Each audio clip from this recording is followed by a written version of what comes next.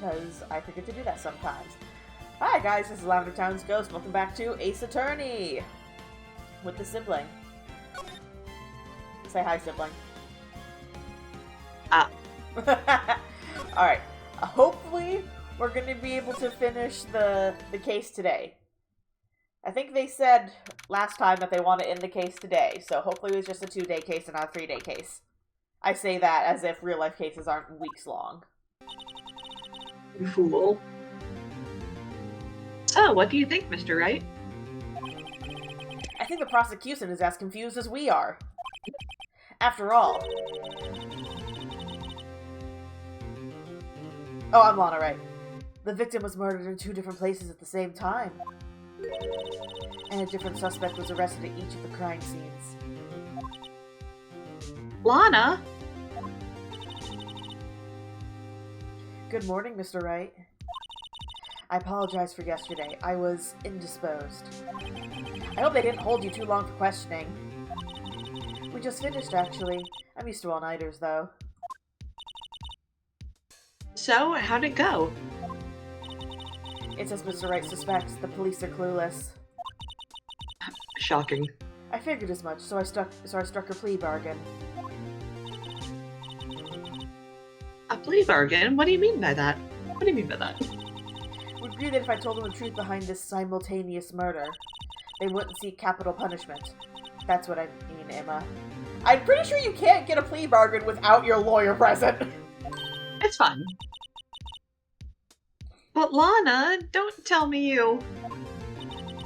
Much to my regret. I'm as much in the dark about this as they are. Miss Skye. We found trace evidence of a certain person in the police department's evidence room. They belong to Officer Jake Marshall. What kind of trace evidence? Bloodstained fingerprints, to be exact. That's the trump card I have up my sleeve today.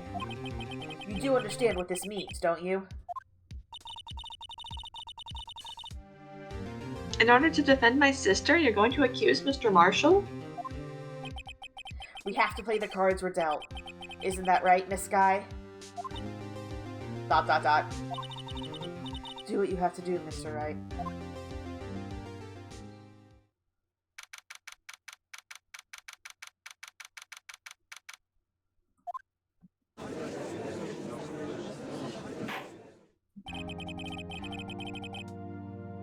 Court is now in session for the trial of Miss Lana Skye. The defense is ready, Your Honor. Oh god. The prosecution is... I'm afraid you'll have to clarify. It takes 30 minutes by car to reach the police department from the prosecutor's office. Yet the victim, Bruce Goodman, was slain at both places at the same time. But it's not physically possible, is it? What's more, I hear the victim from the evidence room just disappeared. Yes, and the body eventually reappeared in the trunk of Mr. Edgeworth's car. Wow, this is one messed up trial. One of my duties as a prosecutor is to present impartial evidence. Today, I'll present evidence relating to the murder at the police department. In doing so, I believe the way in which we should proceed will reveal itself. And that's what sets Mr. Edgeworth apart. He stands so on top of things. Even though he doesn't know what's going on himself. Wow. Mean to him. And that's supposed to be an admirable trait? Very well. Let the trial resume. On the day of the crime, what exactly transpired at the police department? Mr. Edgeworth, you may call your first witness of the day to the stand. For its first witness, the prosecution calls... Make Gant. The suspect of the murder that occurred at the police department. The suspect? You mean the so-called murderer? Yeah, I feel like we do this constantly, Judge. Fine, Judge. Oh boy. Things are getting wild from the get-go.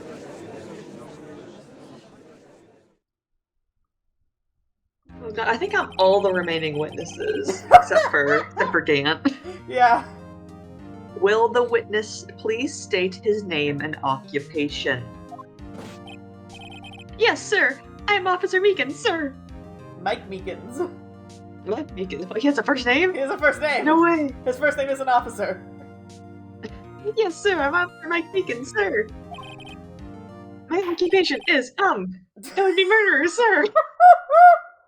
Oh my god.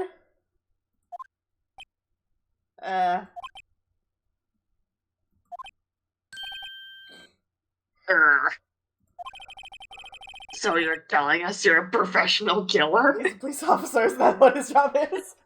Oh, don't worry. We'll get one of those as a witness later. Oh god. Sir, it was me, sir. I'm the one who did it. He just told us literally yesterday in our investigation that that he blacked out.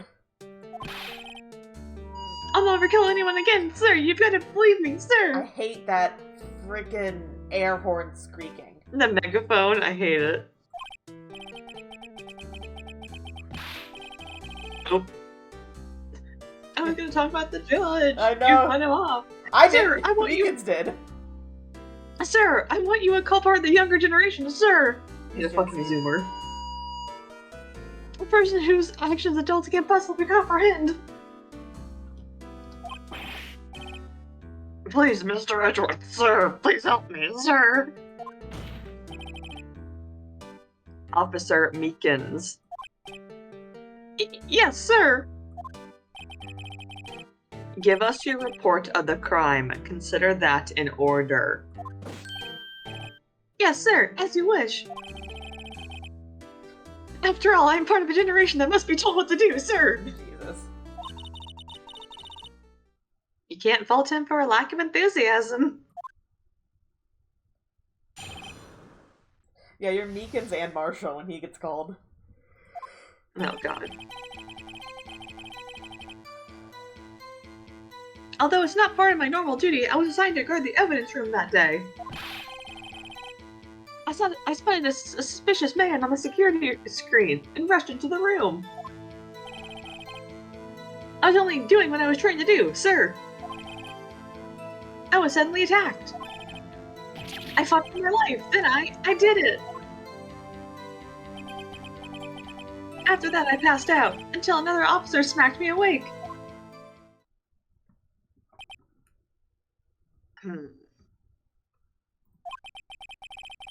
So the victim, Detective Goodman, attacked you? Do unto others before they do unto you. That's the Meekins family motto, sir.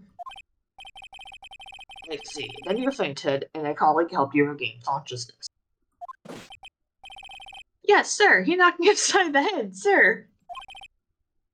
Very well. The defense may begin its cross-examination.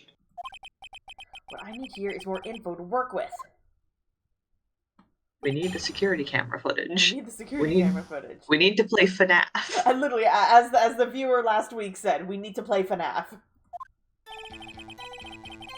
And immediately, hey, why were you assigned to the guard room that day?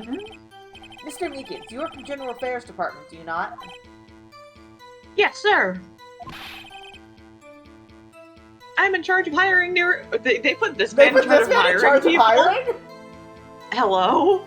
No wonder the police department's full of fucking morons. I'm in charge of hiring new recruits, sir. Yikes! Now there's a scary thought. Me too, Phoenix. Evidence transferal was taking place on the day of the crime, which means that many officers were given special tasks not ordinarily performed. I was in charge of guarding the Blue Badger, sir. Oh God, the demon. The Blue Badger?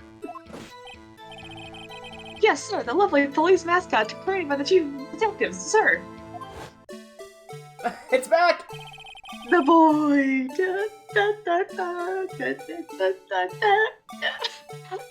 I was to ensure it wasn't broken during the transferal process. This thing is going to be a murderer. To make sure it didn't kill anybody. That was my sole mission for the day, sir. Oh, Blue Badger. I love you dearly. I see. It sounds like a very, important mission. After the award ceremony finished that day, there were so many people running around. And I relocated the Blue Badger to the evidence room. The Blue Badger's a witness! Oh, so that's why you went to the evidence room. Tell us, what did you see when you got there? Sus. So I'm just gonna press everything. I feel like that's the way to go, is to just press them on everything and then go try to figure out what you're missing. Of course. In order to enter the evidence room, you need an ID card, am I correct? Precisely, sir. I have one right here around my neck. So then, your ID number should be listed on here, right? I'm guessing he's the 450? Yeah, there it is. I found it. This is it. Yeah, this is the one right here. Could you please read us the number? Yes, sir. Oh god, numbers. Yes, sir. It's 4989596. That's my number, sir. I see. Huh? But the number 4989596 is shown as being used twice. Please explain, witness. It's no real mystery, sir. The first time is when I relocated the Blue Badger to the evidence room. And the second time is when I went to go get him after everything settled down. I see. So it was during that second time when... Yes, sir. That's when I spotted a man on the security screen. I wonder who 7777 is. I wonder. I'm not presenting this, I just want to look really quick. My attorney's page. So Edgar went in to get his stuff at 440. Then Meekins went in at 450, came back out. Bruce Goodman went in, and then Meekins immediately saw him. And I bet you the bottom part, because, what's his name? Southern Boy, is the one who gave us this. So I bet you he cut off the bottom part where it has him going in there. Southern Boy. I forget his name! Marshall. Marshall.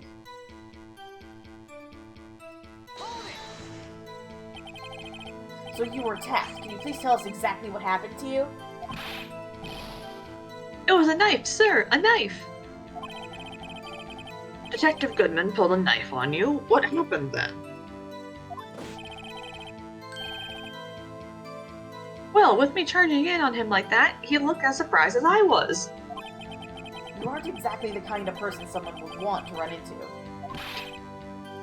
That's when I reacted, sir. Hi, Pogor. Meekins is so goofy, I love him. Meekins is just a little guy. I swung my arms like an octopus, struggling to detain him. I thought it said strangling to death him, I thought is what he said. Strangling to death him. That's how I got this gash on my hand. Maybe if you just kept your cool, your hand wouldn't be. When I saw the blood trickling down my arm, I panicked. I grabbed the man by his collar.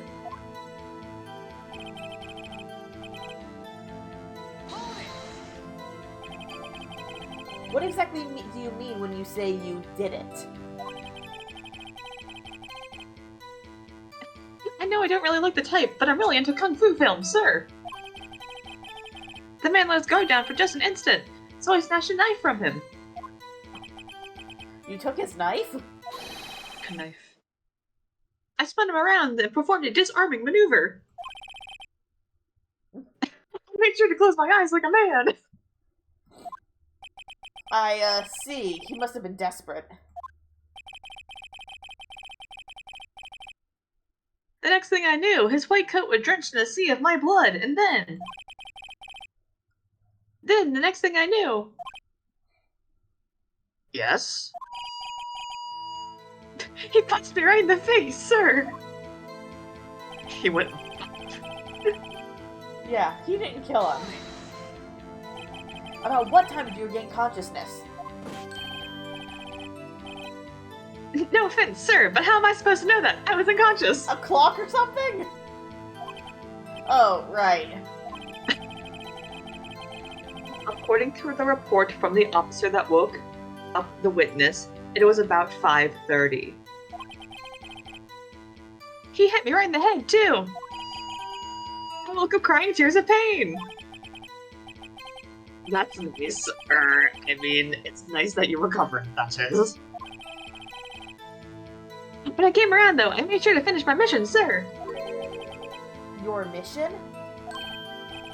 Yes, sir! The Blue Badger, sir! I returned him to the entrance before things got out of hand.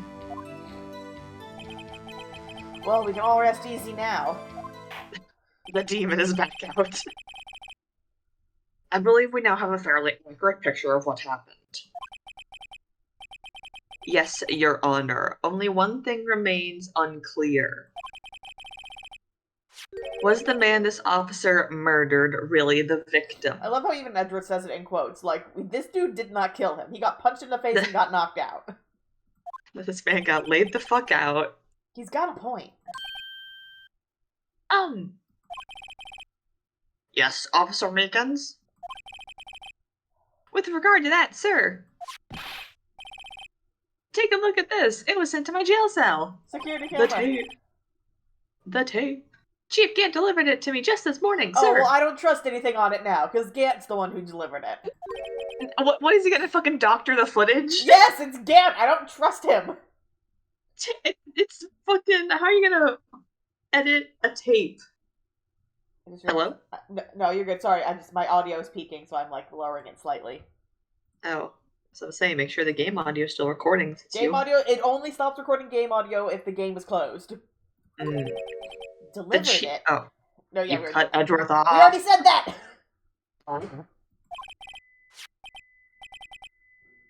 What is that? A videotape? Yes, sir, that's absolutely right, sir. A videotape, sir. It contains footage from the security camera in the evidence room. What? But I specifically asked if there was such a tape. And was told it had been mistakenly erased. That's quite a mistake. I just do what I'm told, sir. It's the only thing I'm good at. Looks like communication with the police department is as good as ever. Gant is such a little... I don't... one second. I need to sit up about how much I hate Gant. I do not like this man. He's very sus, as the kids say. Well then, let's have a look. Show us the video of you murdering the victim. Oh, please stop using that word murder, sir. It scares me. A video of a real murder. Just what are we getting ourselves into? This is an E-rated game. Phoenix, like, it's fine. I've seen a man die before. Here's the Blue Badger! The boy!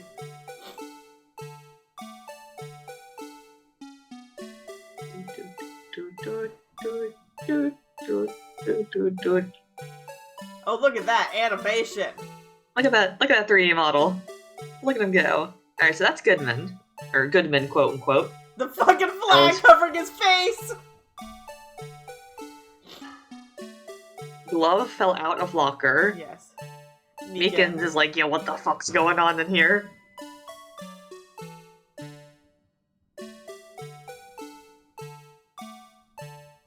Confrontation. Oh, making us stabbed. Fight.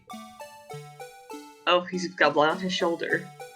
Yeah, honestly, it looks like Meekins just got stabbed there. Yeah.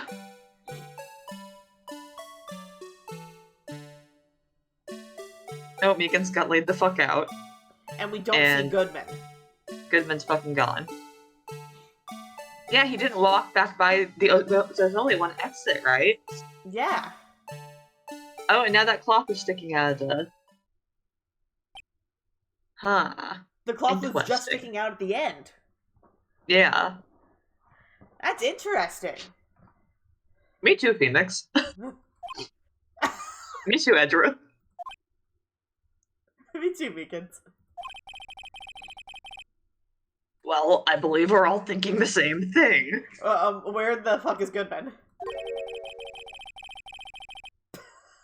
How can we deal with these unsettling feelings stirred within us? God, the judge should not have this job. I love the judge. Edward says, fuck. What the hell was that wriggling piece of plywood? Wait, 1 sec, I need to mute the phone.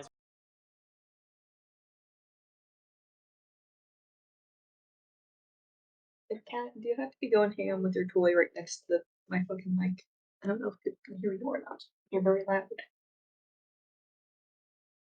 There you go. I want to make sure someone wasn't trying to leave a voicemail. Alright. Did you hear my beautiful line that Edward said? No, say it again. No! I think that's the first time someone said a curse word. The hell? I think Edward. so. What the hell was that a wriggling piece of plywood? Sir, that is the pride and joy of the entire criminal affairs department, sir! It is all of our sons. It's the Blue Badger, sir! Why am I not surprised this isn't going smoothly? FNAF videotape added. Yes, well, anyway. This tape seems to prove that the witness did indeed encounter someone in the evidence room, and some sort of activity did take place. Your Honor, instead of relying on clearly incomplete footage, the witness's testimony will suffice. Edgeworth, that's not how this fucking works. Video footage is more reliable than words out of people's mouths. Edward, you fool. Is that alright with you, Officer Meekins? Yes, sir! As you wish, sir!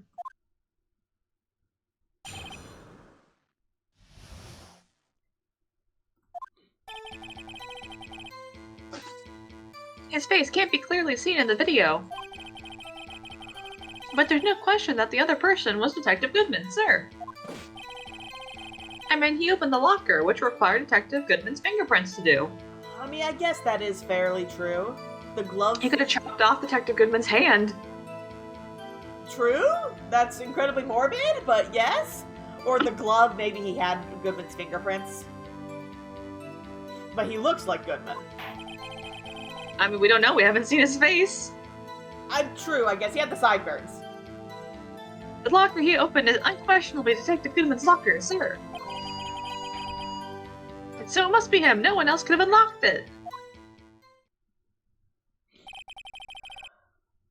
What's this about a fingerprint?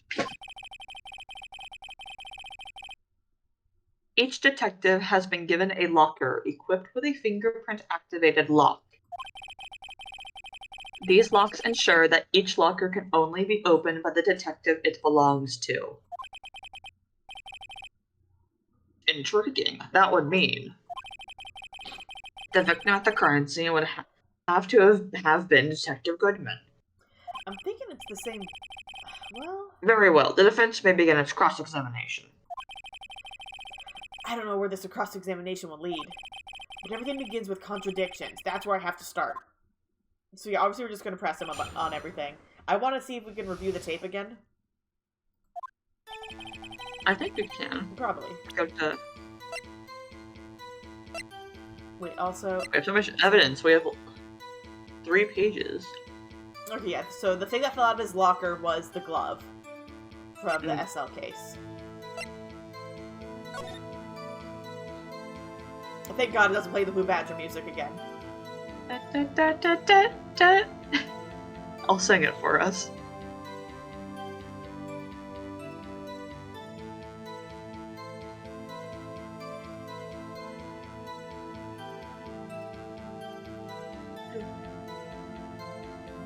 Goes back there. Conveniently covers his face. The glove falls out. Meekins comes over.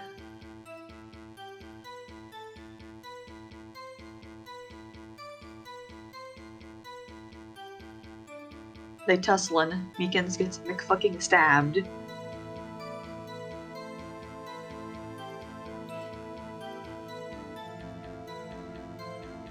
I'm seeing when that cloth appears. Meekins is unconscious. And the locker's wide open. The locker's still wide open. And then the footage is spliced. It has to be. Okay, then it just starts over from the beginning. The footage has to be spliced. Because or someone snuck in behind them. Whose locker was that? That's Gumshoe's locker, right? That the cloth was coming out of? No, Gumshoe's locker is a different locker, I think. So the footage has to be spliced. Because that cloth appearing, clearly something happened there was a time period in there. I'm assuming when Goodman walked past the camera to leave, or someone dragged his body out. I was pressing on everything now. Tell me, were you able to get a good look at him? At the face of the man who attacked you with a knife? Sir, if you must label people as having seen or not seen the man's face, I believe I would be classified as the latter? The latter? But you were standing right in front of him, were you not? More to the point, you're the person who fought him, aren't you? Oh, yes, sir, but I didn't get a clear look at his face, sir. I'm not the kind of guy who looks directly at people when talking with them, you see? Same. Yeah, that's a good trait for a police officer. Still, I'm sure it was him. I bet my badge on it.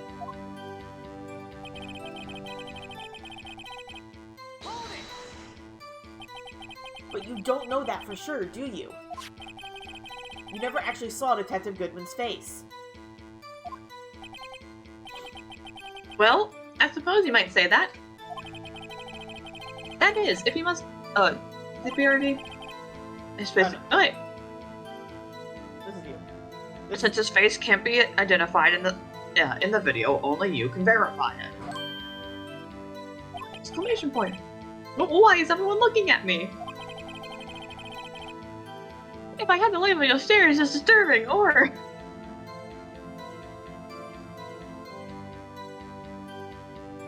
Hello? Sorry. Meekins. What was the chicken noise? Having been shown a questionable video at best, we are not in the best of moods. Cat, get off the table.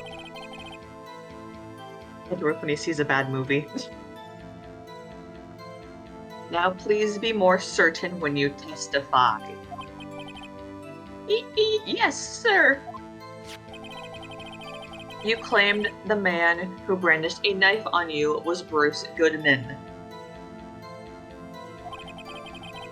Tell us why you are positive it was him.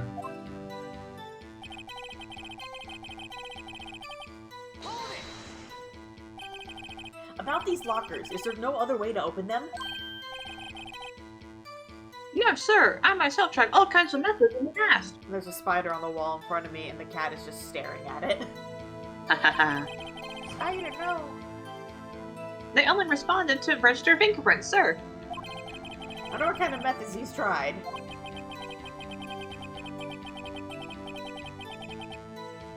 If the man opened the locker lock, which only responds to its registered fingerprints, then he must be the person the locker was assigned to. Wait, I'm sorry, I just want to watch the tape one more time. Just partially. I just want to see something really quick. I wish you could speed up. I know. Oh wait, can we watch through it all the way one more time? Yep, that's fine. And just look at the time code I at the was bottom? looking at that last time. The time code lines up. Ah. He is wearing gloves. Okay, that's what I wanted to see. He'd be wearing gloves. So how could he be open if he was wearing gloves? Huh? Exactly my point, sir, and this too.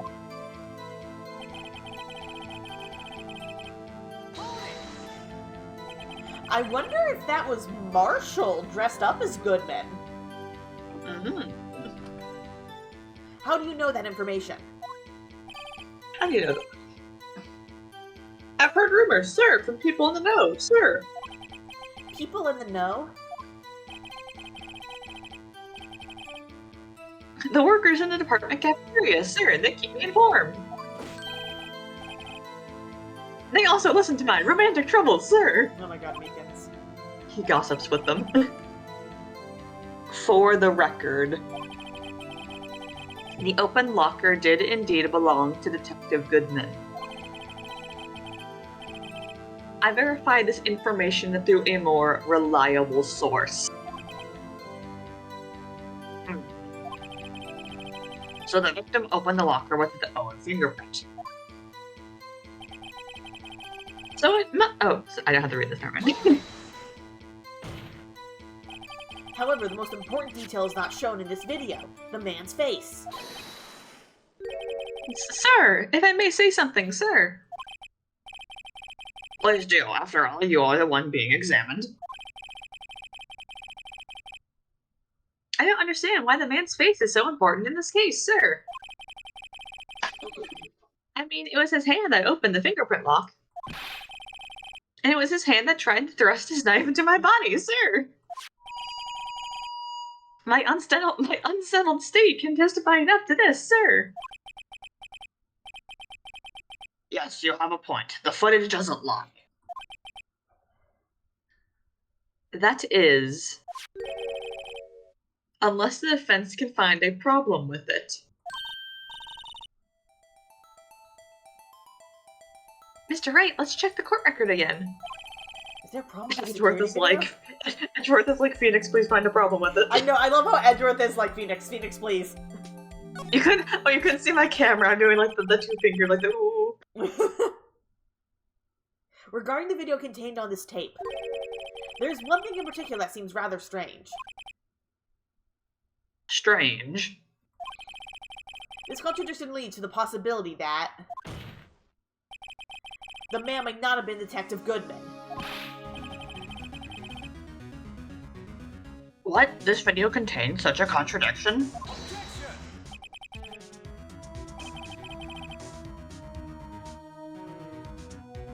Interesting. Your Honor, I have a proposal. I love how they never use objection properly. In court, you're supposed to say objection when the opposing side says something that isn't relevant to the case, or you have a direct opposition to what they just said. Not to add your own 2 cents onto what they just said. Objection, lack of bitches. Yes, Mr. Edgeworth? I propose we have the defense point out to us this alleged contradiction in the video. Well, that's what I was gonna do, Edgeworth! He's just making sure it's clear. He would want me to point it out. Very well. Proposal accepted. You're now married. Let us further inspect this piece of evidence. I will now play the security tape. Mr. Wright, please show us this contradiction you speak of. I had to point out a problem in the video. This is the first time I've ever had to do that, and probably only time. This is the first time I've ever seen a video. You can do it, Mr. Wright. It's set up so you can fast forward, rewind, or pause the video. Okay, that's useful. We can speed up and watch Meekins get fucking stabbed. Just take a good look and be sure to point out the right thing. Please don't play it too many times. I can't stand watching this video. This video be getting this fucking guy ever become thrashed. police officer? Honestly. Now then, Mr. Wright, please enlighten us. Where is the contradiction that in the... It just cut you off! I didn't do it! Alright, Wait! The locker's already unlocked! I didn't even realize that! Yeah! Oh, I wish the music sped up. That'd be so funny. So let's see, do we want to do that, or do we want to do the... Because we're looking specifically for showing that he's not Goodman. I mean, lockers already unlocked means he wouldn't have to use his fingerprint. Yeah. Wait, can you just go to where Meekin's getting fucking assaulted? I just want to see that really fast. Yeah, we can fast forward. I am. There we go.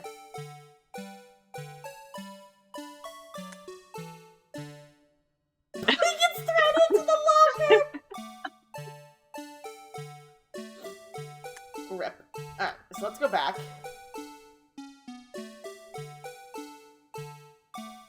I really wish the audio got distorted too.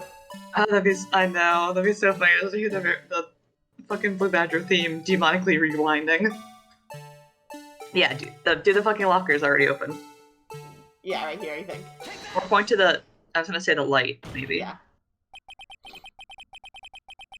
The thing that's strange about this video would dang it, I didn't hit the point right. Would have to be, this? Hold on a second, I need to use my eye drops. Well, I don't get it.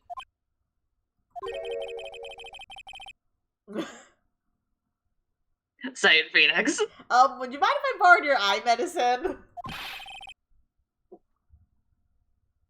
Don't look at me with those bleary eyes.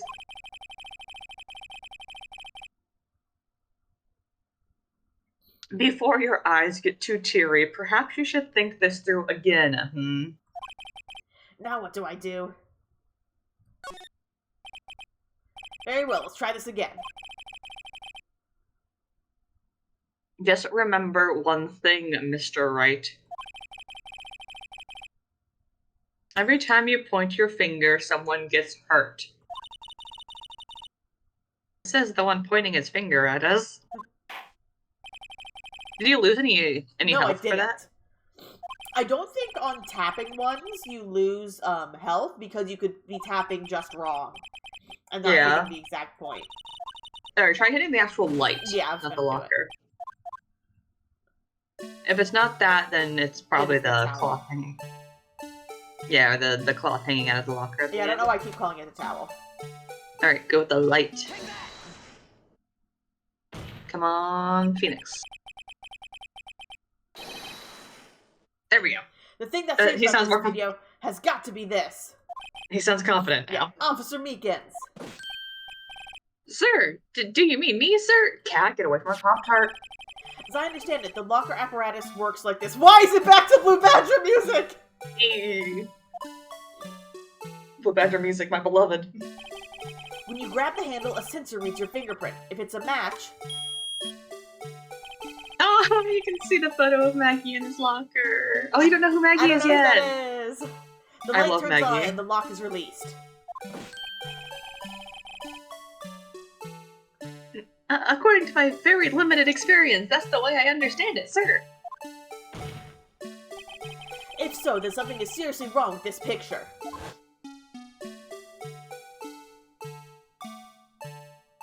You will never escape the Blue Badger music. No.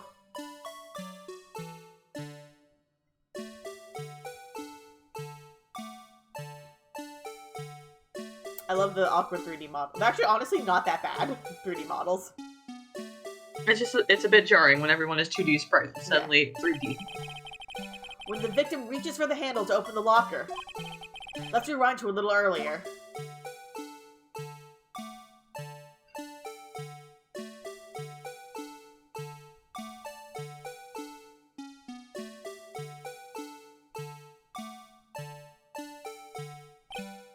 Here, notice the light? What's this? It's already lit. Lit. Lit. Precisely my point, Your Honor.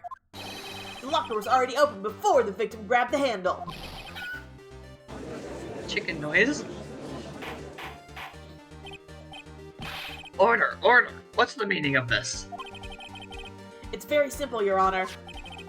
The locker wasn't locked on the day of the crime.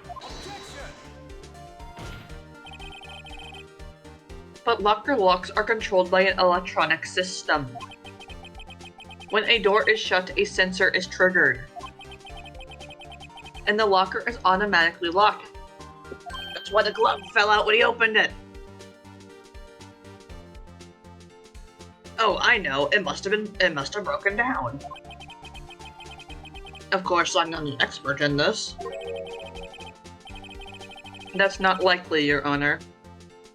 The sensor would detect and report any malfunction. Oh well, it just goes to show novices should keep their mouth shut. So then, Mr. Wright, do you have an explanation? Me, Your Honor? Yes. Why wasn't the locker locked? Me, Your Honor? Yes, well, you see, this isn't exactly my field. What do you think, Miss Scientific Investigator? Huh? Oh, maybe something like jam the system sensor? The glove that fell out when you opened the door! Something jammed the sensor? Say... The There's glove! something else that seems out of place in this video. Yeah, I thought so too. There's gotta be another clue somewhere in this footage.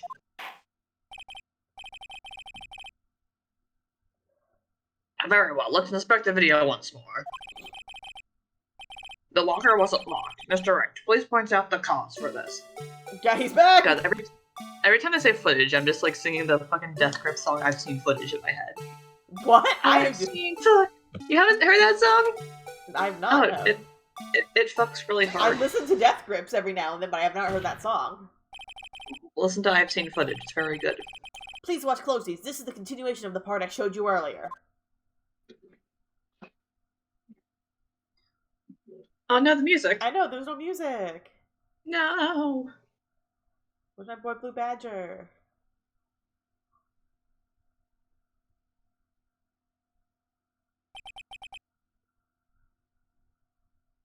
What's this? You know what I think would be really funny? Is if when Meekins got slashed, if they had the Blue Badger get splattered with blood. And so when you're using the spray thing, you just see the Blue Badger covered in blood. I think that would have been funny. Wait a second. What if Goodman hid behind the Blue Badger when the security camera was panning? Oh my god, you might be right! Wait. Okay, one sec. We can rewatch the entire tape right now. We don't need to. Okay, next, we're probably gonna have to investigate the tape again. When we do that, I'm fast-forwarding to the end and seeing if his hat or something is poking out at the top. That'd be hilarious if it is. So stupid, oh my god. Something white fell out of the locker. White. But sir, it's been my experience that things fall out when doors are opened. He didn't get to say his stupid line, no. We can't be sure that item was completely inside the locker to begin with. What do you mean? The sensor triggers the lock when the door is shut. What if something was inserted, say, between the sensor and the door? Inserted? I don't know if there'd be enough room to hide behind there. If you scrunch down and follow the dancing. It follows the dancing! This white thing wasn't inside the locker. It was stuck between the door and the sensor. Oh, I understand now, sir. It's just like my tie. 2 out of 3 times it gets stuck in the door when I get out of my patrol vehicle, sir. How's this man not dead? Most Meekin's alive. It keeps skipping his dialogue! I'm not doing that. Because he's not important enough. But the object would have to be extremely thin to fit in the door. Not only that, it would also have to block electrical currents, like a rubber glove. It would need to be an insulator. Big words coming from Edgeworth. Yes, an insulator, but at the crime scene. There just might have been something that fits the description. It keeps skipping his dialogue! He's not important enough. I think I finally got this figured out.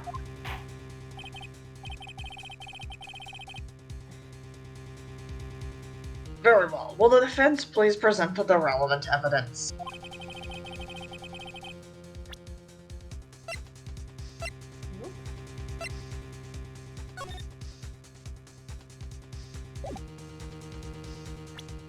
That's it. I found this near the locker, a thin rubber glove. But we can't be sure that was in the victim's locker. It was. We saw it fucking fall out. It has a tag that says SL9 incident. The video seems to depict the victim opening the locker. But that isn't the case. The lit lamp attests to this. On the day of the crime, even I could have opened that locker. Is this not so, Officer Meekins? Sir, it would be so, sir.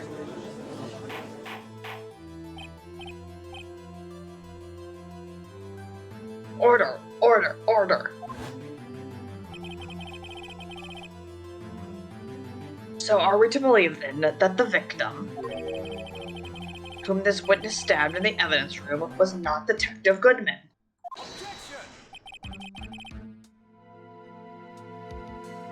Do not be misled, Your Honor. What do you mean, Mr. Edgeworth? The defense has merely demonstrated that possibility and nothing more. The victim in the video was indeed Bruce Goodman. The prosecution will offer one more testimony to prove this. The prosecution will offer one more testimony? I said offer! What? Officer Meekins, please testify about this.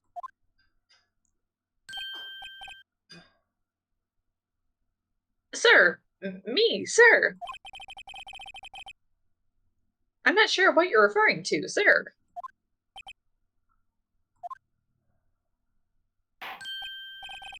Oh, you mean that, sir? Of course, sir. Is this a joke? Yes, this entire game is a joke. Cat, please get your tail out of my face.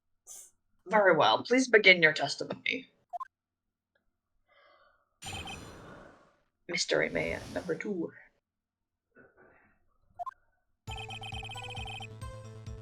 There's one other thing that proves the man was Detective Goodman, sir.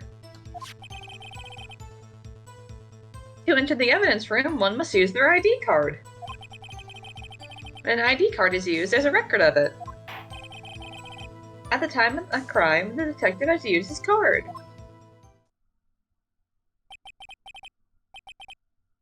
An ID card record, I see. You know how easy it is to steal one of those?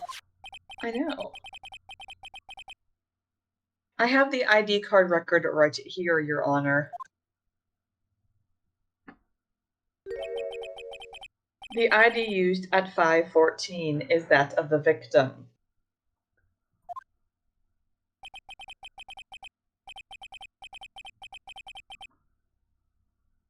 Just before the crime. Yes, without a doubt, this is the victim's ID.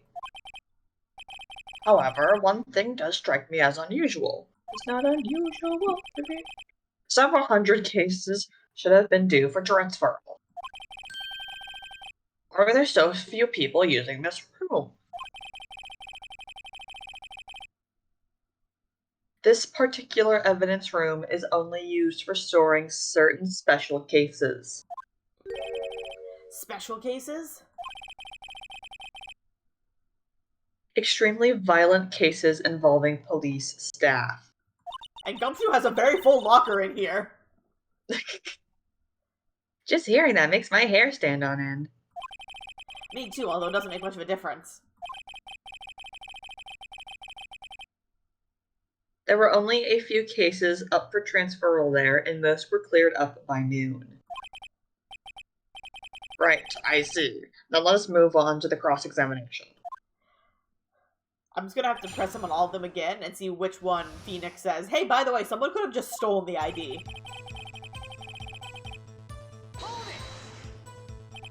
So, unlike your earlier testimony, you believe this to be rock solid, do you? Yes, sir. Solid as stone, sir. If my hand wasn't wrapped in bandages, I'd even give the V for victory sign, sir. Couldn't he just use his right hand for that? Let's hear him out fully. As we've seen, one may never know what he might say until the very last second.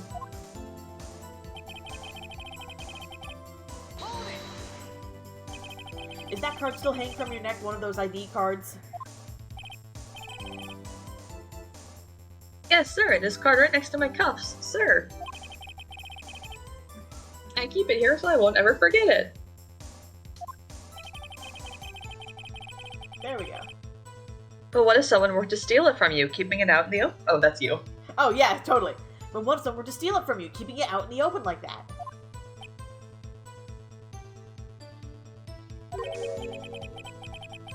Maybe I shouldn't wear it around my neck. Remember when I said 2 out of 3 times my tag gets stuck when I get out of my car? Well, the remaining time it's my ID card that gets stuck. This poor man just can't get out of cars. Meekins is just a comedy of errors. Maybe I should just leave this one alone. At any rate, each police officer only has 1 ID card. Both the police department and the prosecutor's office can attest to this. Please proceed with your testimony.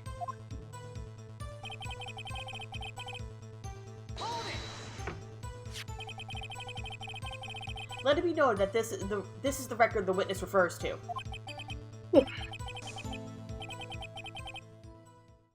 Nope, music faded out. Yes, that would be it, Detective Goodman.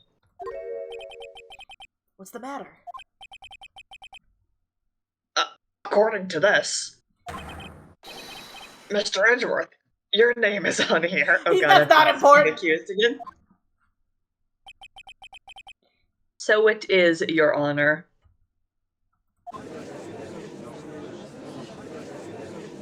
Not that prosecutor again. Hey, maybe he's behind all this. Being a prosecutor, he could hide the evidence. Mommy, is that man in blue a murderer? You got the wrong color, kid. It would seem. The inquiry committee will want to speak with you again today. Bruh, he was there half an hour before the murder took place. He was. Edward did it again. Are you gonna accuse him because he was in the same building? Yes. I have nothing to be ashamed of regarding my actions or their consequences.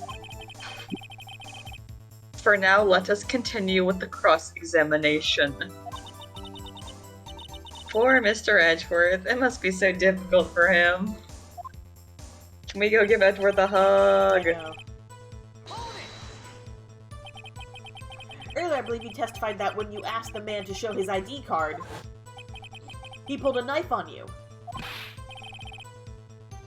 Yes, sir. He didn't show me any ID cards, sir. 1 second.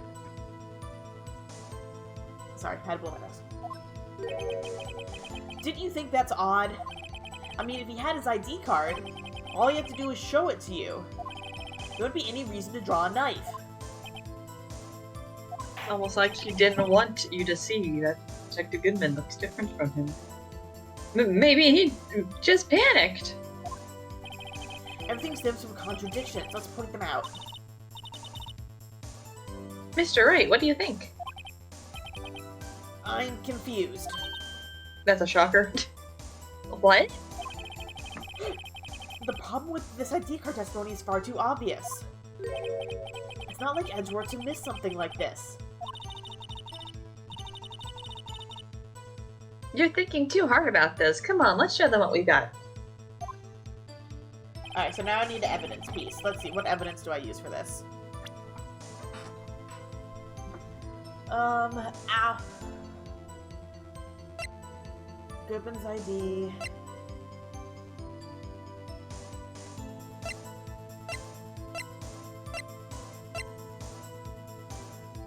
Ah! This! He lost his ID card. Mm-hmm. I here probably would make sense.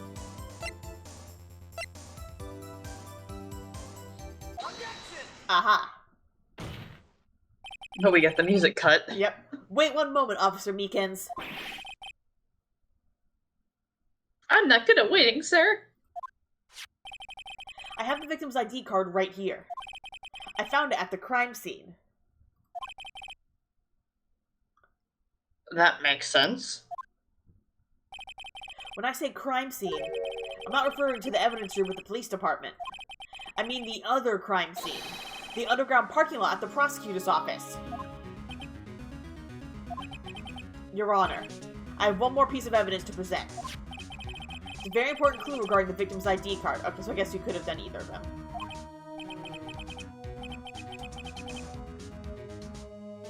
Lost item report. It's only half completed.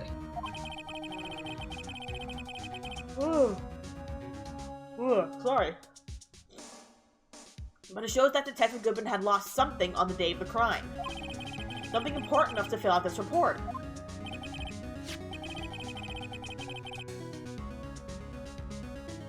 Let me guess. You believe this something to be his ID card, right? I can't say for sure, but there is a high probability. On the day of the crime, Detective Goodman was not carrying his card.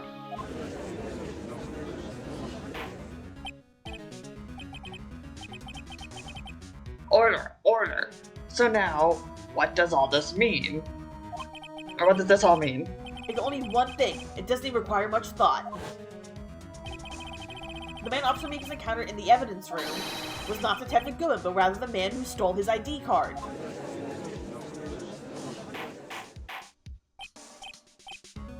Order, order, order. Does the prosecution have a response?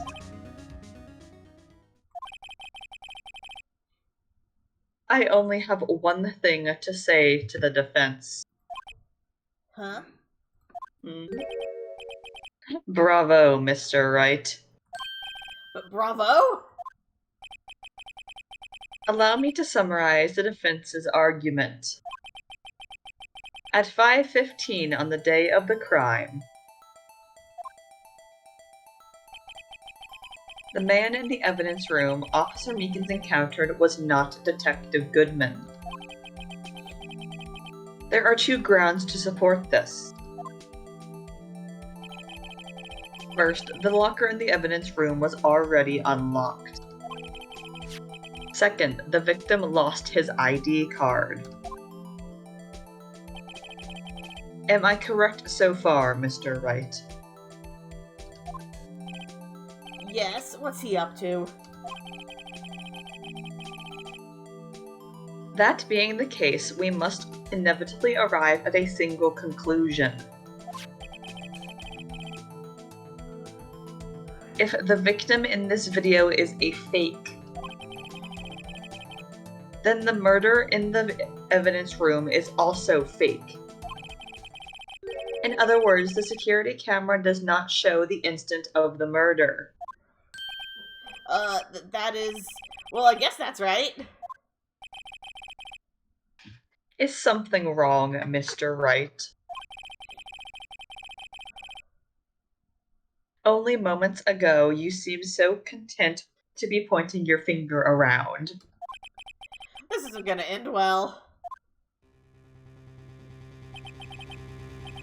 Well, well, it seems you finally realized exactly what you've gone to such lengths to prove. Explain yourself, Mr. Edgeworth. The defense has already done the explaining for me. The victim in this video is a fake, which means a murder did not take place. So all that blood was Meekins' blood? From his hand? Yeah. The night takes place at the police department at 5:15 on the day of the crime. So the real crime could only take place at one location, the underground parking lot. At the prosecutor's office, the murderer being Miss Lana Skye, the defendant. The evidence is compelling. A trustworthy witness observed at the moment the defendant used the murder weapon. Ah! We spent all that time fucking ourselves over. Yippee. I knew that testimony was way too shabby. It was all a trap from the beginning.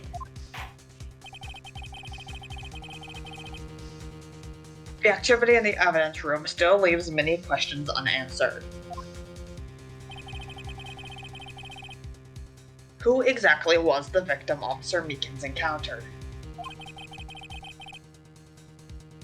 And why did this person disappear too?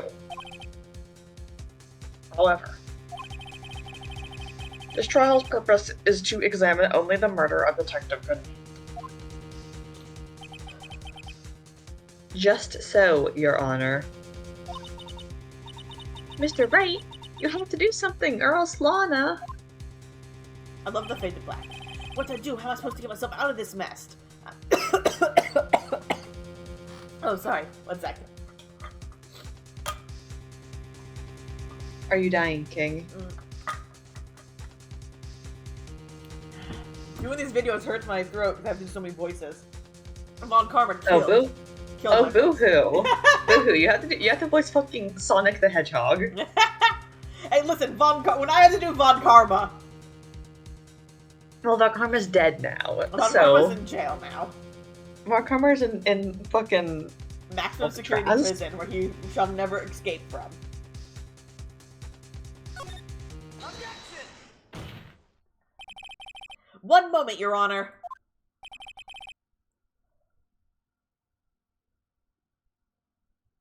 What now, Mr. Wright? Ayo, Mr. Wright. Don't tell me you're objecting to what you've just proven. Of course not. But I almost walked right into the prosecution's trap. What are you talking about? This cross-examination has proven one thing and one thing only. The security video did not show the actual murder.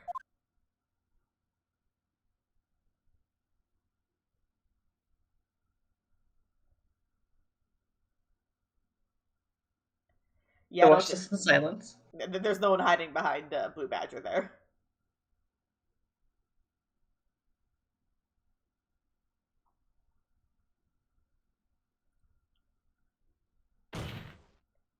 However, it cannot be said that it is unrelated to the murder in the parking lot.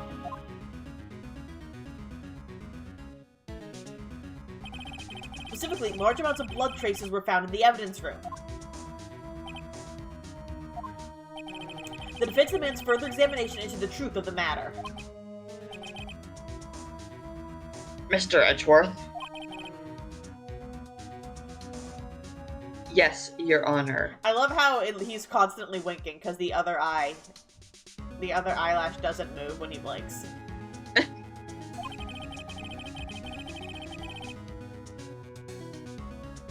If this court were to examine this further, other witnesses would be necessary.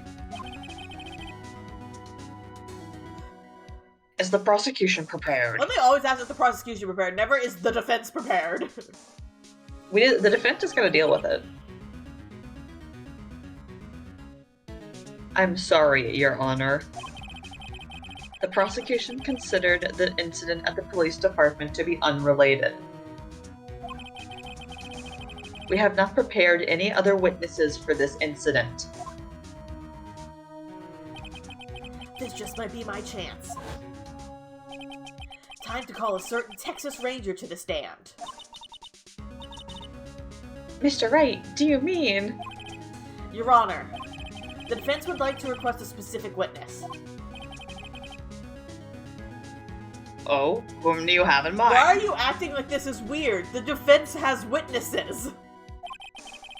Someone we have a reason to believe knows the truth. The truth behind the activities that took place in the evidence room. The prosecution requests to hear this person's name before deciding whether or not to comply. Very well then, Mr. Wright.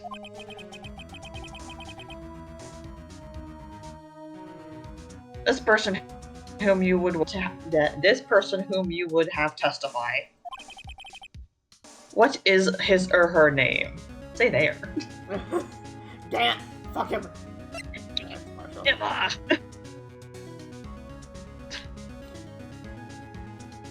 Put him on the stand. I'm just comparing their two faces. Thinks he's a cowboy. Thinks he's a cowboy.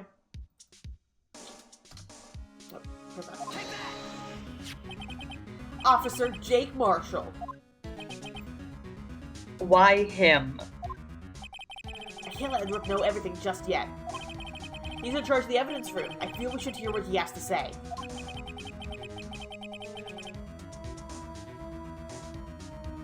The prosecution agrees to the defense request.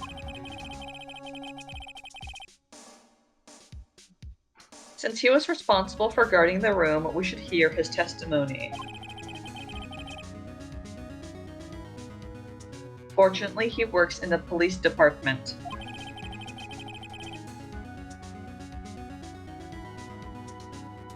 We shouldn't need longer than 20 minutes to prepare.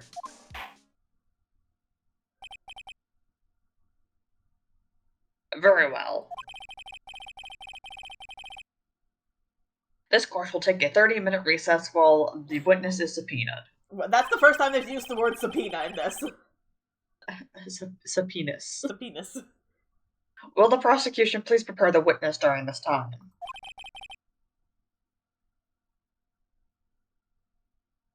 We will, Your Honor. Whenever they say prepare the witness...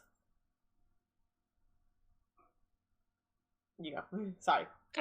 Court is now in recess.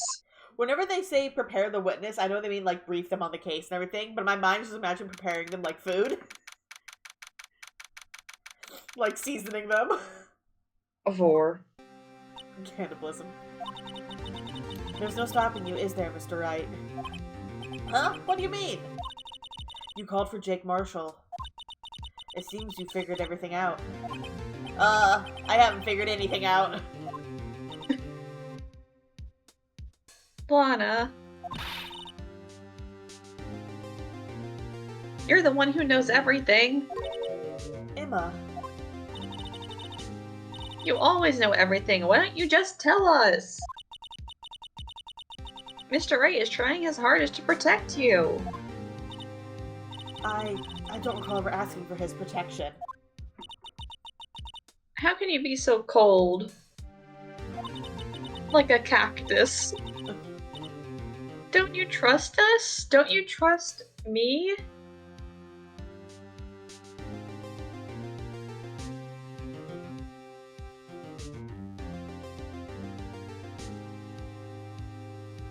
Dang, I don't know if this is I just got a spam thing or if there's actually an issue with something I have delivered. I assume it's probably a spam thing. Well, no, because I ordered something from the UK and it says it's a import issue. I'll check it later. Oh god! Hope not interrupted anything, pals! Jumpsuit, gumshoe. Oh, yes I am. I'll come back later. Wait, Detective Gumshoe, what is it? I love how it just appears. Slow fade in. You've got a lot of nerve, pal, making a detective run around while on duty. And it's top it off you caught me here. I've seen happier people at funerals. Sorry, detective. You better be, pal. Hey! Hey, hey! Hey, hey, hey! I didn't see you there, Chief Prosecutor Sky! That's okay. So, have you brought what I asked? Oh, oh ho, oh ho ho, oh ho ho ho ho! You mean this, right? Oh. My apologies, Detective. Due to my present circumstances, I was forced to use Mr. Wright's name when making my request. My name?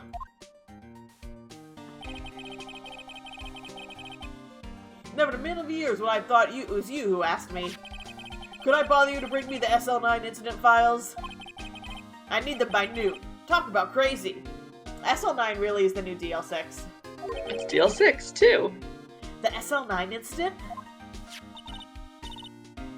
But Lana, that's... I thought Mr. Wright might need them, so I had them brought here. Here, you might do well to read them. I can't believe you, the chief prosecutor or witness in that case.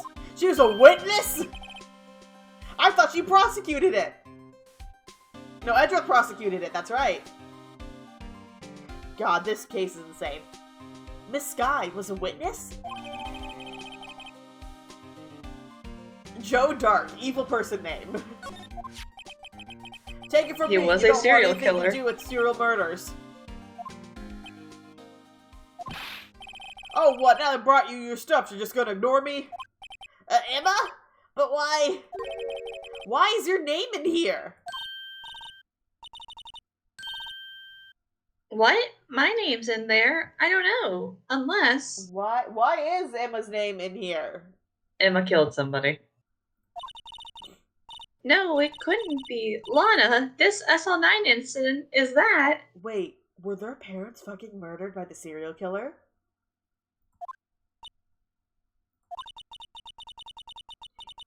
That's the classification number the police filed it under.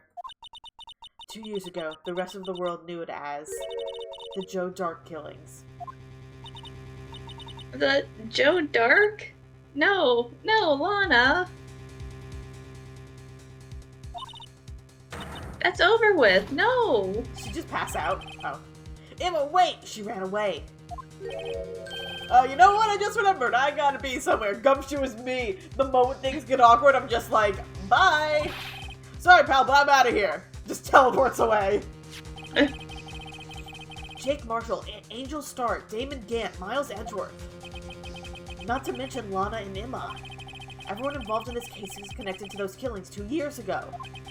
This can't be just a coincidence. Knowing you just might be able to figure it out. Time to get back to the trial, Mr. Wright. Best of luck. I better take a good look at this file. Let me look at the file!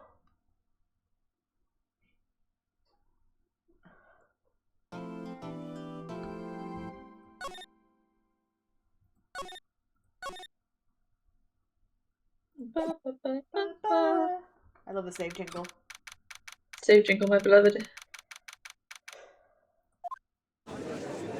Oh, there's no more Emma. But she ran off. The court will now reconvene for the trial of Miss Lana Scott. I am Chris. Can we read this right now?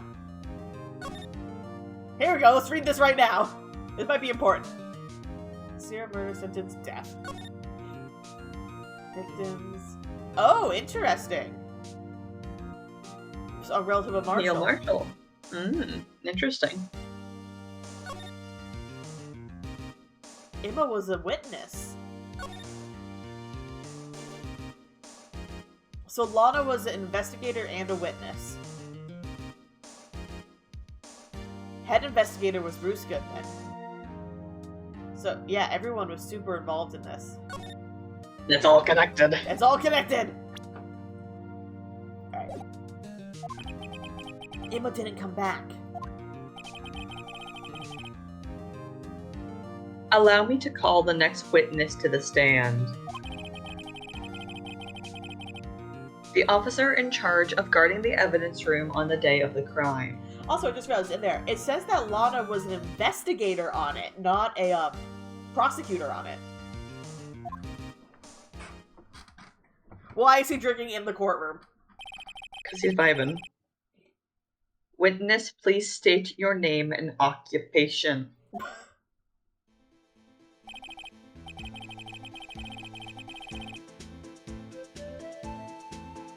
You're Marshall. Oh, right. Me, partner? Oh, I'm just a man, same as you, wandering the trails of civilization.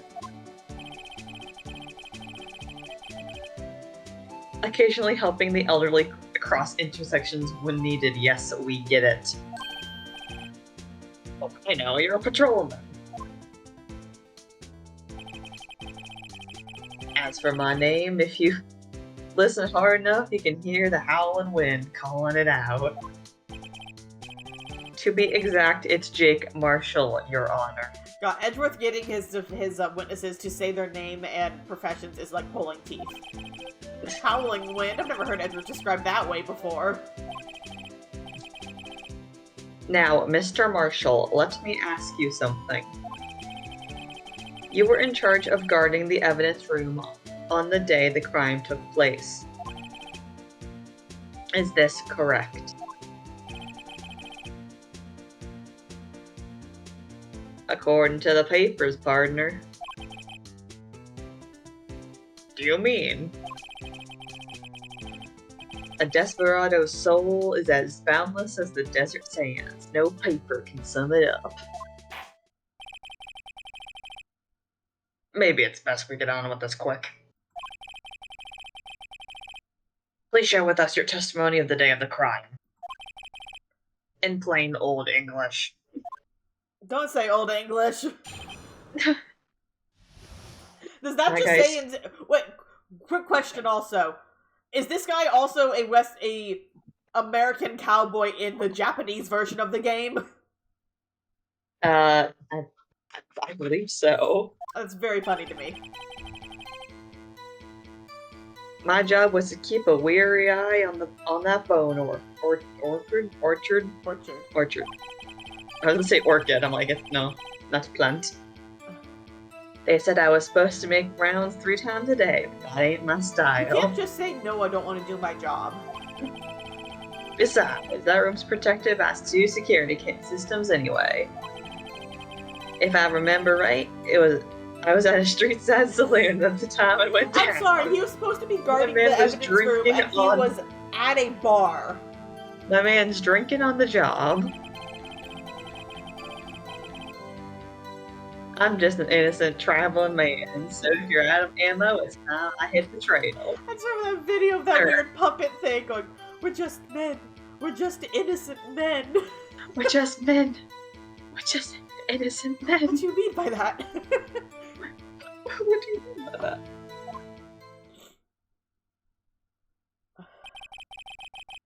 I can't say I particularly care for your attitude. No, neither do I. I can't say I care for your beard, but you don't see me complaining. Marshall. Jesus. Marshall's such a fuck. He is such a jerk. Wait a minute. What do you mean by 2 security systems? I mean the cameras and the lock. Yeah. I mean the security cameras and the ID card reader.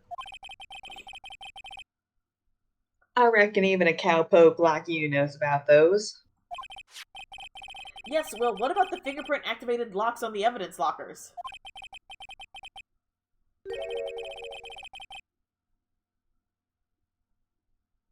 Fingerprint-activated locks? What kind of newfangled doohickeys are those? So he didn't even know about them? He's not being very helpful. He's not that good with machines or with following orders. Everyone's got their weaknesses now, don't they, Mr. Prosecutor? This one seems like trouble. Okay, Mr. Wright, he's all yours. Alright, I don't want to press him on everything because I don't like him. And he has such long-winded responses. I mean, we do know apparently his brother, like some family member of his died so, yeah. in the SL9 DLC, SL9 case. So maybe he's pissed off for a reason. Yeah, same. Alright, I don't feel like I need to press him on that. Only press him on this one. But you made your rounds on the day of the crime, right? Ain't you heard a word of what I said, partner? I told you that ain't my style. It ain't my style to do my goddamn job. I'm afraid I don't understand. No desperado, I know lets rules get in his way. I can hear in the background Clove growling. Get Angela had her in a fucking headlock. Cat fight. No desperados I know join the police force. Gab. So, Officer Marshall, on the day of the crime, just between you and me, I didn't set foot in the evidence room that day. Get his ass. Yeah. Get his ass. There's a rubber glove stuck to the victim's stuck in the victim's locker. Do you know anything about that? Sorry, partner, can't say I do. I haven't been in that crypt in weeks. The thing is, this isn't part of his testimony, though, so we can't present right now. How does the guy avoid being fired? Maybe he wants to get fired. Probably, yeah, dang it, I can't press him. I can't present on that statement because it's not part of the testimony. I gotta press him on everything else until he says that. Used to be a detective, so you've used the evidence room in the past, correct? Of course, back in my day, my locker was a gold mine of evidence. And yet, you didn't know about the fingerprint locking mechanism? Sorry, partner, I ain't good with machines. Whoop, my chair is trying to kill me.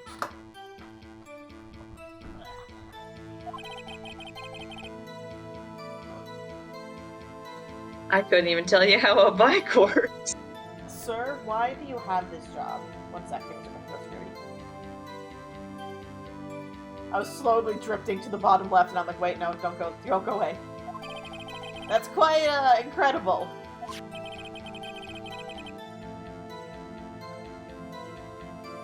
The sensors on the locker handles cannot be seen. It's well known that some detectives are unaware of their presence. So, interesting. So, my theory is that it was Marshall dressed up as Goodman, for whatever reason. Went in and just opened Goodman's locker, not knowing there was a fingerprint sensor, but he was able to open it because it was wedged open. But why would he be dressed up like Goodman? Now you mentioned it, Detective Gumshoe said something like that too. Because Goodman was the head detective on that case. Maybe they're mad at him for not finding evidence? Or maybe they all wanted to use the fake evidence and Goodman was like, no, that's wrong.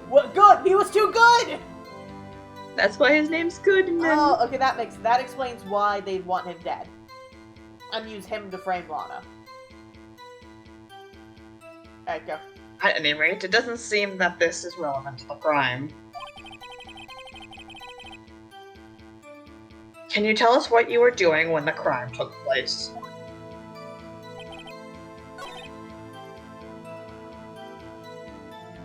I guess I'll press him on this. Well, that's right, we beat the fingerprint on that properly. What were you doing in a place like that? I was eating spaghetti. You know how it is with spaghetti. Get it? Because it's spaghetti western. You know how it is with spaghetti. Not even Angel's steak lunches can beat that parlor's Vongole Sepia pasta. Sepia. Vongole Sepia pasta. Shut up! I don't know what that means.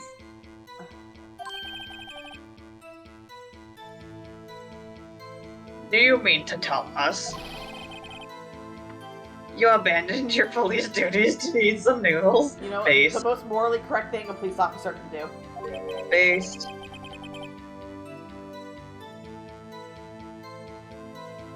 Not all desperados eat tacos, partner. What the fuck are you saying? That's not what I meant. I hope this has at least taught you a lesson. That's strange. This is usually where Edra says, "Did you not want a raise this year?" Alright, I'm gonna use the handprint on here. I feel like that's the most applicable place to use it. Yeah. Yep, music died. Yeah, I feel like if you just slap this anywhere, You probably like, would. Officer Marshall, doesn't it strike you as odd? That is, you being called in to testify like this? After all, you weren't in the security room at the time of the crime.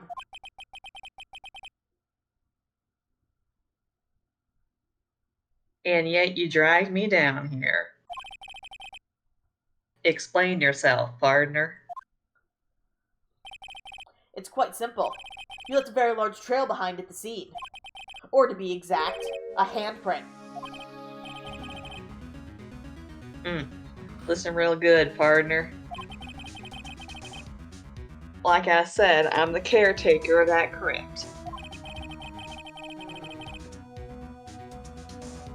I pay my respects, that is, make my rounds about once a month. It's only natural my fingerprints would be in there. But not once covered in blood. I only wish it were, officer. But you see, your fingerprints were covered in blood. Look at his little boots. Witness, what's the meaning of this? Your bloodstained fingerprints were at the scene of the crime? Or the crime scene? The blood was wiped away, however. A luminol test clearly revealed this. Well, Officer Marshall? It seems to me there ain't a person in this room with a head on his shoulders.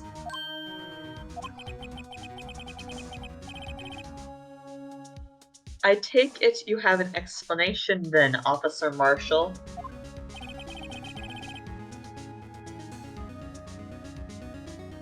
About the blood-stained fingerprints? No, that's Edwards.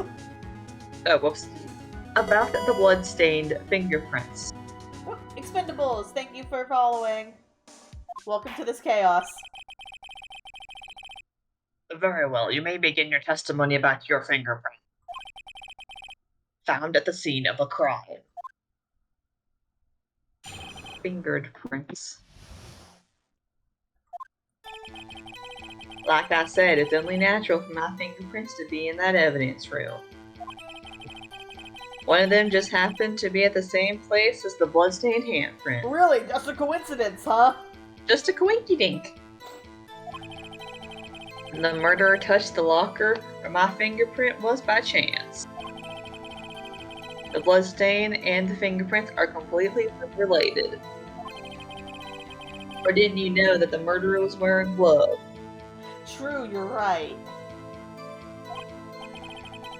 See, I had nothing to do with it. Wait, how does he know the murderer was wearing gloves? Yeah, actually, I'm gonna press him on that. The witness is dead. The witness's explanation appears valid.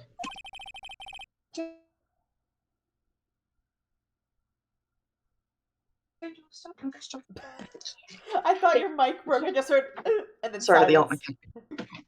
to yell at Angela to Hi, stop trying to Expendables. eat. Say your line. Although there's room for doubt. Life wouldn't be any fun without any doubt, partner.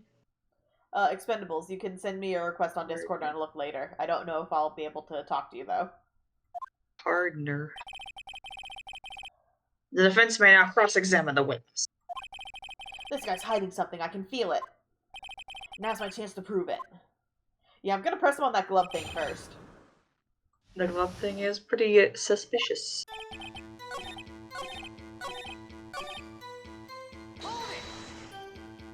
How do you know that? I may be a loner, but I still do my job. No, you don't! We just established this! I keep up on the report. We just established you were at a bar. We just established you explicitly do not do your job. There was a bloodstain at the scene, thought to be left by the murderer. That's right. It was found on Detective Goodwin's locker.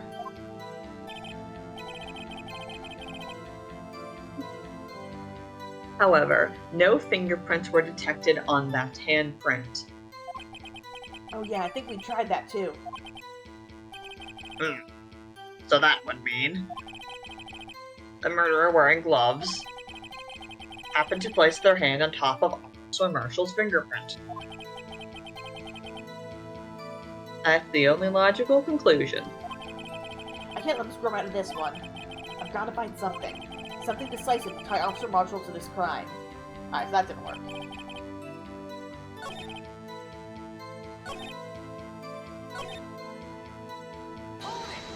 I might have to just push it on everything. Unrelated. They're as different as night and day. Kind of like cereal and cereal. One's got to do with breakfast while the other's a type of murder. Why is cereal... Why did the breakfast like cereal... serialized? Yeah, I know a serial killer comes from serialized, like a repeated, you know, something. But why did cereal... Are those related at all, or did they come from totally different words? I don't fucking know. He's right. Although seemingly alike, they're totally different. I don't see what homonyms have to do with this. Alright, I'm just gonna have to start from the beginning and press them on everything.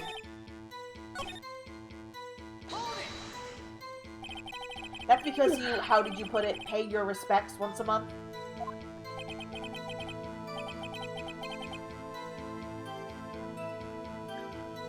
Yeah, that's right. And one more thing. That locker happens to be mine. Wait, no, didn't we say it was Gumshoes? Or was it his?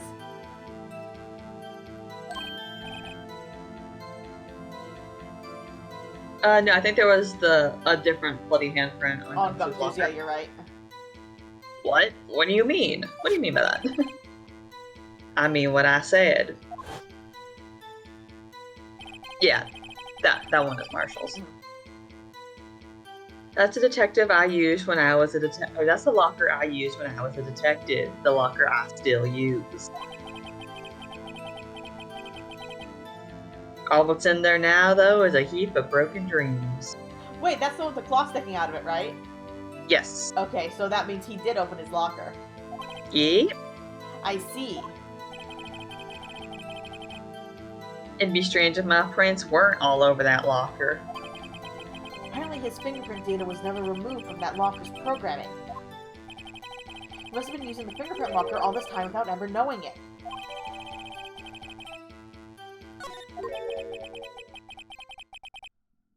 Are you starting to get the picture, partner?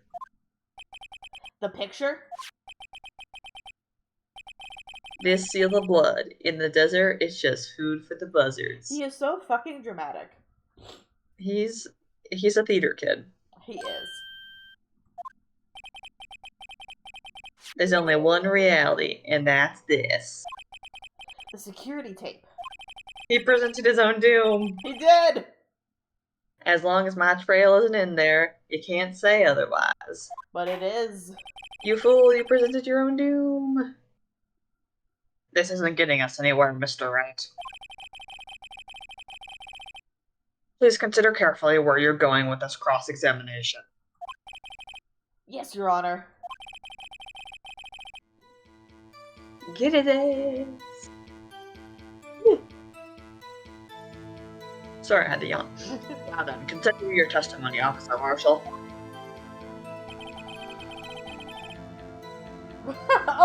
Oh, buddy. I'm gonna press him first, then I'll present. What do you mean by that? What do you mean by that?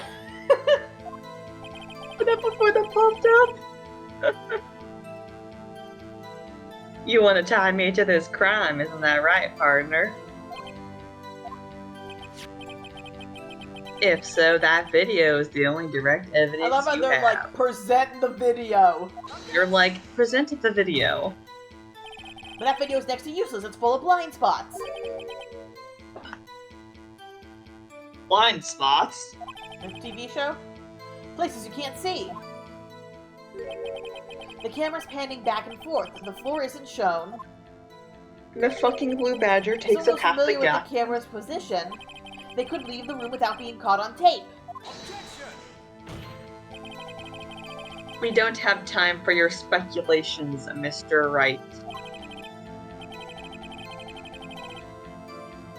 Well, Mr. Wright, if you can show us evidence in this video that indicates Officer Marshall was present, please do so now. Very well. Allow me to point out your mistake, Officer Marshall. Tread carefully, Mr. Wright, or you might wind up being the one making the mistake. Now then, let's have another look at the video.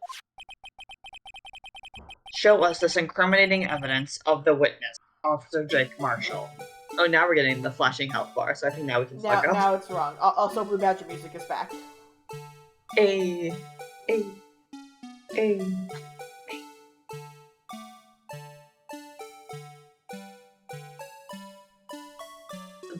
Fucking absolute bop of the Blue Badger theme.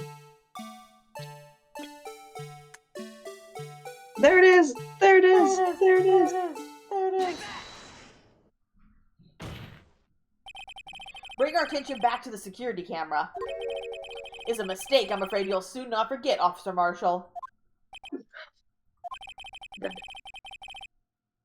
The days are so are our tempers. You're not from Texas. You're not from Texas! Could you sum up what you have to say in 8 words or less?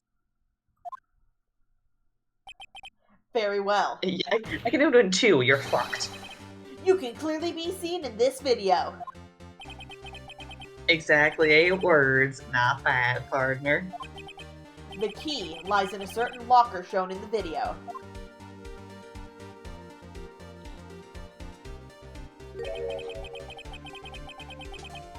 That locker with a white cloth sticking out. That was the witnesses, I believe. Now then, let's rewind the video a bit.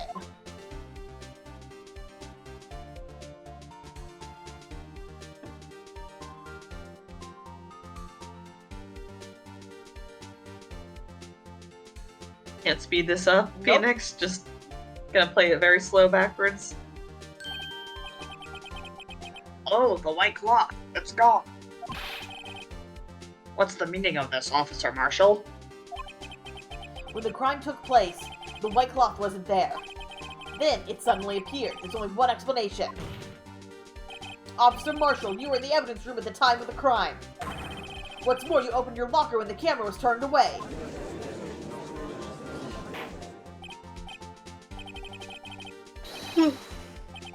Oh. Sorry, Judge, you don't get to talk. Nope. Hold your horse. Hold your horses. Sorry, partner, but you got the wrong man. So what if my locker was opened? That doesn't mean I'm the one who opened it. Buddy who doesn't understand fingerprint lockers. Marshall doesn't understand fingerprint. The murderer needed to hide something, so he opened the locker and stuck it in. Hey. It's not my fault he happened to choose mine. Everyone Marshall. just like... Oh, Marshall. Why is everyone staring at me like I'm a wanted man? This guy's just playing dumb. He really doesn't know. I hate to rain on your parade, but you're the only person who can open that particular locker. Oh yeah? I saw your bluff. You say I opened that locker, now prove it. The mere existence of the lockers. Ow. Fingerprint sensor. We talked about this earlier today. The lockers can only be opened by the detectives they belong to. What kind of crazy talk is this? Well, Detective Gumby did mention something about this. In any case, locks aren't that obvious. There are even some people on the force that don't know about the fingerprint locks.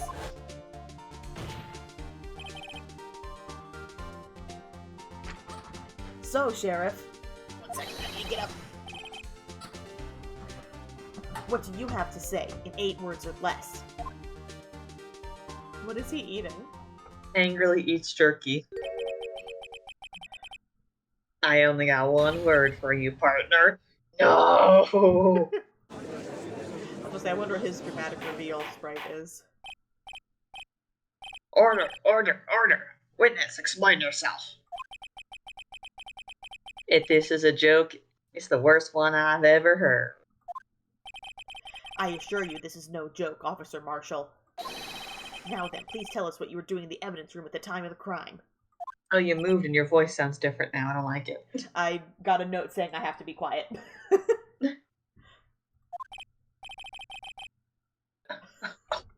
Olay? Question? Hey, please answer the question. What is he now, a bullfighter? That's alright, Officer Marshall. I believe we can figure the rest out from here. We can? Have a look at these 4 plans. I'm trying to keep my voice down and also do the accent. There's no place for someone to hide in the evidence room. Yet Officer Meekins didn't see Officer Marshall. If that's so, then where was the witness? It seems Mr. Wright has an answer. That's right, the only possible conclusion. Well then, let's hear it.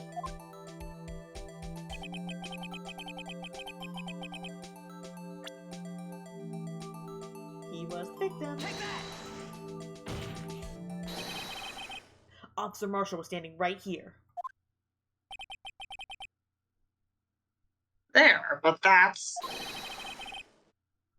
where the victim, Detective Goodman, was. Correct, unless the man wasn't Detective Goodman. I believe the victim in the video is Officer Marshall. It was you, dressed up like Detective Goodman. But that's preposterous. Officer Meekins witnessed the detective at the crime scene. Once he saw the man's face, he'd know for sure. May I point out, though, that Officer Meekins did not know Detective Goodman. He also testified about the man's reaction when confronted. When I entered the evidence, we can skip the facts. We can skip the flashbacks. Something about the officer's story puzzled me. If the man had his ID card, why didn't he just show it?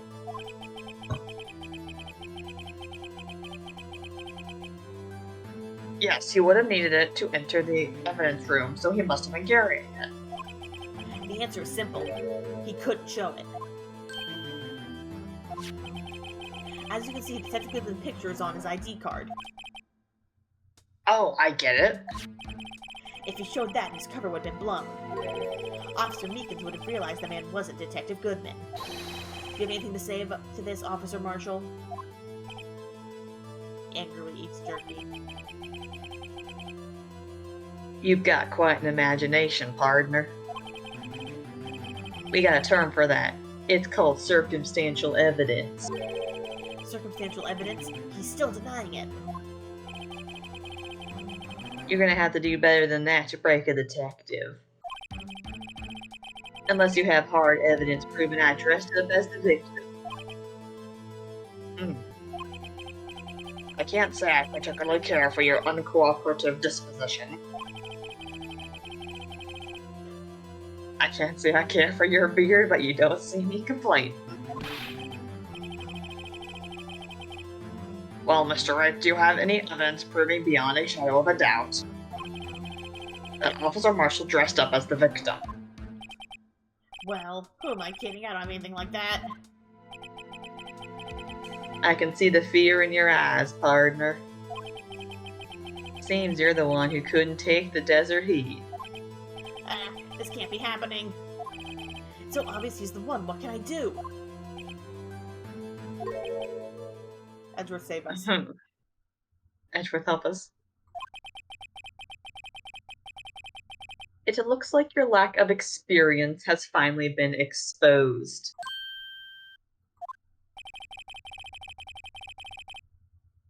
I'll pass on to you what someone told me when I was just starting out. When you've run into a wall with no place to go, return to the basics. I love how Edgeworth is trying to play this off as like he's being condescending to us, but he is legitimately trying to help us. What a little fuck. I love him. He is literally the definition of a tsundere. The basics. For me, that would be what Mia used to tell me. Phoenix, try thinking outside of the box.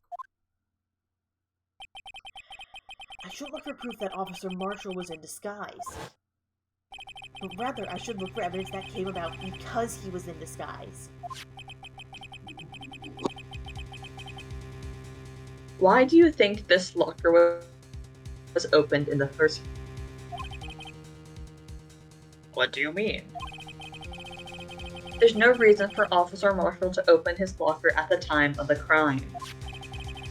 Yet he did, despite the chance that it might be discovered later as it has been.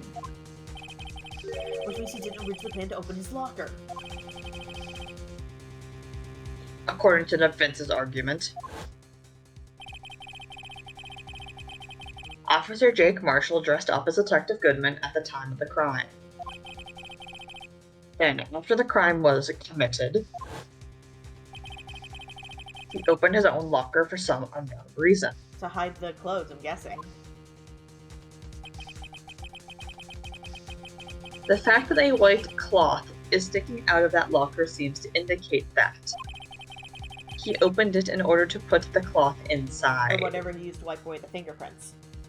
But wait, that's still sticking out of his locker now. That's still at the police station right now. Fingered prints. So, just what exactly is this piece of cloth? Perhaps the video is the key to all of our unanswered questions. Without any evidence, so this video is my only shot.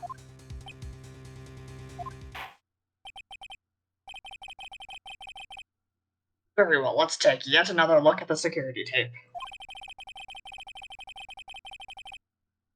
After committing the crime, the witness opened the locker to put away the white cloth. Please show us why the witness had to open this locker. Oh no, I don't know where it is in the video.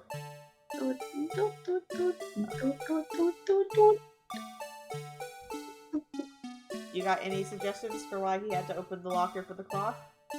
I don't know, let's watch and see.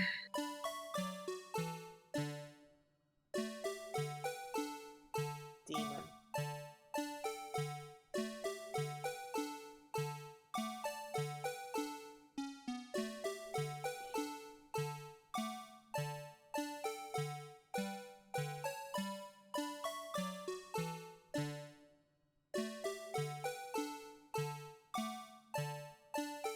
Stab. Wrestling. Oh, maybe the blood on the shoulder? Yeah, it's the only reason I could think of something, a white cloth needing to be stowed away. Yeah. Because he's not here anymore. Alright, I guess I'll do that.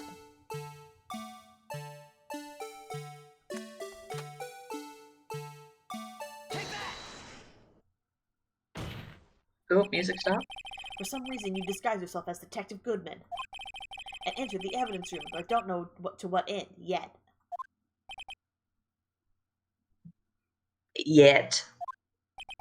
However, something unexpected happened. Officer Meekins barged in on you. Gosh. When asked to show you your ID card, you pulled a knife on him. However, Officer Meekins panicked, and the white coat you were wearing was soiled with blood. Bloody white coat. You couldn't just walk out like that, so you hid the coat in your locker. Not bad, partner. But that's... one second.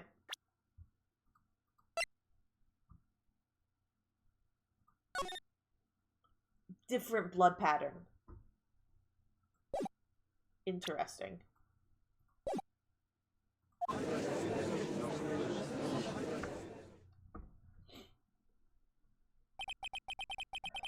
Now then, Officer Marshall. Are you ready to tell us the truth? Looks like I underestimated y'all. I hope you're happy now, Mr. Edgeworth. 2 years ago. If you were only half as persistent then as you are today, we all wouldn't have to be here now would we? We finally get to learn about SL9. DL62. Oh, that's you. Don't drink water. Why does that happen? Officer Marshall, tell the court what you did. All of it. Alright. Seems the time has come. Oh god, I was gonna say, is this a testimony or like a full confession? But no, it's a testimony. Which means he's lying about something. I had to do with that day. I couldn't just stand by and let it die. I stole the detective's ID and dressed like him. I planned to take out the evidence. I wasn't expecting Officer Meekins. I knocked him out. And managed to escape. I knew which areas wouldn't be caught on the camera. There wasn't any murder in the evidence room at 5:15.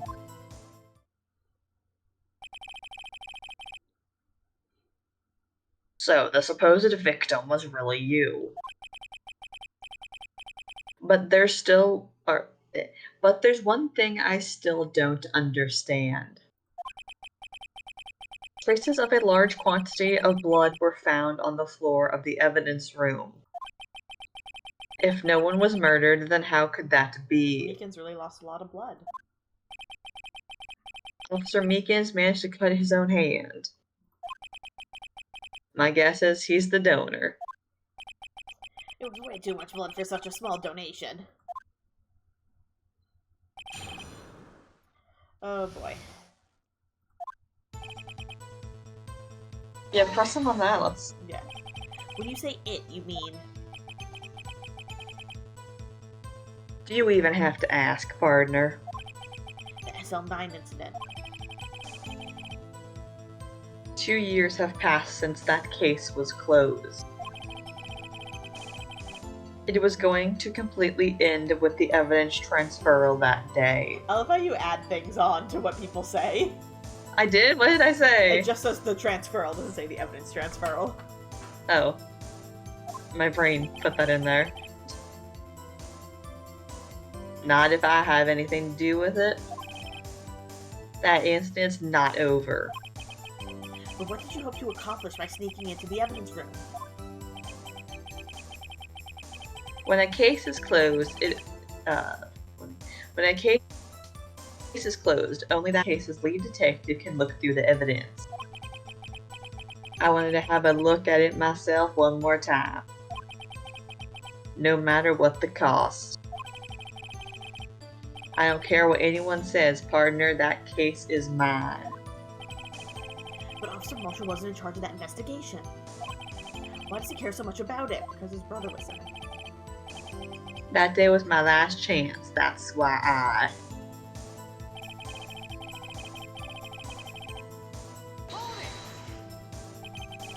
Why did you disguise yourself as Detective Goodman? If I didn't make it look like Goodman was carrying out the evidence transferal, I'd be arrested for stealing evidence, which wouldn't get me anywhere. So you did it to fool the security camera. On the detective's ID card? I stole that the morning of the incident. So that really was why Goodman started filing out that lost item report. I returned his ID card. I left it on the floor in the prosecutor's office's parking lot. The ID card found was left there by Officer Marshall. So essentially, you managed to succeed despite your lack of foresight. What do you mean, partner? I mean the fingerprint-activated lock, of course.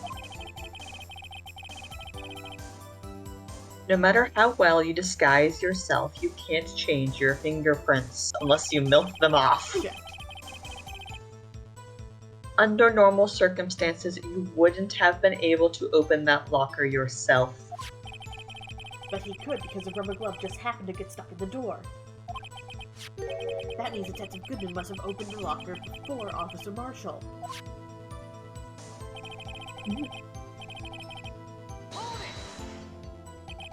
You pulled a knife on Officer Meekins and tried to drive him off? Let's just say I was a little surprised. I only planned on being in the evidence room for no more than 5 minutes.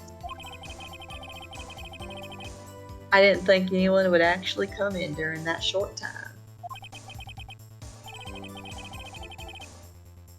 Officer Meekins certainly is a one-in-a-million type of person. Mistaking a detective for an intruder and demanding to be shown his ID. I'll have to think a little more about his raise this year. Why are the prosecutors in charge of the detectives' raises? Of the police department's raises? Like, how does that work? Because it's funny. Bizarro Ace Attorney logic. Bizarro Ace Attorney court logic. There we go. When did Edric get so much influence? Anyway, he threw himself at me and I ended up cutting him slightly. I'm sorry it had to turn out that way. With me knocking him out and everything. By the way, what happened to your knife? Oh, you mean this one? I don't know what to say. So you knocked Officer Meekins out and...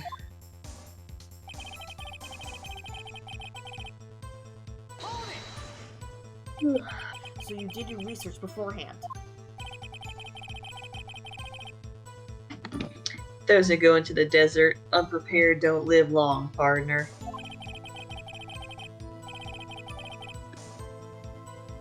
I didn't think it would make a difference, though.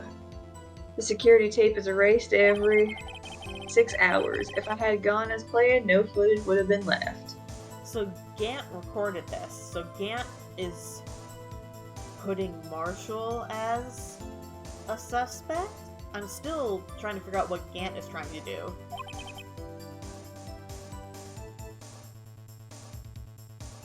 However,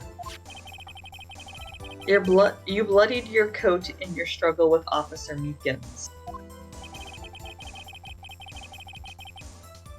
If someone was in the security room when I came out, the jig would have been up. I opened my locker and stashed it in there. What was Officer Meekins doing during that time? Being unconscious? Yeah. What else? He was sleeping like a baby.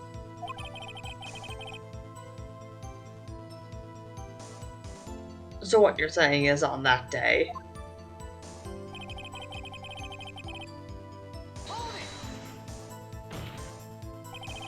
But the blood found at the scene certainly indicates a crime took place. What are you, blind?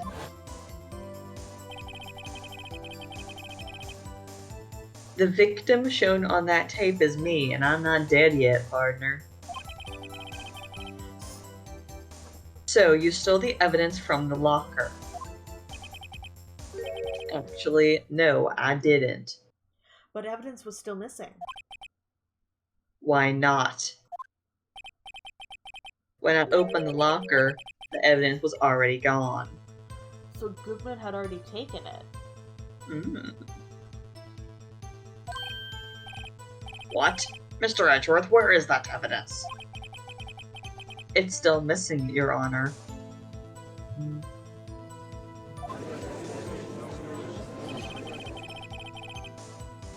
That's you. Detective Goodman's locker was already empty. Someone else stole the evidence. Officer Marshall, may I ask you one thing? Highway, partner, it's a free country. Just remember, I'm also free to decide whether or not to answer.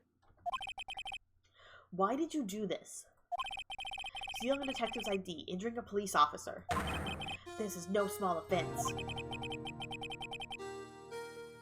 Moreover, you're an officer yourself. This will have serious consequences. It can't just be forgiven with a simple cut in salary. Not that salary cuts are ever a valid solution. Oh, we're getting the sad music now. Like I said, this isn't your case. This one's mine. And I'll do anything it takes to get an answer I'm satisfied with. The witness has an unusual amount of zeal. Let's hear him more. I can't. Oh, sorry, I didn't even realize that was new text. Sorry. That case was solved 2 years ago, wasn't it?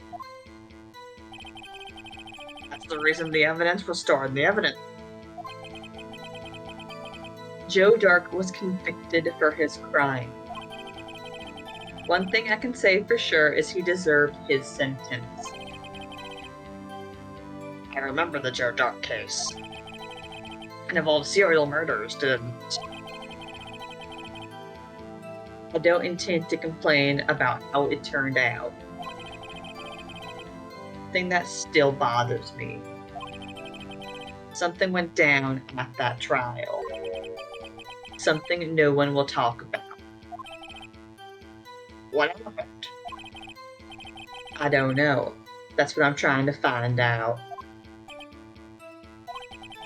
Why is he so concerned with that incident? Maybe I should present him with what I think his real reason is. I had a feeling he'd wind up here sooner or later. Everyone involved here is related in some way to that case. It's all connected. I better take another look at the files. It's his fucking relative. His name was in there.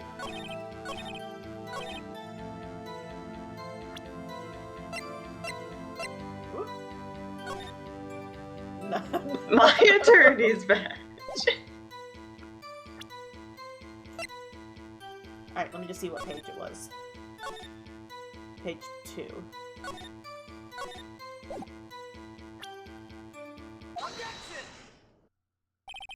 Officer Marshall, I think I understand. I think I know why you care so much about the SL9 incident. Sounds like you've been sipping too much cactus juice, partner. I have the SL9 incident file here. The name Marshall is mentioned in here. Exclamation point. In a list of murder victims. Neil Marshall, are you related to this man? Neil Marshall. Yeah, I'm sure you've heard the name. 2 years ago. He received the same lousy prosecutor award you got. Oh. What? A prosecutor? He must be talking about the King of Prosecutors Award. Now I remember. Prosecutor Neil Marshall. He handled the SL9 case before I did. So he got murdered while he was dealing with the case, and then Edgeworth took the case. Wow. When? That's right. He was killed. And the case fell into your hands. What's his relation to you? He was my brother. Why does he have a different skin tone? Because was Marshall people straight can have siblings can have different skin tones. True, but it's like a noticeable difference. Yeah. He also has a cowboy hat. Oh my god! Wait 1 second. They're My phone's both ringing. They're both American leaves.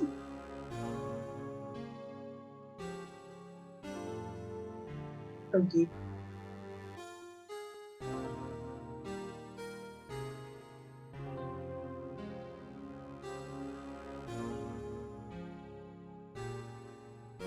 Alright, there we go.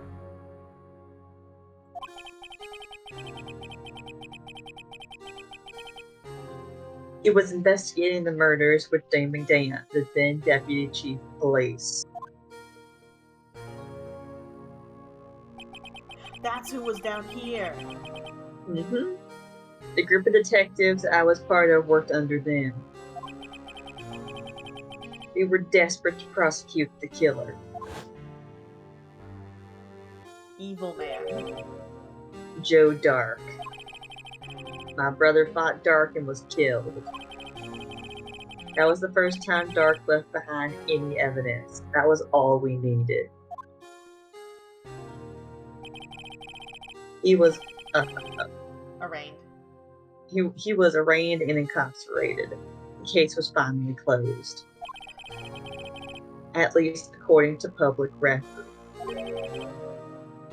What do you mean? My brother couldn't have been killed by Joe Dark. I knew my brother better than anyone. No one could have beaten him in a fight. And that's it. That's your reason for your insane actions. Crack theory? His brother was Joe Dark. No. Crack theory? Is Gant involved with the murders? The serial murders somehow? Did he kill Marshall because he was getting too close to the murders? That's just a crack theory. I just don't trust. That's just a theory. Okay. There's more to my brother's death than what the records say. Like, Gart definitely killed someone. Gart definitely killed Goodman at least. No matter how much you try to hide it, you can't fool me. I thought. Well, at least one thing's for certain. Now we know what happened at the police department on the day of the crime. That was the last day the SL9 case could be reopened. Not satisfied with its resolution, Officer Marshall planned to steal the evidence. Disguising himself as Detective Goodman, he entered the evidence room. Officer Meekins confronted him, so he rendered him unconscious and fled. Yes, this mystery has finally been cleared up. No murder took place at the police department that day.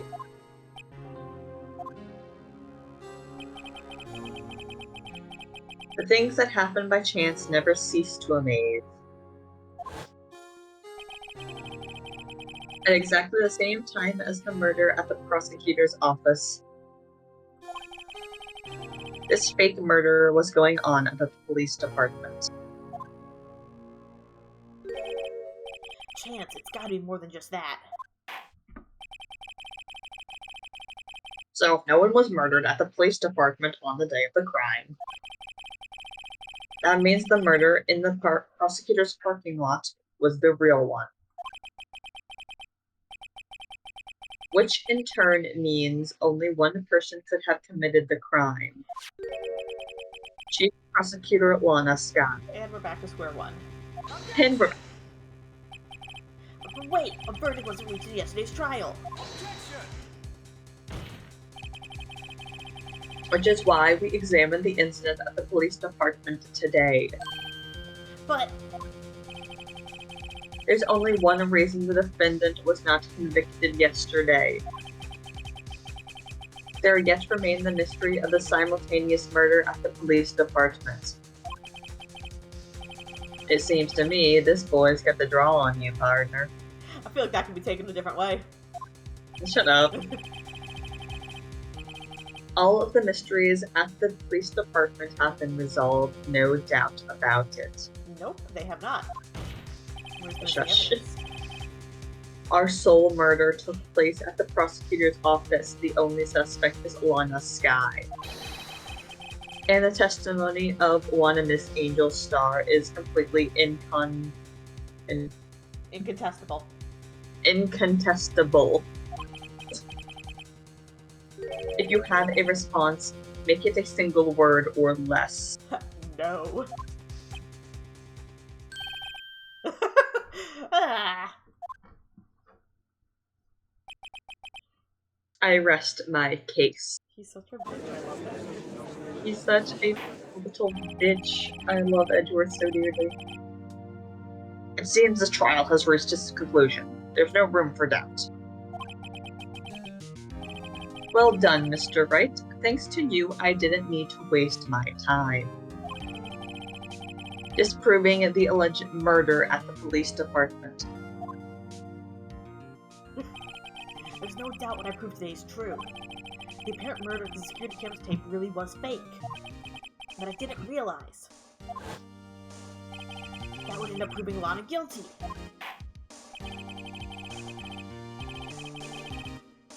Phoenix is just so dedicated to proving crime that he accidentally got his client declared guilty. Now that the time for the verdict has come, this court finds the defendant. Hold it. Is Emma? Your Honor, wait. Emma. The defense has an objection, a scientific objection. Right? What do you mean, right? Mr. Wright. Are you this girl's guardian? I have no children. Not yet. Hey, what now? Please, Your Honor, all I'm asking is for a minute of your time. Wait, what? Phoenix has a kid? Not yet. I thought that was a fandom thing. I thought that was a fandom thing that he adopted Trucy, I think her name is. I thought that was just a fandom thing. I didn't realize he actually adopted her. I know that's in like 5 games. We're so far away from that. Please hear me out. Mr. Edgeworth, please.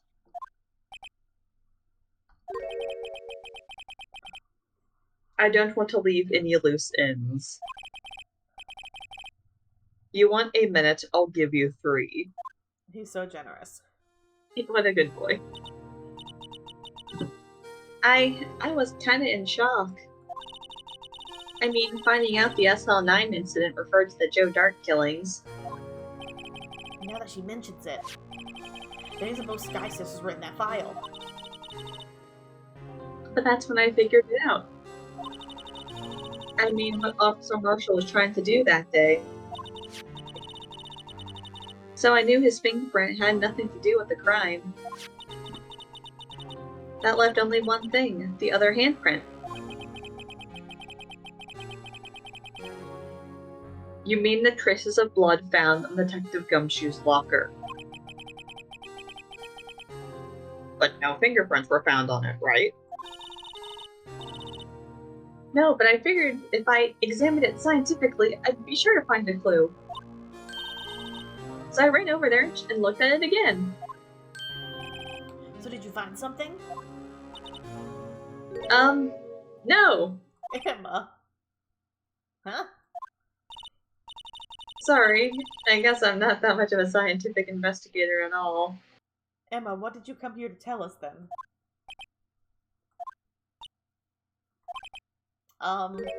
Is that all? Please don't be mad, I'm just a high school student. And I'm just an attorney. But Mr. Wright, those traces of blood are the only clue we have.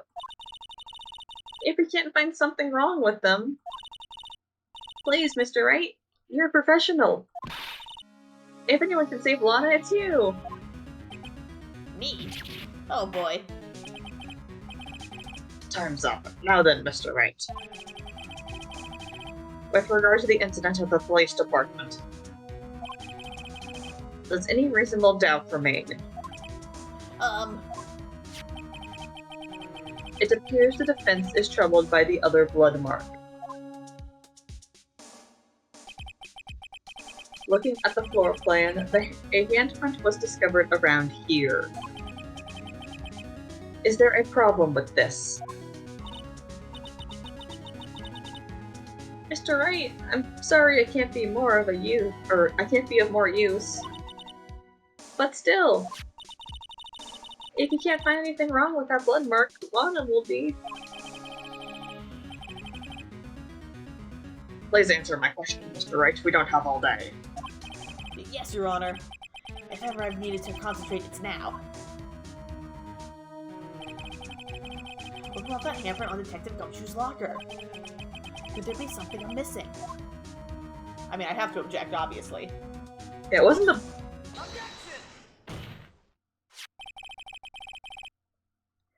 This handprint left at the crime scene clearly shows a contradiction. The only thing that seems clear is your grasping at Mr. Wright. You've been staring pretty intently at those floor plans. Tell me, is there a problem with them? Yes, this is strange.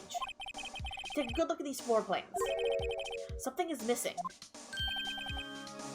Missing? You mean something hasn't been drawn on there? The Blue Badger! The Blue Badger! He's an associate to murder. He did the murder! Yes, something that The was blood drawn will the blood completely came from change him. the meaning of this blood mark. Let us pray the defense isn't simply trying to buy time. Very well, Mr. Wright. All this evidence here. There's got to be something I can use.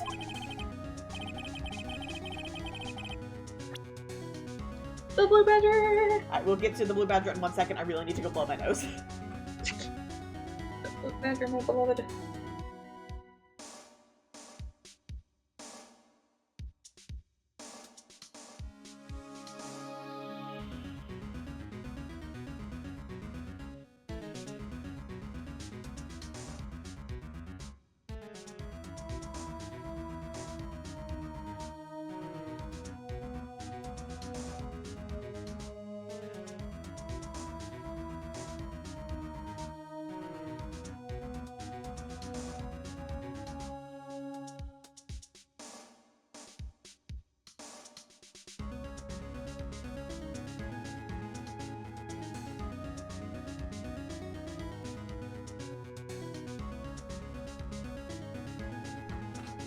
I almost grabbed my wrong pair of headphones.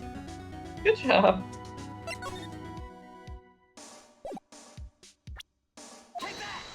Present the boy. What about that piece of plywood? Marshall, when the hell did you get here? Technically, he's still on the witness stand. Emma just kind of shoved him out of the way for a second. The Blue Badger, mascot of the police force. Defender of truth, guardian of proof. Explain yourself, Mr. Wright.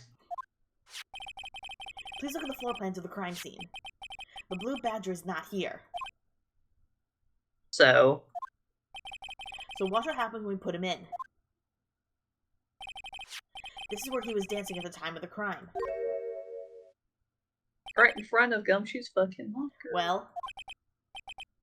Well, what?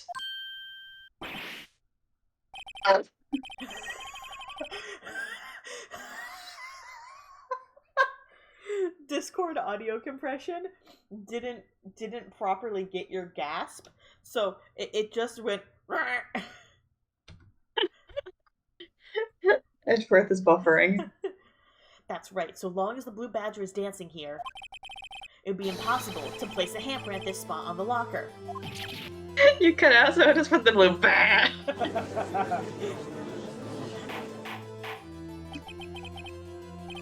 So that means, just exactly what does that mean? It means it can't be done. What are you saying? Blood traces were undeniably found on that locker. Don't look at me, I didn't put it there. Mr. Wright, think it through scientifically. I feel like Emma was supposed to be here when she burst in, and they just put her on the witness stand for some reason. They just fucked up. Emma! On that afternoon, Officer Meekins was the one who brought the Blue Badger to the evidence room, right? After he put it down, it would have been impossible to leave a handprint on that locker. So that must mean this blood mark was left there before the Blue Badger was brought in? And Meekins just didn't notice blood? Just one moment. I will not allow such a far-fetched balderdash in my courtroom, Judge. Really? You sound far-fetched, Your Honor, but is it really the most far-fetched thing that's ever happened in this courtroom? We cross-examined the parrot. I was say we literally brought a parrot into the fucking room, the fucking courtroom last case. It's the only possible explanation. On February 21st, in the police department's evidence room, blood was spilled not once but twice. But how? No, one time was captured on this tape, taken by the security camera. Officer Meekins cut his hand, from which a trivial amount of blood fell, but we can't see blood. Oh, that's right, I'm trying to remember now. Was that bloody handprint only visible with the spray? Remember. Because you can't see it in the video. Yeah, because the fucking blue badger's in the way. Well, no, when he moves his head, you can. The other time, someone bled prior to the struggle shown on this tape. It had to have been Detective Goodman, who was really murdered. That's ridiculous. I refuse to accept your absurd claim. Also, I just want to point out, this puts Edgeworth back into the timeline of the murder. Edgeworth did it! Edgeworth did it! The murder it! portrayed in the secure tape has been proven to be fake. However, that does not explain the blood mark found on the locker.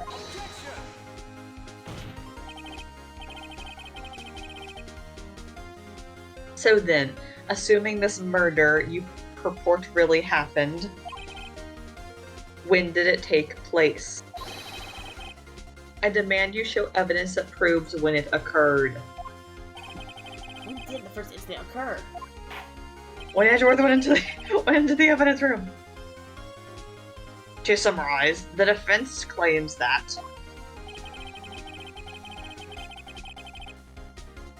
prior to Officer Meekins being cut by Jake Marshall, who was posing as Detective Goodman, another incident took place in that evidence room. That's right, the blood mark on the locker proves this. Very well, then tell us. When did this first incident occur? As Mr. Edgeworth said, proof must be presented. Proof that shows when the murder took place. So what is the evidence that can show that? Now then, will the defense please present its evidence? What shows when the first crime took place?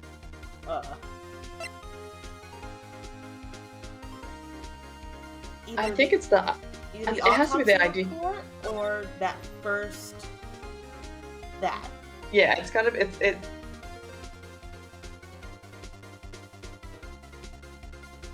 I'll do this. And then if it doesn't work, we'll do the autopsy report, because we have time.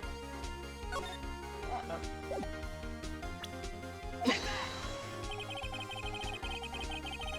If the crime took place inside the evidence room, then the killer would have had to enter it. In order to do so, an ID card would have been required. Are we just posing Edgeworth as the murderer again? It's fine. An ID... Oh, let's see. An ID card? Oh, the ID card record.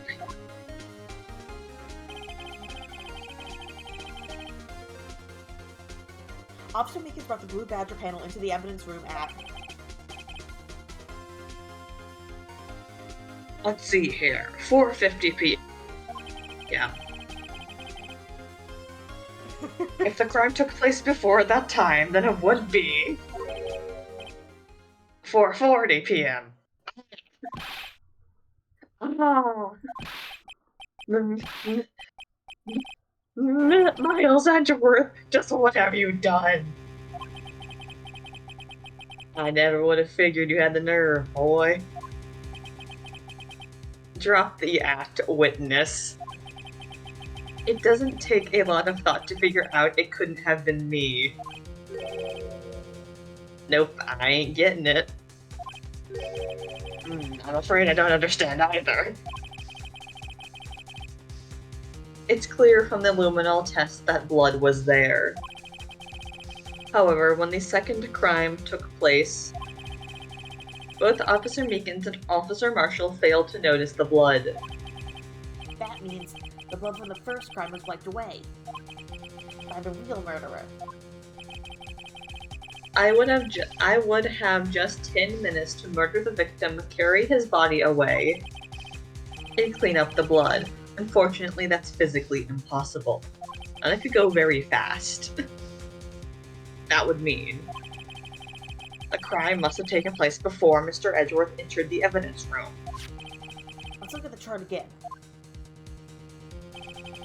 Only one other card number remaining, 777777. Talk about a lucky number. But wait, that doesn't make sense. How could Detective Goodman have entered the evidence room? Since there's no record of his card being used beforehand, he must have entered along with the real murderer. That's the only plausible explanation. He went in with 77777777.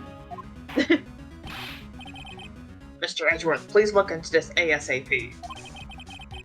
Find out whose ID number this 777777. That's one 7 too many, Your Honor. I feel called out. Unfortunately, I'm unable to look up the owner of that ID card. At least at present. What?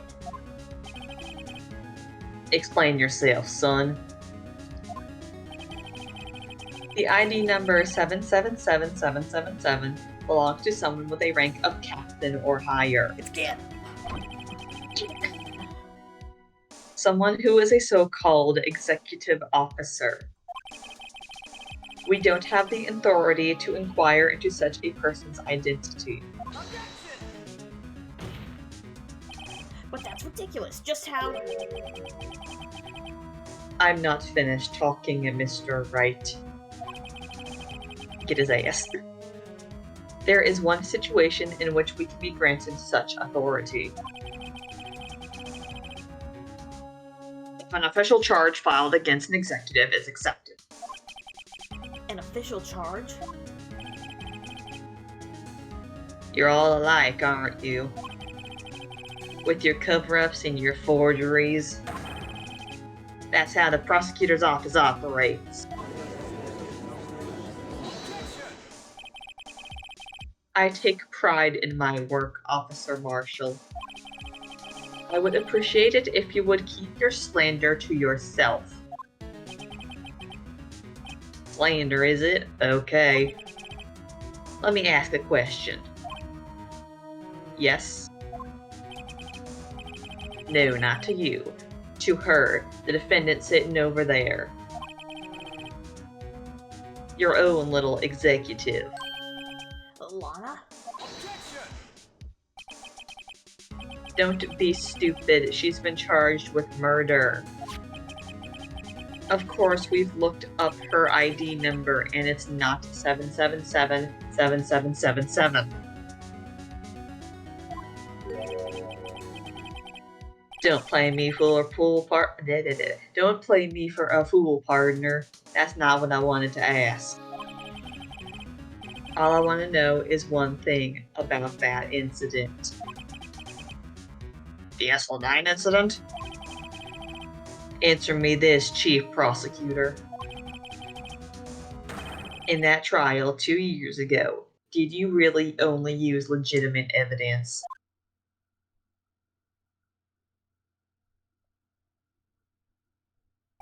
Hello, Lana. Do you need the witness to repeat his question, Chief Prosecutor? I heard him fine, Mr. Edgeworth. 2 years ago, I was in charge of the prosecution for that trial. At the time, Occasionally, we felt the powerlessness of the law. At least I did. Lana? I became a prosecutor in order to suppress crime with the law. Before I realized it, we were the ones being suppressed by the law. Defendant, just what are you saying? I'll ask you again, Chief Prosecutor. During that trial 2 years ago, did you really present all the evidence in court? Can you look me, an investigator in that crime, in the eye and say I did. Chief Prosecutor, you didn't. I don't have to, Officer Marshall. Why won't you answer him? Drastic crimes require drastic measures. That's just the way it is.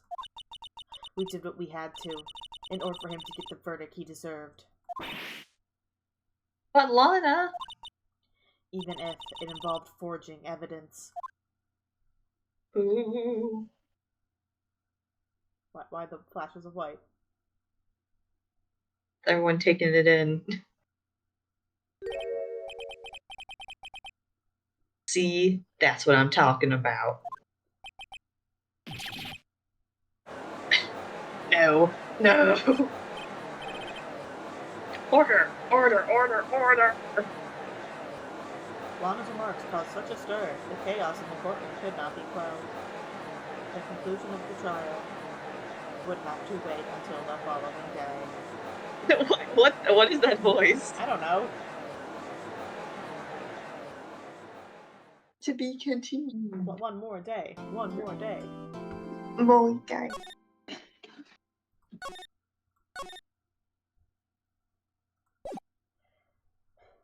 We can finish this because we got investigation and then the trial, so we only got 2 seconds. Oh, but the last day is always the most bullshit part. I know. Alright, here, I gotta run to the bathroom real quick. Alright, that's fine. I'm gonna grab food. BRB screen.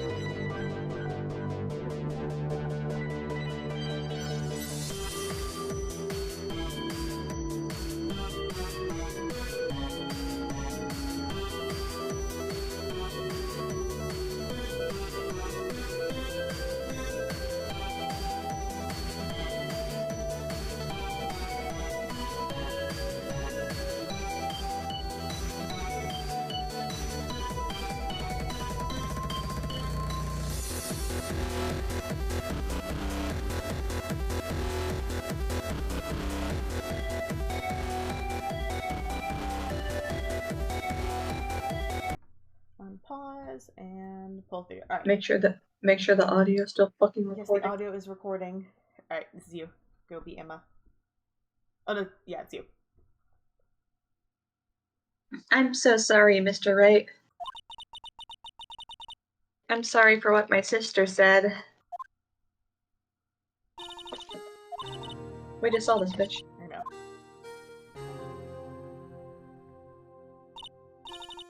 I didn't know.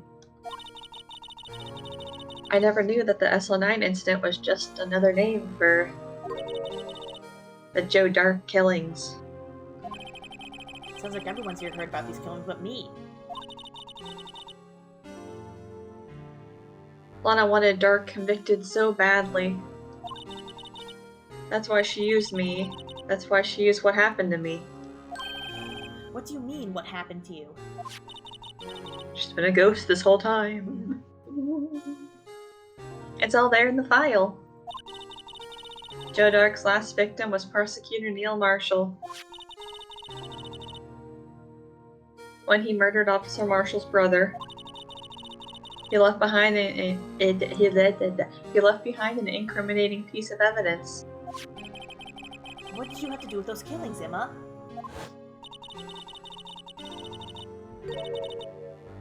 On the night Prosecutor Neil Marshall was murdered, Joe Dark tried to kill me. Oh, the trauma.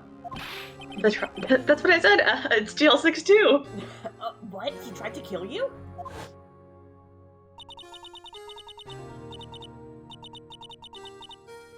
Officer Marshall's brother, Neil, was only trying to save me. So that means... Oh, that's Phoenix. So that means you... Yes.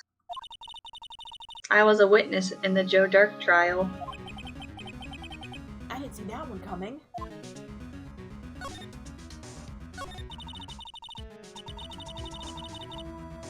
It happened 2 years ago. It was right about this time of the year, too. There was a terrible thunderstorm that day, unusual for the season. I was alone in my sister's office. We were planning to eat dinner together once she finished her work. Then suddenly, this terrifying man came bursting into the office. Joe Dark. Joe Dark. That's me. Oh, that's me. Damn it! Joe Dark. It seemed like he was running from someone. He pulled out a knife and screamed at me. I didn't know what was going on. So she was 13 when this happened? I think she's 16 now, so probably 14. And just then, Prosecutor Marshall showed up. Jake Marshall's brother.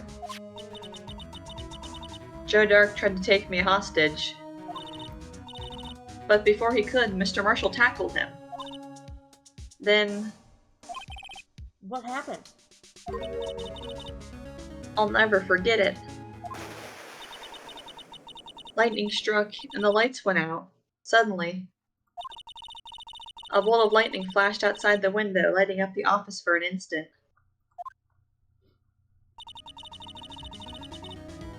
What I saw then burned a permanent picture into my mind. I can still see it now. A permanent picture?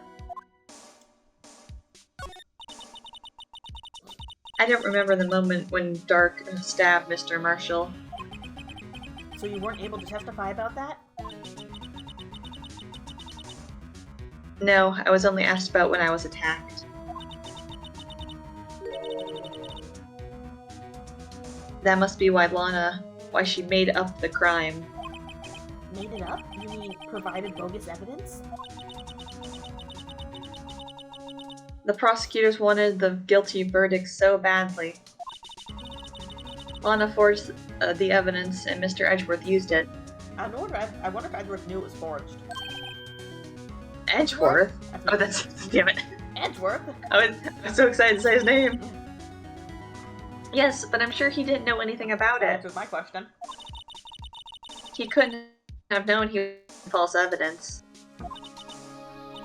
Even so, that's when it all started. The rumors about Mr. Edgeworth, I mean. It's all my fault. Emma, this has nothing to do with you. Oh, poor Emma. If I could have just testified properly, none of this would have happened. Child, this is And not your fault. You were traumatized by almost being murdered. So it's true, even though he may not have known it. Edgeworth really was involved in falsifying evidence. Poor Edgeworth. After the case ended, Lana was never the same. She became cold like she is today. She must not have been able to face up to what she did, especially not to Emma.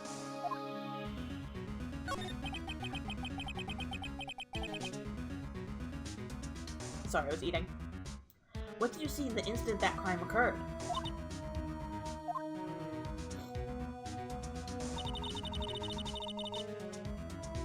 Dark knocked down Mr. Marshall and raised his knife. Neil Marshall was stabbed right in front of this poor girl.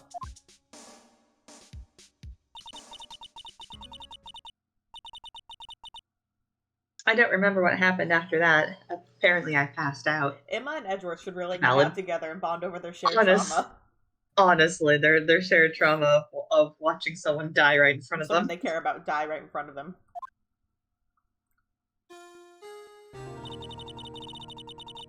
When I came to, Lana was cradling me in her arms.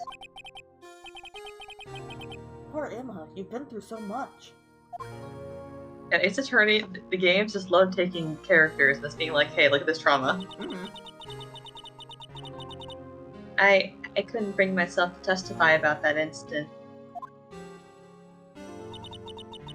I tried, but the words just wouldn't come out. I drew a picture, but it wasn't any good. 2 years ago. You must have been 14. That's understandable.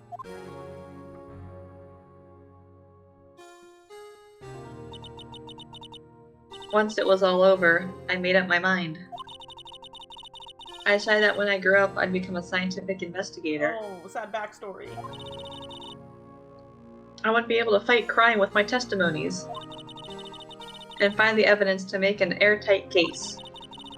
That way, Lana would never have to forge any. I see. I think I'm finally starting to understand what makes Emma tick. But there's still something that bothers me about that crime. There's something that's puzzling me, Emma. Oh, what is it? You said you were in Lana's office at the time, right? That's right. Why then would a serial killer come running in there? Not only that, but he's being chased by a prosecutor? Oh, there's no mystery there. Joe Dark had been taken in for questioning that day. Taken in for questioning? You mean by the police? Of course, this happened at the police department. He tried to run away halfway through the interview and fled into my sister's office. But why did you run all the way over to your sister's office? Because the detective's offices in the questioning room are right across from the elevator. The elevator! Across from the elevator? But Lana was the chief prosecutor, wasn't she? No, silly, didn't I tell you? 2 years ago, Lana was a detective. Yeah, we saw that on the case file. She was an investigator with Gant, who I still don't trust. She was the best in the entire force. What? That's news to me. After the Joe Dart case, she was transferred to the prosecutor's office and made chief prosecutor. So she falsified evidence as a detective. And the other detectives were mad at her for falsifying evidence. Mm. Lana used to be a detective? I better have another talk with her. Alright, now we can actually go to other places. Yay, now I can eat my cookie. Oh, that's right, because I'm gonna be Lana.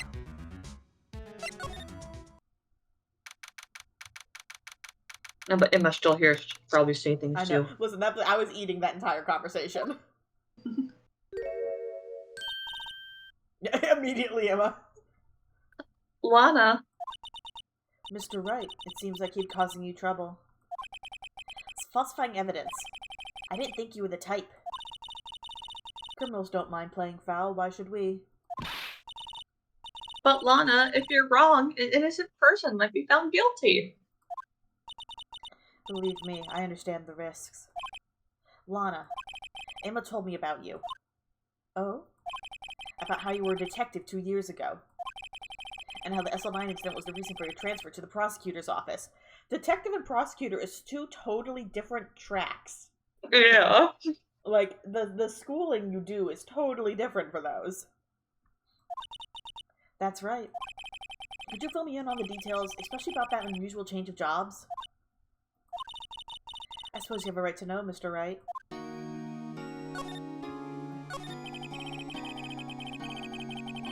A lot of revelations were uncovered at the trial today, not the least of which was the fact that this case is largely connected to another one, 2 years ago. Evidence from that case was stolen as well, though I expected as much. I know how obsessive Officer Marshall can be. That trial, it wasn't really fair, was it?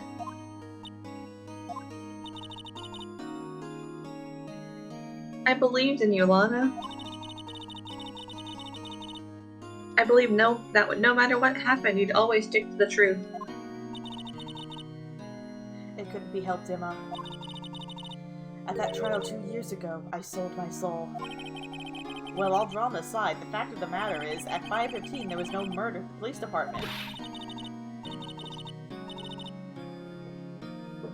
Tell me it's not true, Lana. What the witness, Miss Starr, said. About you stabbing Mr. Goodman with a knife. Lana, I don't understand. Why won't you tell us? Emma, this doesn't involve just me. I don't think I've ever seen Lana look so fazed before. It's true, I was a member of the police force 2 years ago. She was amazing. Him. They still talk about all the cases she and Chief Gant cracked together. Interesting. Chief Gant?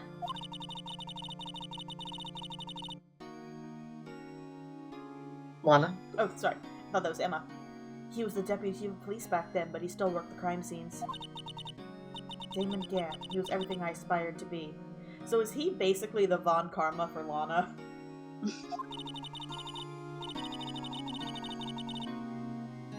They were the best team ever. They solved crimes before the reports could even be filled. Child. Emma really idolizes her big sister. But now you're chief prosecutor. What happened? I always planned on becoming a prosecutor. The reason I became a detective was... You gain experience investigating crime scenes, so you could use that experience in court, right? I guess that makes sense.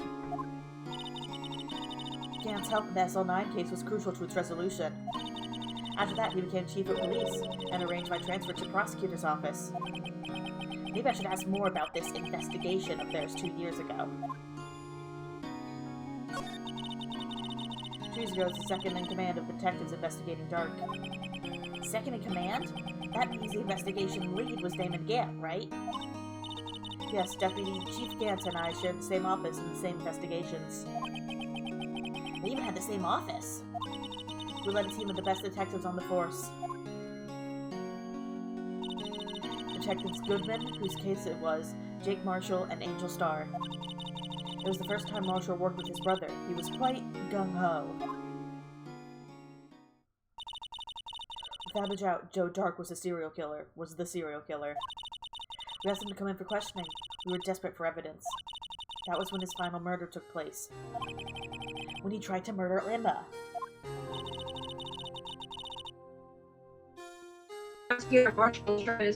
From Dark. Wow, you were a robot. Say that again. What happened? You still sound like a robot. Oh no. Everything you're saying is like super like staticky and like robot. Huh. Hold on, let me try like muting it and muting. Now. You're good now. Alright. You said it's better now? Yeah, say the line again. Alright. Prosecutor Marshall was trying to save me from Dark. You see, the first person who happened upon the scene of the crime was me. Now you tell us. Damon Gant and Neil Marshall were the ones questioning Dark that day. The investigation was in its final stages, and Dark must have suddenly panicked. So he waited until Gant and Marshall let their guards down, then fled the room.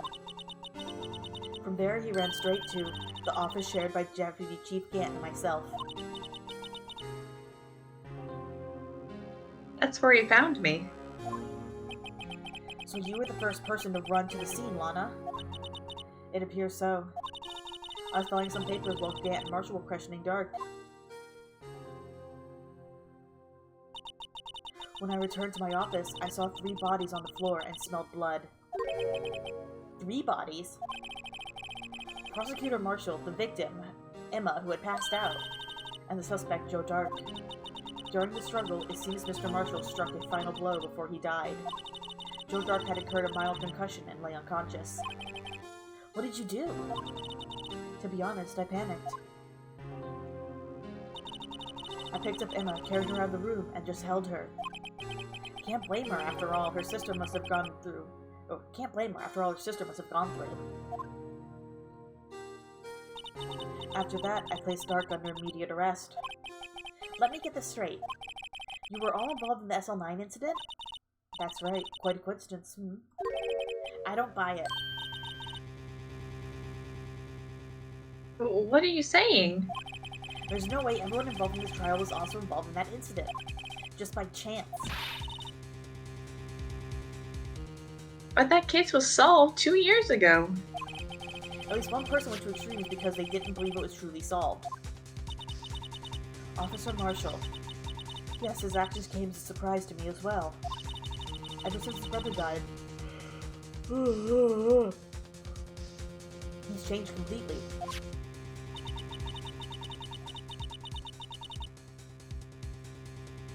I guess he wasn't convinced with the ruling against Joe Dark. Life doesn't end with the closing of a case. Everyone has to live the rest of their lives with their memories. That case might just not be over yet. Emma was assaulted by Dark at the police department, right? Yes, in the office that Damon Gant and I shared.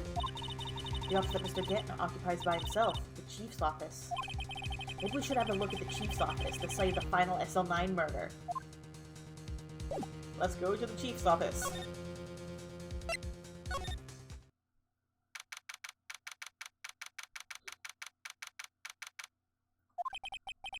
I don't see Detective Gumshoe anywhere.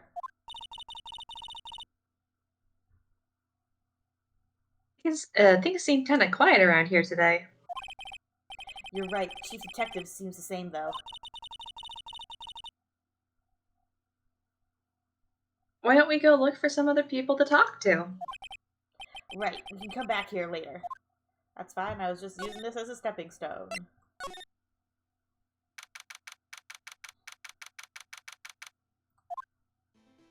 There's your friend.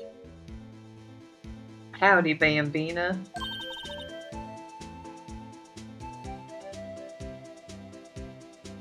Oh, Mr. Marshall.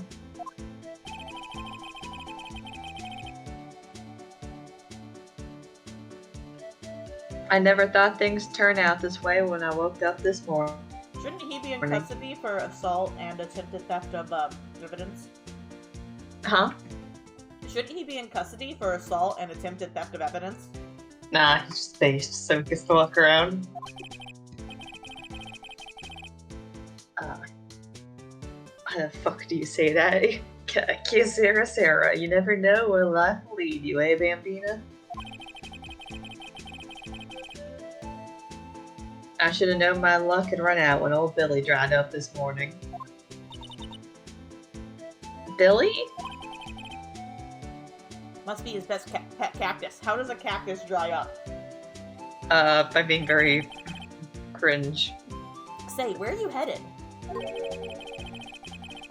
Just over to the prosecutor's office for a little interrogation. Oh, he is being interrogated. It's a voluntary appearance, but we all know I won't be coming back. Sorry, but you can't go in the evidence room today, partner. Yeah, that's fine. But, Mr. Marshall, why did you do it? Why did prospectors head west? If ever there was a case I needed to know the truth about, it was that one.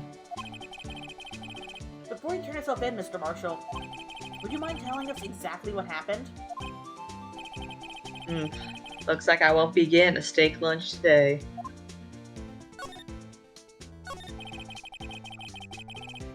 Something was fishy about that trial from the beginning.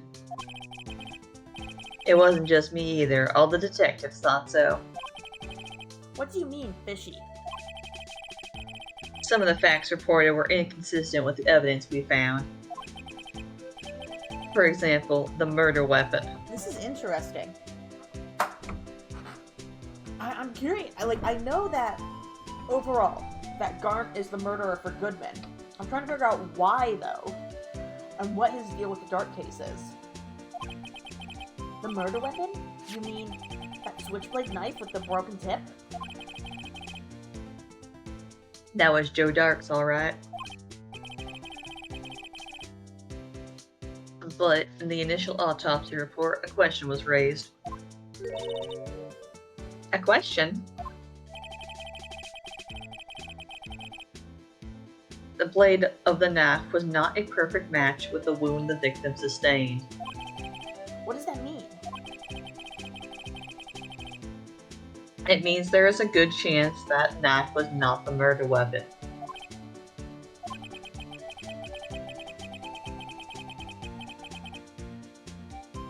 However, in the report that was finally submitted, that possibility had been erased.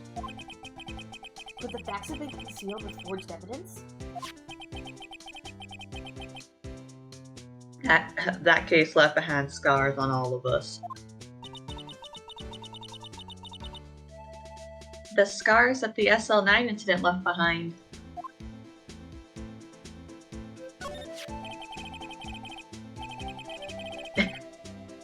I got the looks, but he got the brains. He was one of the best prosecutors around. I had just made detective when it went down. 1 second, I need to reset my face again. I need to put that over here so I can actually see if it's doing anything. There we go.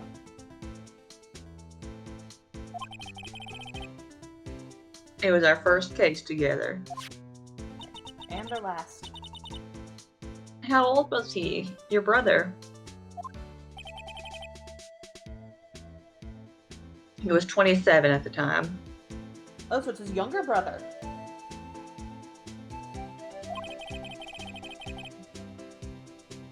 He was awarded the highest honor that very day. The highest honor? You mean the... King of Prosecutor. Yeah, he said prosecutor, not prospector. I knew it. What are you looking at me like that for? That's an honor for a prosecutor. Mr. Marshall must have been really close with his brother. The day the SL9 incident took place, wasn't that the same day as... That's right, it was the day of the evidence transferal. Interesting. It was drizzling that morning, and by nightfall there was thunder. I can't believe 2 years have gone by already.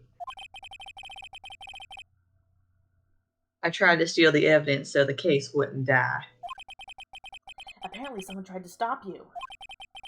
Detective Goodwin was murdered, and the evidence locker was empty.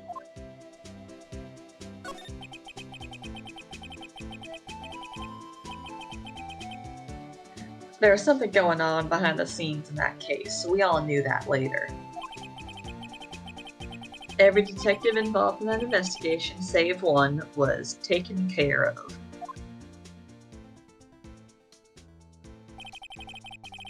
Miss Starr was fired and I was demoted and boxed away in a tiny room. What about Detective Goodman? If they did something to him too, the commissioners would get suspicious. No, they were careful enough not to be too obvious. They? Who are you talking about? Don't get upset, Bambina. I mean Damon Gant and Lana Sky.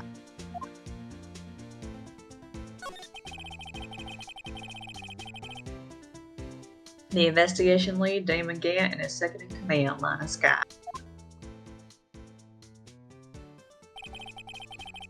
There wasn't a person on the force who hadn't heard of that duo. That case was the biggest step in both their careers. After the case ended, Lana transferred... Oh, that's you. After the case ended, Lana transferred to the prosecutor's office, right? He doesn't have his, Jesus tie. He hadn't converted yet. Yeah, Damon Gant, chief of police, arranged for that to happen. She'd never been the same since she left. Huh? Everyone who knew her said so. Chief Prosecutor Sky was totally different when she was a detective.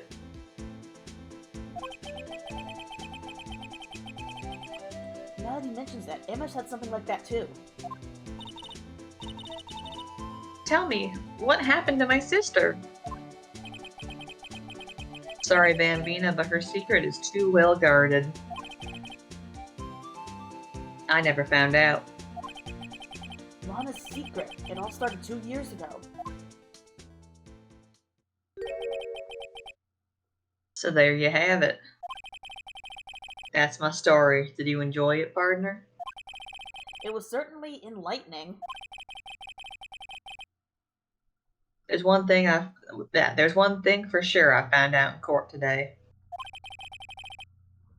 That boy Edgeworth isn't my enemy. Hey, there you go. Yippee! He was the one who used falsified evidence to get a guilty verdict. But someone else was the one who gave him that evidence and planned everything. That someone is Damon Gant. Oh, hell yeah. Don't believe me? Well, I don't blame you. I wouldn't even be a patrolman after today. That's one thing. I feel like Lana wasn't the one who spearheaded the false evidence. I feel like that was Gant.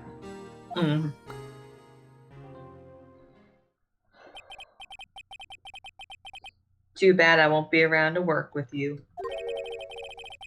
When you become a real scientific investigator. Aww. See, Marshall's a good boy. Chill. I like him. I didn't like him at first, but I was like, he's just an alcoholic. He's just an alcoholic idiot. I love him. He's got reasons to be pissed off and angry. Well,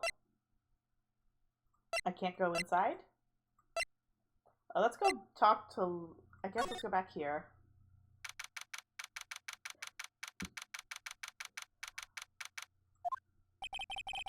No one's here today. Not even Miss Star. Everyone's probably busy looking into what exactly went down in the evidence room. That must be where the detectives are. We were proved in court today that on the day of the crime, no one was murdered in the evidence room at 5:15 p.m. Yeah, I thought we were finally making some headway in our case. But instead it looks like we just ended up making Lana look even more guilty. Hang in there, Lana. I've got to find all the answers by tomorrow. Hey, Edgeworth. I doubt he's here. Edgeworth! Edgeworth! Mr. Edgeworth isn't here. My boyfriend isn't here. Maybe he's being questioned by an inquiry committee? He took a real beating in court today. Yeah, with Lana admitting to falsifying evidence 2 years ago. I guess we'll just have to come back later. Edgeworth! Edgeworth! I guess let's gonna go back and talk to Lana about anything else? No. Can we present her the knife? Because Marshall said that was...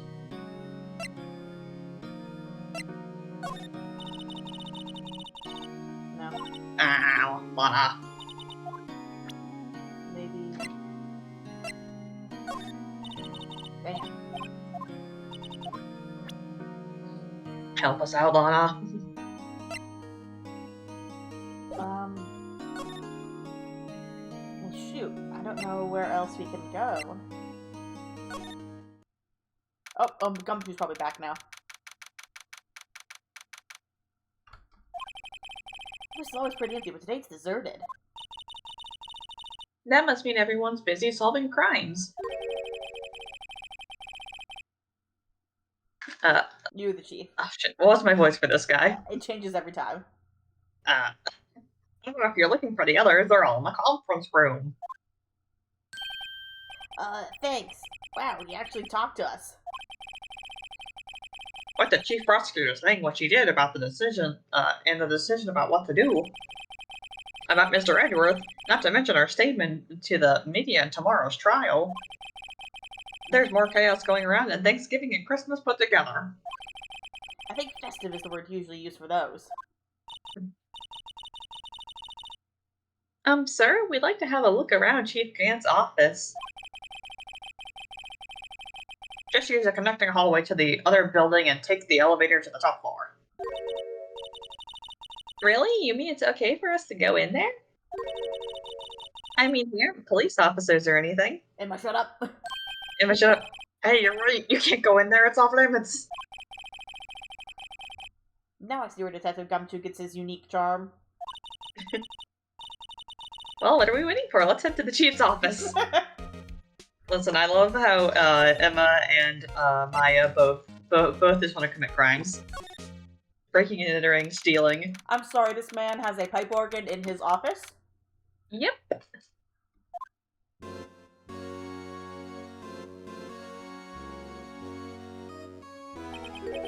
Whoa, where am I? In the chief's office, silly. At least that's what it said on the door. Check out that pipe organ. That's real, isn't it? Hey, I used to take organ lessons in kindergarten. Who does that? Who does that? They used to call me Little Miss Bach. Oh, that's adorable. I thought I was a genius until they tried teaching me notes.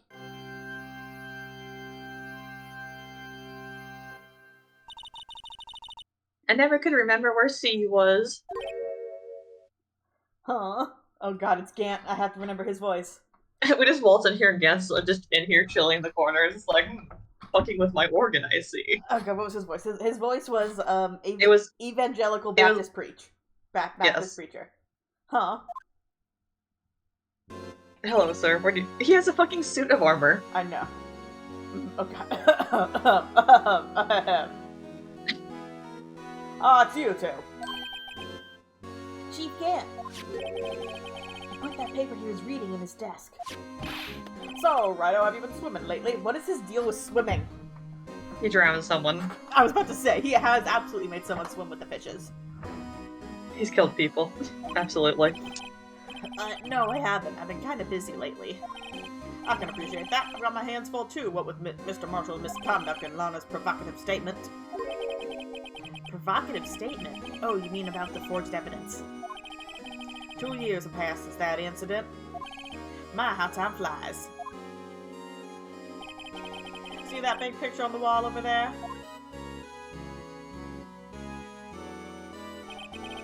That's a picture of Lana, Neal, and me.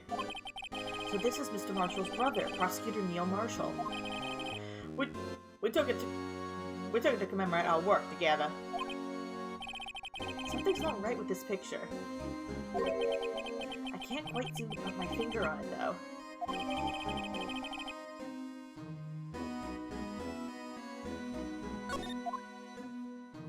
Oh. What did you notice? Hey, again with the awkward pause of Gant. Quick question. Yeah. Hey, where's the sword? Hey, where's the sword? Where's the sword?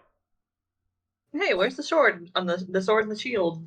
Huh? Anyway, I'd like to reminisce all day, but there are matters that need my attention. I'm gonna lock it up here, so let's go out together. Oh. But this office, it was a crime scene 2 years ago, wasn't it? That case has long been since closed. There's no need to investigate it anymore. All the same, we'd still like to have a look around. Perhaps you didn't hear me. I said there's no need to investigate it anymore. This man. Now hurry up and get out. I have a meeting to attend. He said, get the fuck out. This man has murdered people. This man has killed so many people before. Yeah, I'm like, it's not just Goodman. Looks like we aren't welcome. It seems that case isn't over with yet, after all. What do you mean? What do you mean by Chief that? Gant denied a request to search the crime scene. That means there must be a reason he doesn't want us looking around in there. Yes, I want that suspicious paper he was reading. You mean like a clue? There's gotta get a way we can get inside the chief's office. We go into Edgeworth's office. We climb outside the building, up the outside the building, go in the window.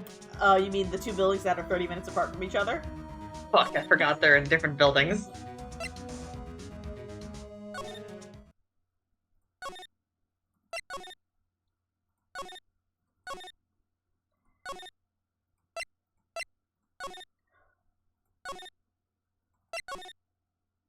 Here we go.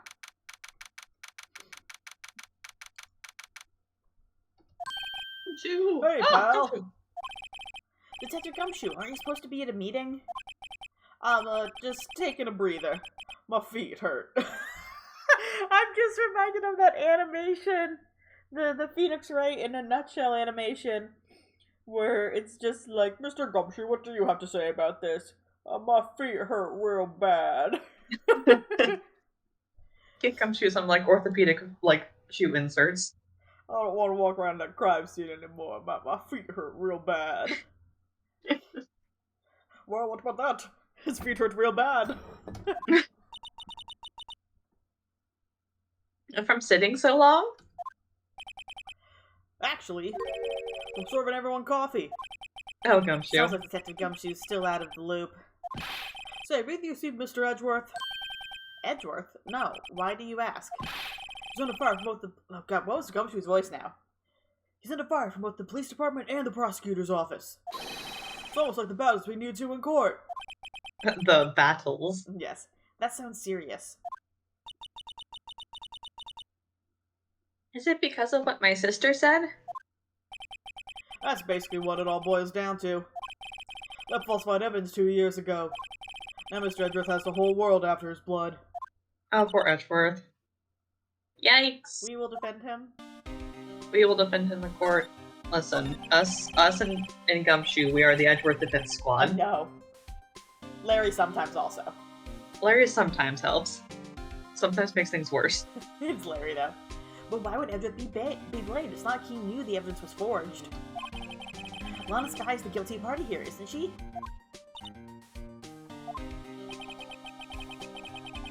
Regardless, the prosecutor's responsible for the evidence they present in court. Not only that, but as you know, there have been a lot of rumors going around about Mr. Edgeworth. The rumor His come amazing out. talents as a prosecutor kept him safe from those who don't like him. The rumor come out. Does Miles Edgeworth is gay. But now, with this... Are there really so many people who hate him? Yes, Emma, they're homophobic. In our world, only those with talent rise to the top. Mr. Edgeworth not only has that, but he's young. There's no better recipe I know for making enemies. He's also gay. Hey, Dick, keep up the good work. Yes, sir. Let's go out for lunch again sometime. My treat. Yes, sir. Gotta take back to that joint someday, okay, Dick? Yes, sir. He seems to not have any problems with enemies. Yeah, well, I'm careful not to stick out. Anyway, I'm a bit worried about him. Under all this pressure, I'm afraid Mr. Edgeworth just might crack. I know, if he didn't crack during the fucking DL6 incident, I think he's fine. I feel like he's gonna be fine. He'll be fine. He'll be fine, don't worry. He'll be fine, don't worry. Nothing will ever happen to Edgeworth ever again. He'll never be sad ever again. Don't worry. I mean, I feel like bad shit is gonna happen in general, but he will be fine. Don't worry. Edgeworth is fine. Nothing bad happens to him. Ever. Why? Why are you like this? Actually, I took a look at the files earlier while the coffee was brewing. You seem genuinely concerned for Edgeworth. Well, did you find out anything? Only evidence Stark left behind was during his final attack. His final attack? You mean when he killed Prosecutor Marshall, who was trying to protect some girl? You said some girl is right here. Me? It seems that Gumshoe never realized it was the girl. That's when he left the most incriminating evidence of all. Well, what was it? Oh, let's see. I think it's something to do with the murder weapon. Oh, I forgot. Look, it's all written somewhere in here, okay? His powers of recollection never fail to impress. Maybe we should show him the murder weapon. It might jog his memory. Let's finish talking to him first. George Ark was 42 at the time of the crime. He was just your run-of-the-mill businessman. A businessman? What made him take to serial killing? One day on his way home from work, he hits one with his car. With his car? So it was an accident? An accident, yes, but it transformed him into an animal. An animal? He killed a man that witnessed the accident. Then he killed a lady who's... You're done? Okay. A kid walked by too just this. We killed him too. Then he started moving up bodies. A dog came up to the scene and killed him as well. Finally, he turned himself in. So he turned himself in? Seems he was a pretty careless animal. Of course, this is all conjecture. There wasn't a single shred of evidence. So he turned himself in? Yes, but in the middle of his questioning, he fled and murdered his final victim. Prosecutor Marshall. That crime was witnessed by someone too, but luckily Dark was arrested on the spot. It's a good thing that last witness wasn't killed. That last witness? AKA Emma. Okay, so it wasn't like he was a long-running serial killer. He just went on a murder, so he killed someone by accident, then panicked and just started murdering everybody. Also, in the middle of all that, it said he murdered a kid. Yeah, child murder. Child murder. Great. We love child murder. We love child murder. Alright, murder weapon. About this. Hey, is that? It has a tag attached to it, label SL9 incident on it. I believe this would be the broken murder weapon you were speaking of.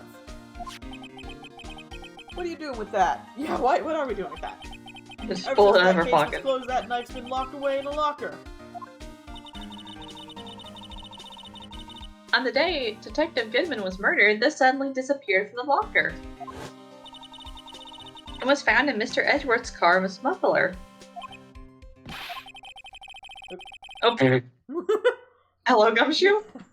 Now I remember that incriminating piece of evidence was. When you showed me that knife, it all came back to me. Well, what is it, Detective? Quick, before you forget again.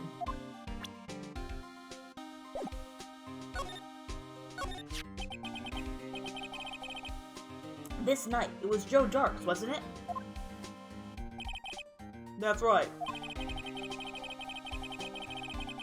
We traced it back to the store he bought it at. Plus it had his fingerprints on it too. I feel like the fingerprints would be a lot more reliable than the store.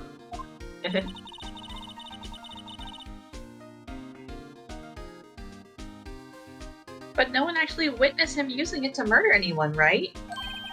That's where his luck ran out. When we take a good look at the knife, you'll see it's broken.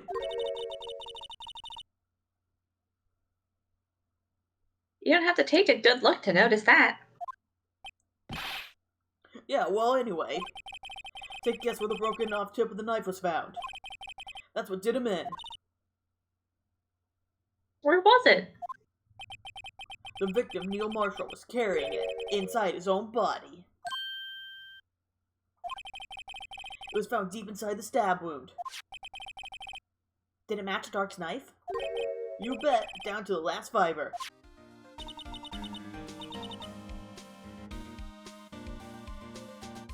That's pretty conclusive.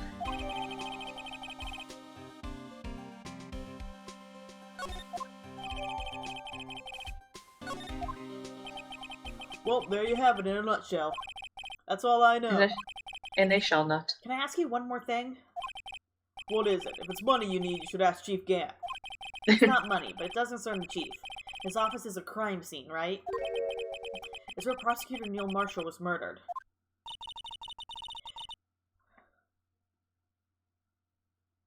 The Chief's out now, and his office is locked. But we'd like to have a look around if that's okay. Well, any detective's ID card can unlock the door.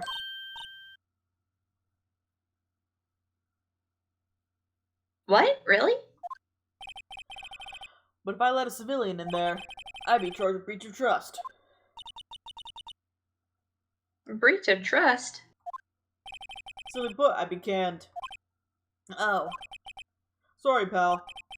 I don't plan on getting fired because of you.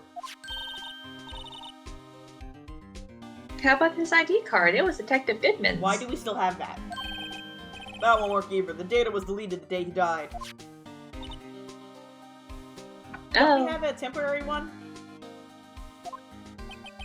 So in other words, Gumshoe is our only chance of getting into that office. Oh, I guess the temporary one was just for the evidence room. Yeah. Also, Gant gave it to us. I doubt he'd give us something that opens his office.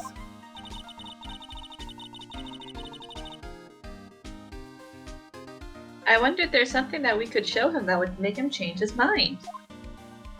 Alright, do you think we have anything on us right now, or do you think we still need to go find something? Oh, maybe... this? That's the ID card record, isn't it? Yes, there's only one number left to investigate. At 4:20 p.m., please it. The victim, Detective Goodman, must have entered the evidence room along with someone else. Someone with an executive officer number. 7777777. That's 17 too many, Detective. An executive officer. Huh. I just might have a hunch. Okay.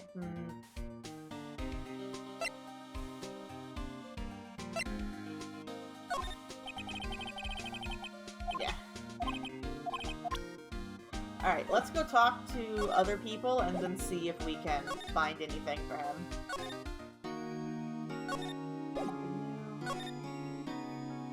I don't think Edward is back yet.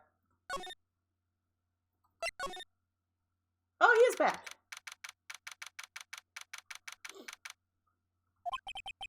I wonder if Edward is back yet.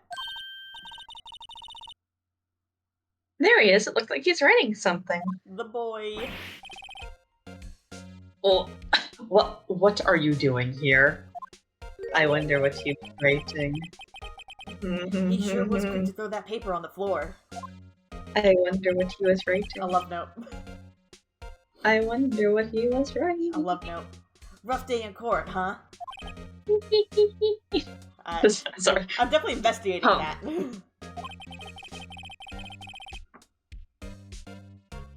I've had to live the past 2 years with rumors flying around. What's another allegation to me? Cheer up, Mr. Edgeworth, I'm rooting for you. That's Edward for you. Always trying to hide his real feelings. Saddled with unnecessary feelings. Unnecessary feelings? So, what do you want? Unlike some people, I don't have all day. The boy. There's no excuse for what I've done. 2 years ago, I used false evidence to obtain a guilty verdict. But you didn't know. That's what it all breaks down to, and nothing I do can erase that fact. Random question. So this case, wasn't in the original release of this game, right? It was like a DLC for like a later, like a remaster? I don't... It was... I can't remember exactly. I mean, it was included because, I mean, like, it leads into the next game. Like, stuff that happens... Yeah, stuff that happens in this game directly affects the stuff that happens in the later games. In this case specifically? I believe so. Because I didn't know if this was like... If my brain remembers properly. I don't know if it was like, you know, Ace Attorney 1 comes out, Ace Attorney 2 comes out, and then this is like, for one of the remasters of Ace Attorney, this case was like a middle case. Like, it, like, foreshadows some of the stuff in Ace Attorney 2. Or maybe, like, bridges the gap. I don't know if this case specifically was made after Ace Attorney 2 was made. Yeah, I can't remember, because it definitely, like, introduces, like, the new mechanics, like the fingerprinting and aluminum spray that... Oh, so those are Ace Attorney 2, then? Yeah, if they were... Again, I played these games a while ago. Okay, well, we'll find out. But you didn't know, did you? I mean that the evidence was falsified. The police department and the prosecutor's office share a bond of trust. If that bond is broken, we stand to lose everything. The police department's error is my error, my responsibility as the prosecutor in charge. The fact remains the same no matter what excuses I might have. Mr. Edgeworth, I take pride in my work. So tell me why.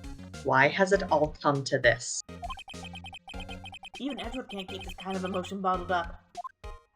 Can't keep these unnecessary feelings. Are you up for the trial tomorrow?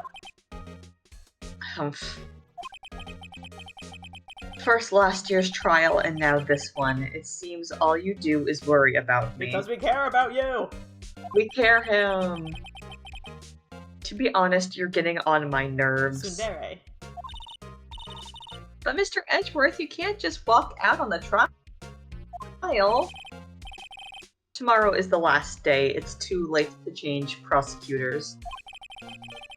I'll bet that's what my superiors are banking on. I never thought the case would come back to haunt me like this. Hey, that's the paper Gant was holding. Yeah. Oh, what do you mean? The list of evidence. It seems too short. Most lists run twice as long. It's only half as long as most lists? That is odd. After Neil Marshall was murdered, I became prosecutor for that case. I may not have been part of the investigation, but I knew what I had to do. Use the evidence I was given to prove the suspect guilty. You good? I had a hiccup, yeah. Oh, I couldn't hear it. You just went, excuse me. Oh, no, I hiccuped. That was really the only thing on my mind at the time. Say, we just saw a picture taken around that time. That picture, something seems strange about it. Show him the picture. Well, we were just talking to him. I know. Could you tell us again about what happened that day? The day Detective Goodman was murdered? You were participating in a ceremony over the station, right? I never cared for ceremonies, but I had to attend that one. Because you're awarded this? Those receiving awards can't exactly skip out on the ceremony. Sure you can, just don't show up. Sure you can. I finished up at the office in the morning and then drove over to the police department. You finished up at the office? Yes. Just odds and ends, clerical stuff. I didn't plan on returning to the office that day. That is, until I was asked to take something back. So good, not Goodman Gant, definitely. The body. Take something back? This. Oh yeah, Chief Gant was going to hold on to that, didn't he? Yes, it was a piece of evidence in a case that was closed half a year ago. He asked me to bring it back to the prosecutor's office.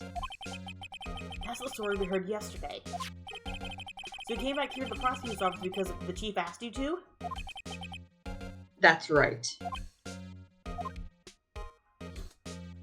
Really quick. Hey, what's that? He's standing here. We can't go on our hands and knees, crawl under his desk, to look at his trash. Come on, Mr. Wright, let's take a look. Are you crazy? Edgeworth is sitting right there. Just distract him. I'll check it out. Kiss him. Hey, Edgeworth. Is that Detective Gumshoe out the window there? Oh no, he's falling to the ground! Hold on. First, let me see what this girl's doing crawling around my feet. He didn't even look. What? Letter of... If you're having trouble reading, I'll read it for you. It says a letter of resignation. No! Resignation? Edgeworth, you don't mean... I'm tired, right? I feel as if something inside me has died. Oh. But Mr. Edgeworth, none of it is your fault. I know the path I've walked. You don't need to tell me. And the path I've walked hasn't been a just one. I mean, yeah, also, like, a few months ago, he just realized his entire life goal of being His entire life is a lie? His entire life goal of being a prosecutor was specifically geared as towards revenge towards his father. So, by an asshole. I can't forgive myself for what I've done. And no one else should forgive me either. We forgive you. Uh-oh. I think he's serious. Mr. Wright, please, you have to do something! This letter of resignation, I wonder if I can use it for anything? He's serious. Are we gonna use this in court? In court. Alright. Edgeworth has depression. See, now I don't remember what we're supposed to present to him. Could a depressed man do this? Could a depressed man do this? This picture's hanging on the wall in Chief Gant's office. Sword! I love the giant fucking spear just chilling in front of Lana. Uh-huh. Prosecutor Neil Marshall. He had just started making a name for himself. Looks like this was taken when he received the King of Prosecutors trophy. Speaking of that, there's something that bothers me. Yes. The trophy Mr. Marshall is holding. It's a little different than yours. Yes, you're right. Ah, I remember now. Remember what? That was what the official prosecutor's trophy looked like until 2 years ago. There's a story behind its design. A story? My guess right now is the story, the logic behind it is that as prosecutors, they are the sword that is breaking the shield of the defendants. Or some bullshit like that. Sounds interesting. Would you mind telling it to us? You're incorrect. It's simple, really. Contradiction. That's what the award's based on. Oh. That's it! Show him the trophy, maybe. Ah, God.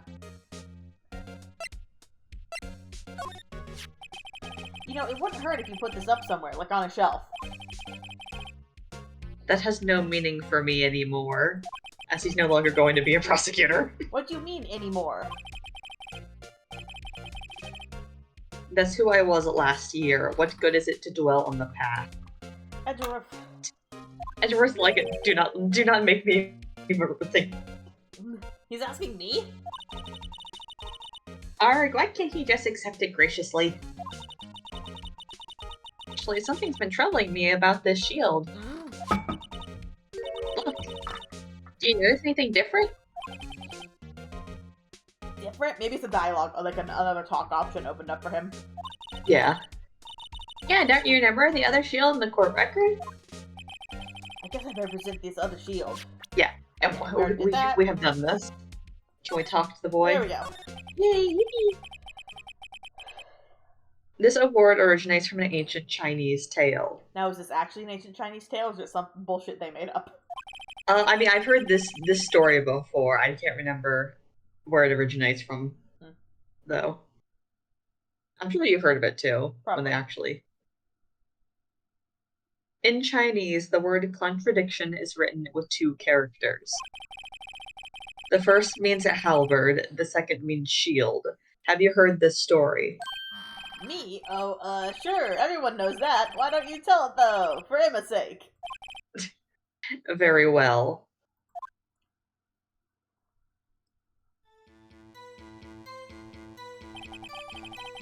Long ago in the kingdom of Chu, there was an arms merchant.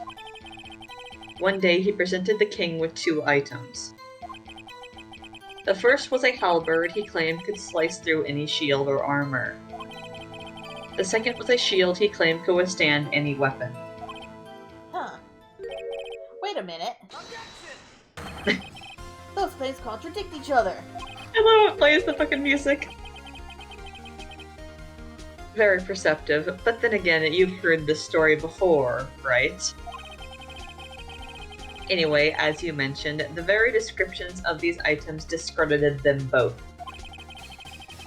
When the king pointed this out, the merchant was left speechless. And thus, the Chinese word for contradiction was born. Oh, I see. So the chipped shield and broken knife symbolize... Precisely so. They symbolize the merchant's item. Huh, I like that.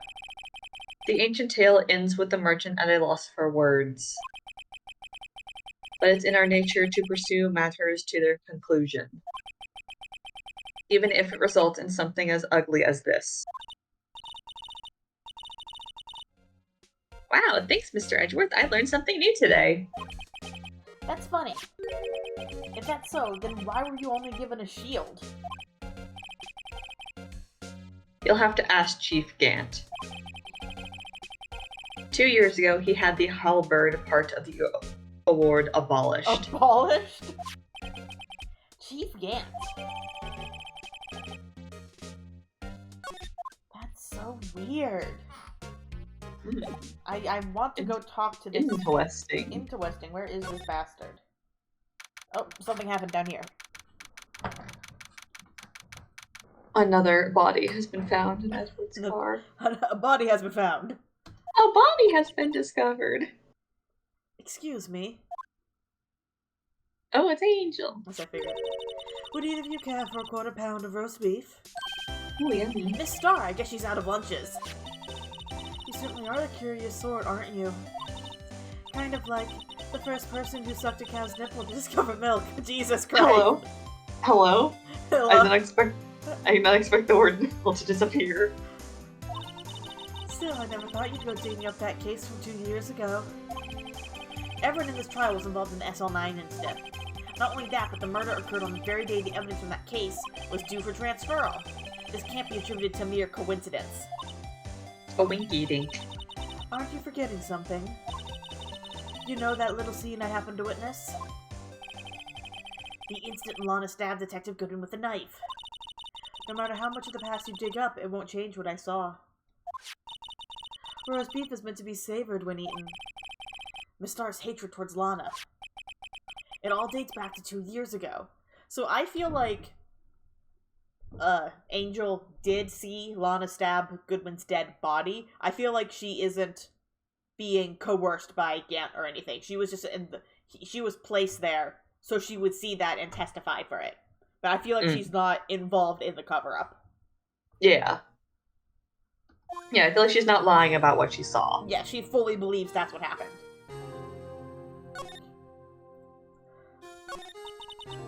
Joe Dark, that's a name I'll not soon forget. We trailed him for half a year. Oh, the pressure. So he did his mass murder spree and then vanished for half a year? I thought it sounded like he turned himself in immediately afterwards. But I guess he hung on. Yeah, I mean, again, Gumshoe just said that's what, since, there was no evidence. Oh, that's right, yeah. That should be, that was... that could have been something Gumshoe just made up. Very true. Still, I don't think I was ever more alive than I was then. Those days were steamier than a bowl of hot gravy. Poor old Jake Marshall, though, must have been going through hell. You mean because of his brother's death? They were close, those two. After Neil died, something took over Jake. He became obsessed. Seeing Jake like that made her all the more desperate. Her? Lana Skye. My sister? Were they a couple? The best of the best were put on that SL9 case. Of course they were led by that legendary duo. Oh yeah.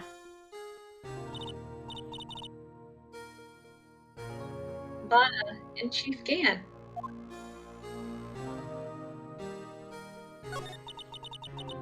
That legendary pair was the reason we were able to keep up our investigation. That's why we were so shocked over how it turned out. You mean with the forging of the evidence? Don't get me wrong, Joe Dark got what he deserved. Still, it was obvious the evidence produced in court was being manipulated. Items our team never found would suddenly appear, while other items were kept secret.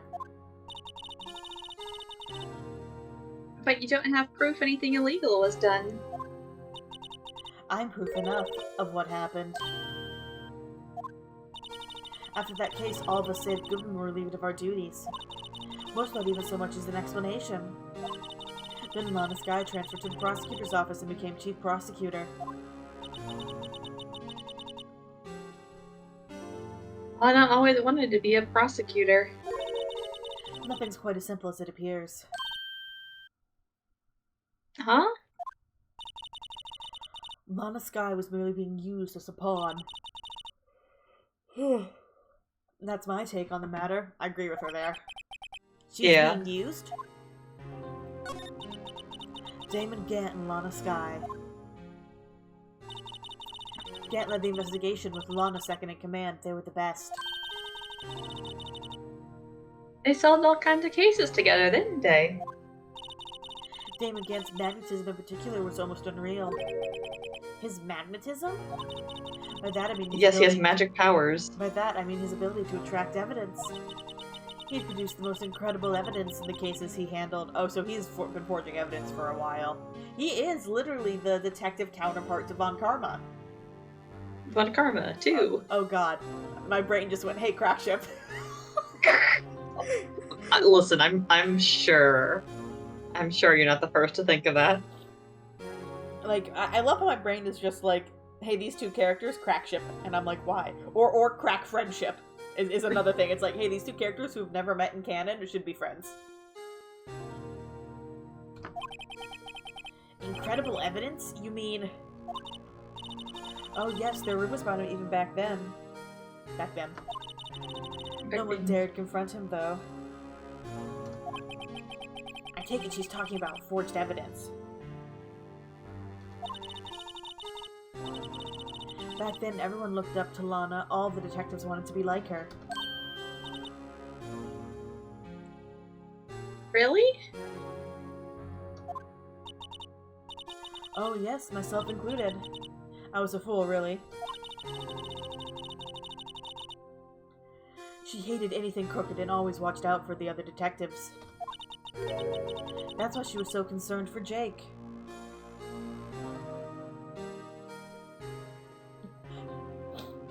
There are 45 works in Damon Gant Von Karma on AO3. Hell yeah! I had to look it Old up. man.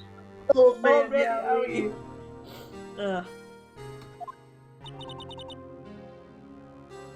Mr. Marshall.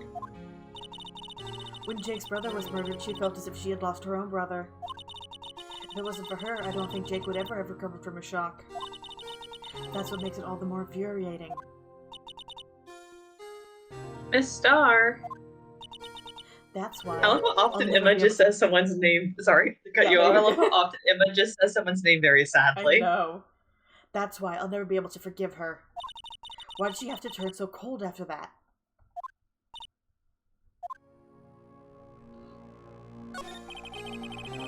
Lana transferred to the prosecutor's office 2 years ago, didn't she? Yes, thanks to Chief Gant's powerful influence. Chief? That's right. Having solved the SL9 case, his position as chief was secured. There was only one thing left for him to control. And then no one could stand in his way. The prosecutors. Yeah. The prosecutor's office. What? You mean that's why Lana was transferred? If he could control the chief prosecutor, he could control the prosecutor's office. That must have been his goal all along. It's all connected. But how could he control Lana? I don't know, but one thing's for sure. Ever since that case ended, she's never been the same. It's only logical to conclude. There must have been a reason for her change. I feel like he's been threatening Emma somehow. Blackmailing her. Blackmailing her, saying that if she tells, Emma will never be able to be a detective.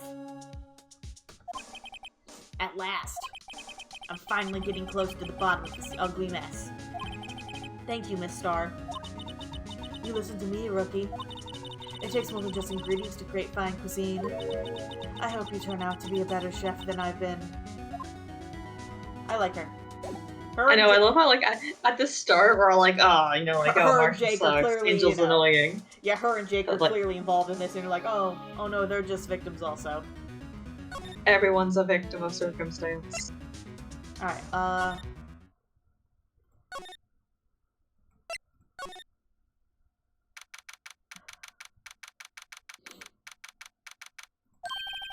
Oh, you're back! You're still here? I gotta make 150 copies of these files. Brewing coffee, copying files. I'm trying to get to a regular DJ! You're a DJ as well? If I'm not mistaken, I think he means desk jockey. Oh, that DJ. Gotta admire your persistency, but my answer's still no. Come on, Gumshoe. Not letting you in the chief's office, period. It'd be my neck on the line. That office is the last crime scene in the SL9 incident. I have to take a look in there. There's gotta be something we can do to make the detective change his mind. Oh god, what am I gonna present him with? Do you have any ideas? No. Threaten him. Oh yeah! Edward's letter. Yeah! The resignation letter! What's this scribbled on a piece of paper? No way! Mr. Edward can't be serious! Is he ever not serious? I can't believe they pushed him this far! Mr. Edgeworth really feels responsible. When I first met him, I thought he was as cold as ice, too. But I know different now. He trusted us to provide him with sound evidence. But we betrayed him. Detective? That's it, I made up my mind. What? Here, take my ID card. Paste Gumshoe! It still says Gumshoes? Bruce Goodman. It's fine. Gumshoe's the best fucking character ever. I love Gumshoe. I would die for Gumshoe. I would murder for Gumshoe. I would kill for Gumshoe. I would kill for Gumshoe. We can't do that. If someone found out. They won't let you off the hook with another lost item report. Look at me. It's no secret I'm already out of the loop. After all, I'm friends with Mr. Edgeworth. Depending on how this case turns out, I may already be as good as terminated. No. What? So at least let me do this, for Mr. Edgeworth's sake. Alright, Detective. Thank you. Alright. Gumshoe, I want to give you a little kiss on the forehead. You're so based, Gumshoe, I love you. Here goes, Mr. Wright.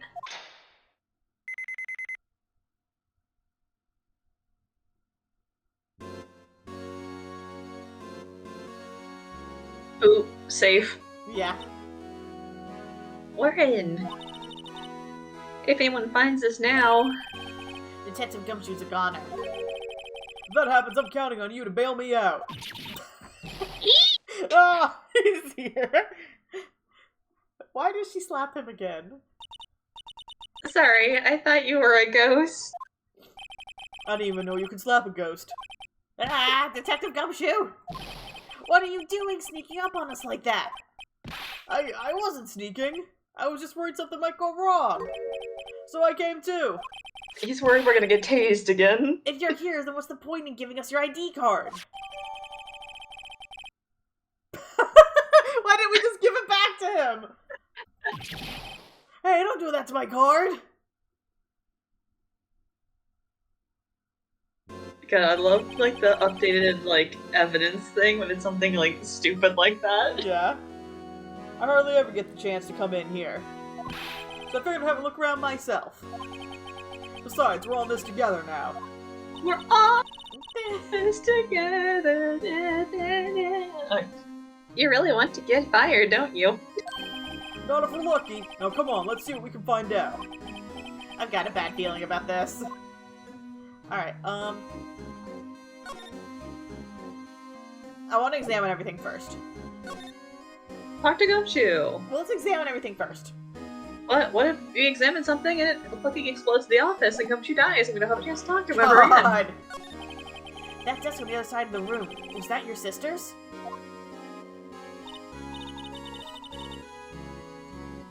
Yes, that's where I was waiting for Lana. On that day 2 years ago. Is anyone using it now? No, sir. This is entirely Chief Gant's office now. He practices a strict policy of preserving the crime scene. That's a strange reason to leave it there. He leaves it as a warning to everyone else. He wants us to always be alert. He told us so himself at our New Year's party. Of course, he was pretty intoxicated at the time. God, I'd pay to see him drunk. I want to see Gant drunk off his ass. That'd be hilarious. So, ever since Lana left, no one ever touches that desk? No one except Chief Gant. And the cleaning lady who's in here each morning. Still, 2 years have passed since that incident. There can't possibly be any clues remaining. That's so weird to me. Can I ask you something? Sure. You only came here to look around, right? Because it's one of the SL9 crime scenes? I mean, that's your only reason for coming here, isn't it? Why do you ask? You don't think... Nah, you wouldn't be... No. No, there's no way. Never mind. Don't worry about it. Okay, now then, let's look around a little more. Hey, hold on, not so fast, buddy. Huh? What is it? When someone tells you don't worry about it, it's supposed to start bothering you, pal. Don't just let it go with that. Sorry, this guy's starting to get on my nerves. Okay, so what's bothering you? You two don't think Chief Gant might be a suspect, do you? What? He's right, Mr. Right. What do we think of him? I think he absolutely has He's killed. guilty as fuck! Chief Gant, so it's finally come to this. He's too orange. He's too orange. I don't like his smiles. He has weird pauses. He is weird. I don't like him. He gives me bad vibes. He has the aura of someone who is trying to act so nice and kind solely because you know he's hiding something. Yeah. Especially in the court when the way he's like, I said wait. It's like, ugh. I know, he has those moments of he's like, no, I'm in charge. You're gonna listen to me. But I'm nice, so don't worry about it. Literally. He's wearing so much orange for someone who's a walking red flag. I know. Literally, that's why I gave him the voice I did. I'm so glad I gave him that voice. It fits him perfectly of being the like, I'm a Baptist pastor. I just want the best for you. Give me all your money. Give me all your money. I'm going to run away with all your money. I'm gonna run away with all your money. Perhaps it's best I don't divulge my feelings yet. There you go, ignoring me again. No, Alright, now we can look at everything. Alright. We don't need to voice these, we can just go through them fast. What if there's something funny? If the music fades out, we know it's important, we'll go to it. Otherwise, there's so much stuff we have to investigate. Ah, fine. How many taxpayer dollars? Me. It's tax fraud. Me too, Emma. You don't have taxes to pay.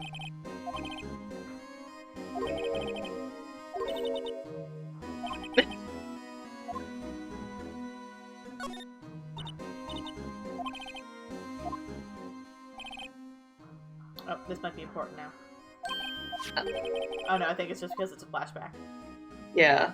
So he was reading we know from Edgeworth, talking to Edgeworth, that was the evidence list of the trial. Oh, this might be important. This looks like a list of evidence. A list of evidence. In most cases, the list was twice as long as the list, though. Hey, look at the case name. Huh? SL9 incident. I wonder what this is doing here. Hold on, detective. What did you just say? I said, I wonder what... No, about evidence lists. Normally they're twice as long. That's right. I guess there wasn't a lot of evidence. A half-size list of evidence.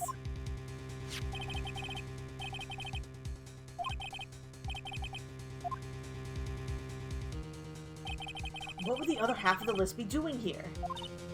Oh, it's the other half of the list. Half.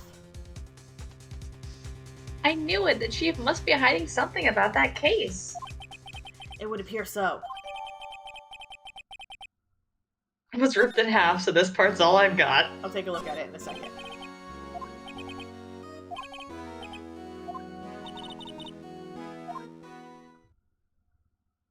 Oh my god, we're gonna have to actually figure out the code. A 7-digit number. I think I might just know what it is. Input a number. Yeah.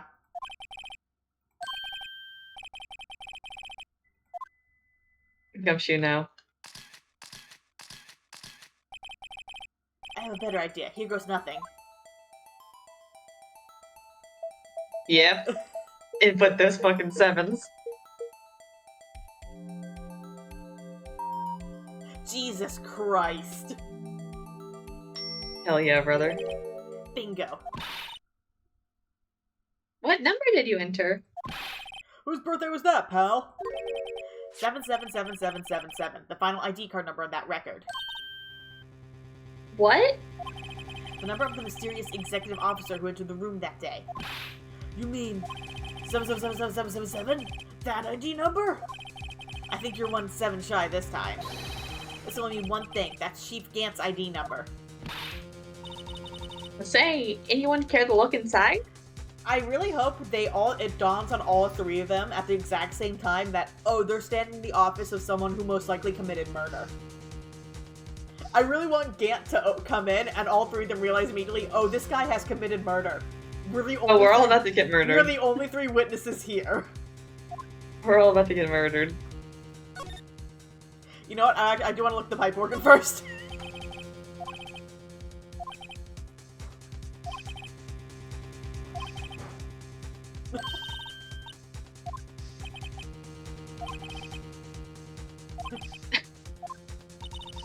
An instrument of punishment. Alright, now we can look in here. Is there any money in there? How much does he have stashed away? Look, it's, A shard from a broken cup. This somehow looks familiar. Where have I seen this before? We have the other half in our evidence pocket. Yeah. There's something else in here, too. What's this? It looks like a piece of leather cloth. The handprint on it. This is a handprint, isn't it? Hey, I saw someone wearing a shirt like that once. Think the chief made up the design? I don't think... Oh, well, it was just a thought. Is that it? Is this all that was in the safe? Apparently so. It's empty now. A piece of cloth with a handprint on it. And a broken shard from a cup. Oh, there's something written on the shard. I know. They look like pieces of evidence. Yeah, unless you can prove they have something to do with this case. I'm afraid I can't just let you take them. After all, it's my neck on the line here. Great. Now I have to prove their relevancy to get them. How are these two items related to the SL9 incident? Come on, there's gotta be something we can show the detective. Can we finish looking around? Oh my god. I want to look at Lana's desk area. Wait, really quick.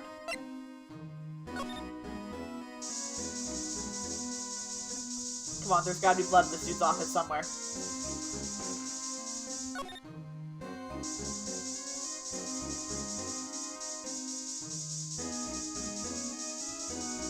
Oh! That's where, yeah, where the Marshall murder got fucking murdered. Whoa, this area must have been covered in blood. Yeah, and like you saw what happened. Is this from that incident? It must be when Prosecutor Neil Marshall was murdered. 2 years have passed, so the reaction's kind of dull. So a murder really did take place here. Wait, spray the suit of armor. We did already. What if he's hiding inside it? Spray him in the face. Oh. This is what we need to present. Detective Gumshoe, could you have another look at this jar? I remember the three of us put that back together. Oh, those are the days. That was yesterday. It was like yesterday. It's kind of early to be nostalgic. Wasn't this jar a piece of evidence from that case? That's right, one of the shards had an SL9 incident sticker on it. Doesn't this ring any bells? You know, that fragment we just found? You mean this one that was in the safe? Yeah, that one. That was in the safe.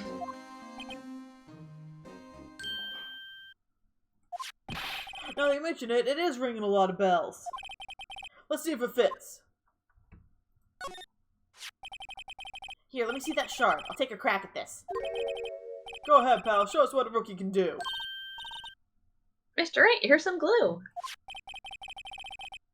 If I can piece this together again, it'll prove Chief Gant was knowingly hiding evidence. Here goes. Spin.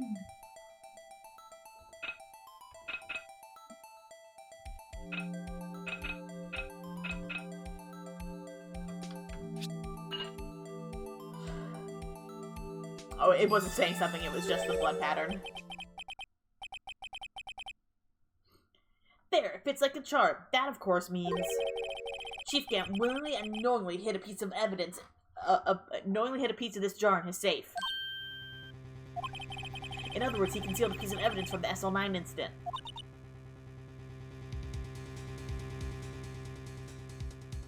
But Hey guys, get a load of this! What is it? This piece you just attached. It's different from the others.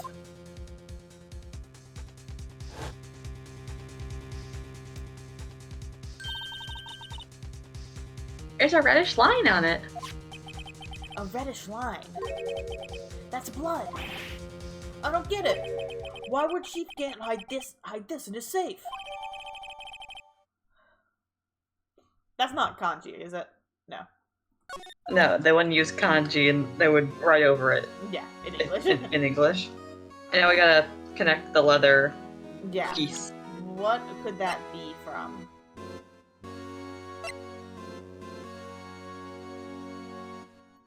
Oh, let's actually look at this list, huh? Oh, you're not gonna let me... Oh, it's the drawing. Her beautiful drawing. I wonder what this is. It looks like someone drew some kind of sketch here. What is it? Did he find something? I can't make it out. I better keep quiet about it for now. Phoenix! Huh, oh, no, it's nothing. Why are your eyes moving about like that, Mr. Wright? Better not forget about this picture. Huh. So, she drew the sketch on the back of the evidence paper? Why is that important to Gant?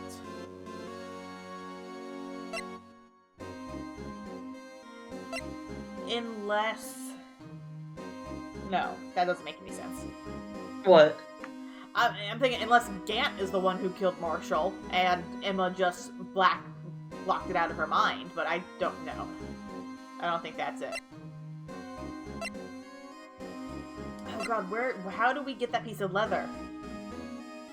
Oh, well, do you want assistance? Yes.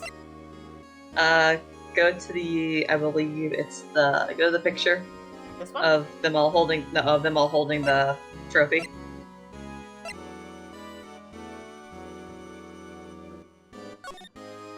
Oh, is it that thing that he's wearing? His vest. His vest? Yeah, okay. I would not have believe it's gotten that. Hey, look what's behind them. Oh. The vase. Oh. Oh. Oh, things just took a turn. Oh, things just took a turn. If I'm fired, won't be able to give you any information. So that's why I have to get it all out of my system now. You understand, don't you? A piece of negative, detective. So, it said that Dark had a concussion. So did Gant hit him with that? I have a concussion to make. Did Gant hit him with that? Or did Marshall hit him with that? Wait, okay. We'll see. So, okay, theory right now. They're fighting. Emma blacks out while they're still fighting. She thinks that she saw Marshall get stabbed to death. She blacks out. Marshall isn't actually dead. Hold on, you cut out for a couple seconds. Oh, sorry. Okay, I'm gonna start from the beginning. Alright. Marshall and Dark are fighting. Emma thinks she sees Marshall get stabbed to death, Oh, but hold on. Oh my Hold god. on. You just cut out again. Alright, am I good now? Can you hear me now? I think so. Alright. Emma sees Dark and Marshall fighting. Marshall gets stabbed. Like, Why does it not want me to say the truth? It's trying to hide the truth. stream keeps it's the stream because the game's audio is cutting out also for me. Oh, the internet? So that would be the internet connection for you. I don't know. It's just really funny. That's every time you try and start, it just no. One more time, and then I'm just gonna say it and ignore you. One last time. Emma sees Marshall and Dark fighting. Marshall gets stabbed. Emma thinks he gets killed. She passes out. But Marshall isn't dead. He defends himself by hitting Dark with the pot. Dark is unconscious. and then for whatever reason, Gant kills Marshall. That's my theory currently. Can you repeat your reason Gant kills Marshall? I don't know. That's where I came back in. I don't have a reason yet. He didn't miss anything. For some reason, he kills Marshall. Maybe because he wants to make sure that Lana is indebted to him. For whatever reason. I don't know. Don't have a logic there yet. But that's my current theory. Anyway. I hope I'm one. I have anything useful to share to begin with.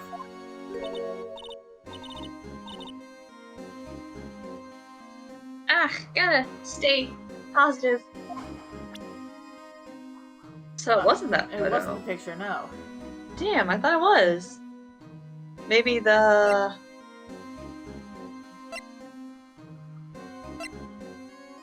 Can we look at the... Oh, we can't look at the piece of leather, right? No. My attorney's badge. What if we can... Can we fingerprint it? Detective, here's my attorney's badge.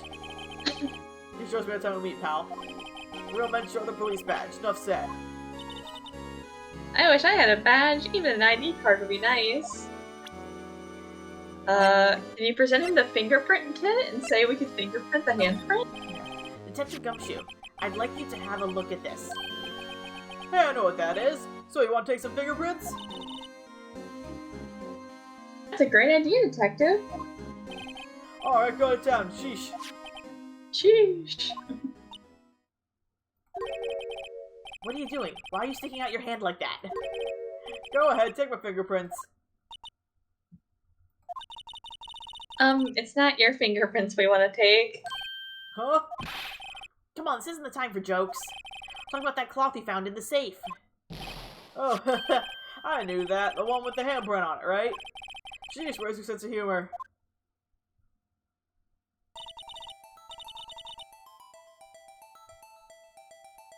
Okay, Mr. Wright, let's check it for prints.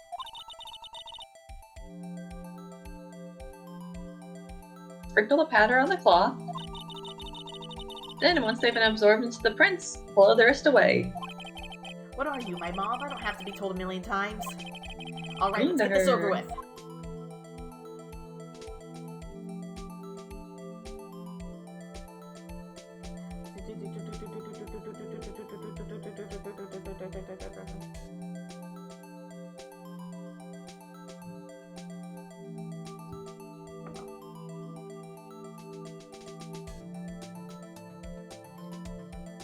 Okay, wait 1 second.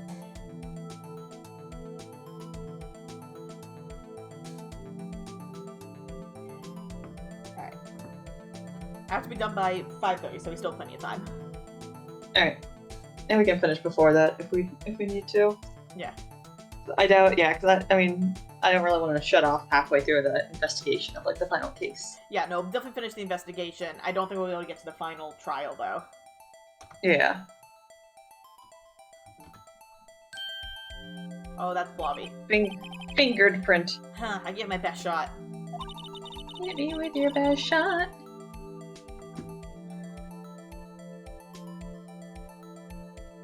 That kind of, hold on. That kind of result won't be any good for matching prints, will it? That doesn't look like we'll get a clear result from this print.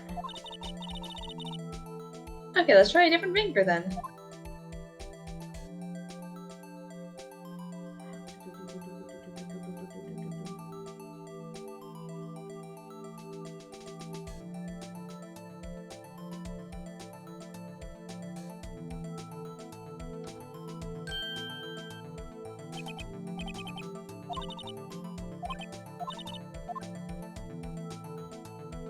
All of them.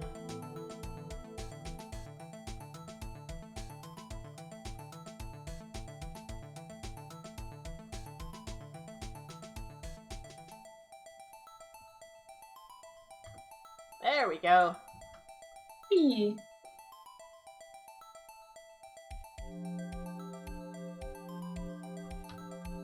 There we go.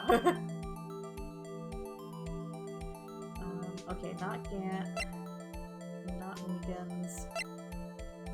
Not Marshall. Not Goodman. Not Gumshoe. Not Lana. Oh, it's Emma's! Emma?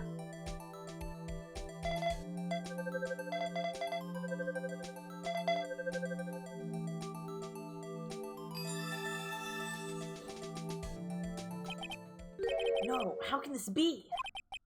What are Emma's fingerprints doing here?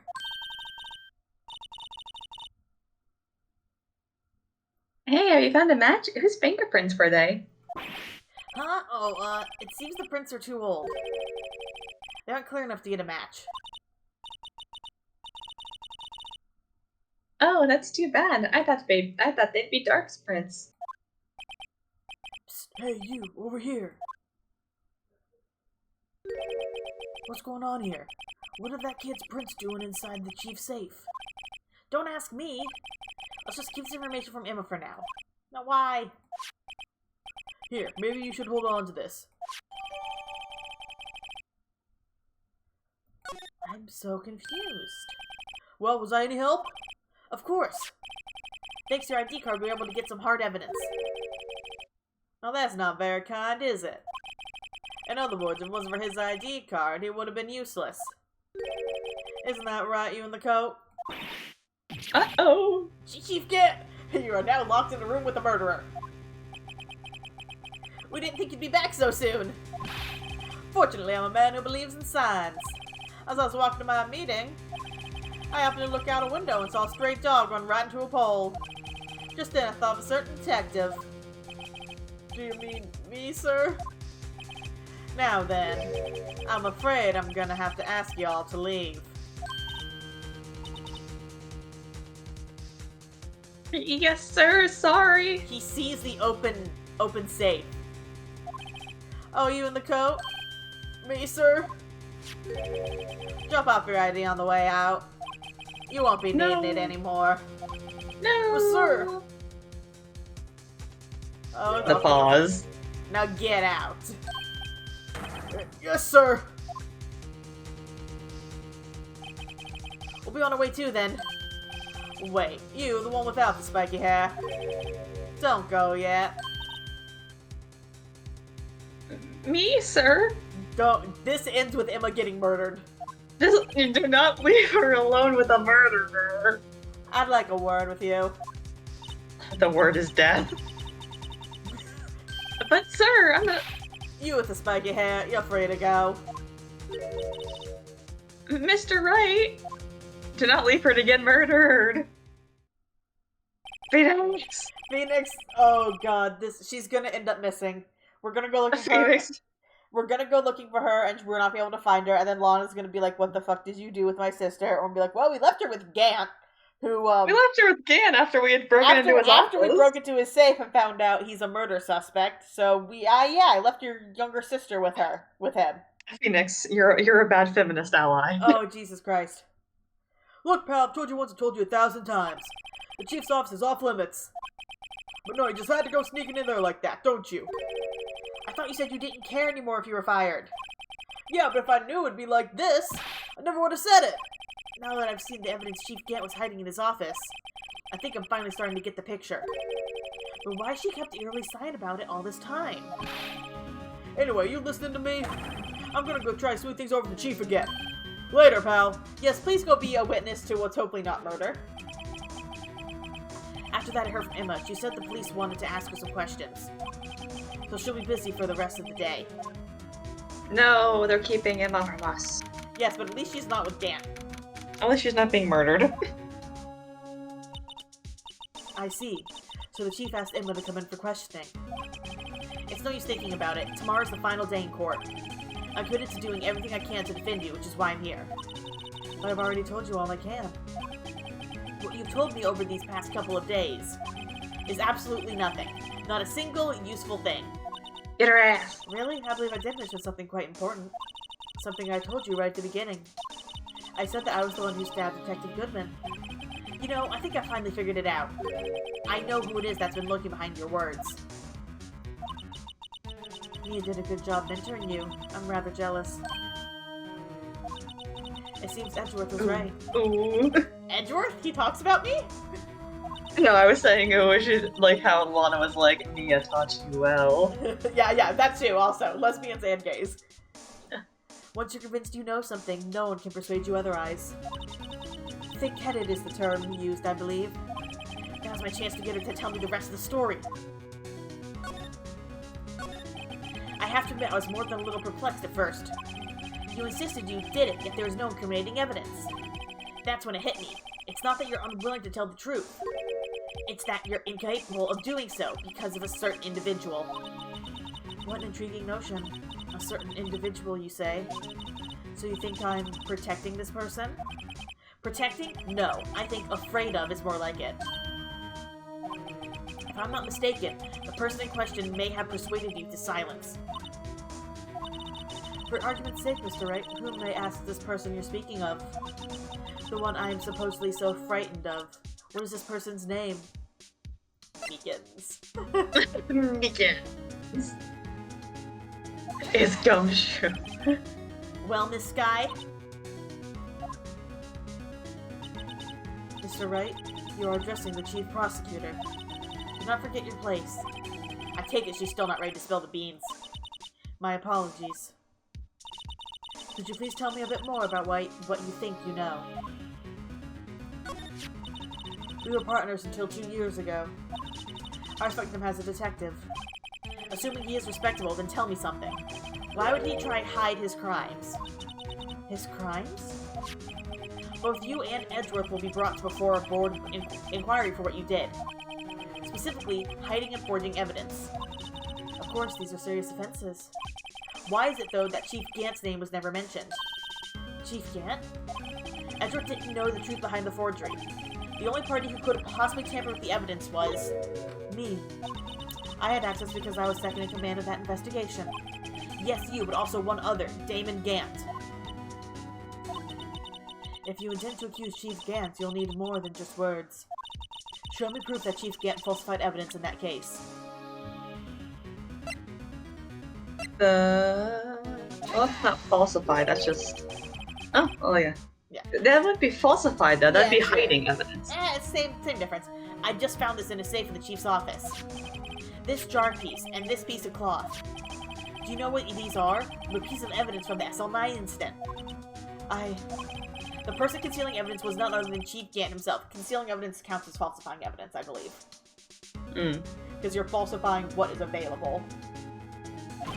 Now tell me, why are you taking all the blame for him? Touche, Mr. Wright.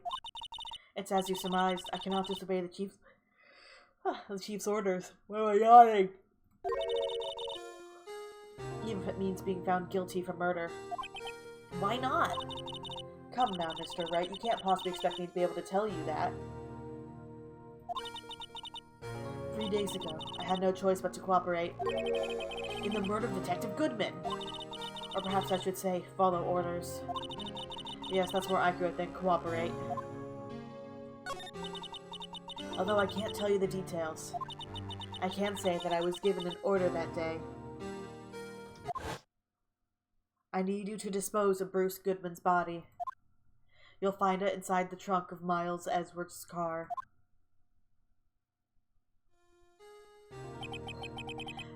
Just as I suspected. Despite what everyone believes, you were not the one who murdered Detective Goodman. Correct. I was trying to take the body out of Edgeworth's car. The trunk's lock was broken, and I discovered that murder weapon while inspecting the body. The murder weapon? You mean Edgeworth's knife? No. When I found the body, this was the knife stuck in it. The knife from the SL9 incident, serial killer Joe Dark's knife. I couldn't just leave that knife in him, so I took it out and stabbed him with another knife. That would be Edgeworth's knife? That's right. Even though he was already dead, my hands were shaking at the thought of stabbing him. That's why I ended up cutting my hand. And that is the reason for the bandage on your right hand.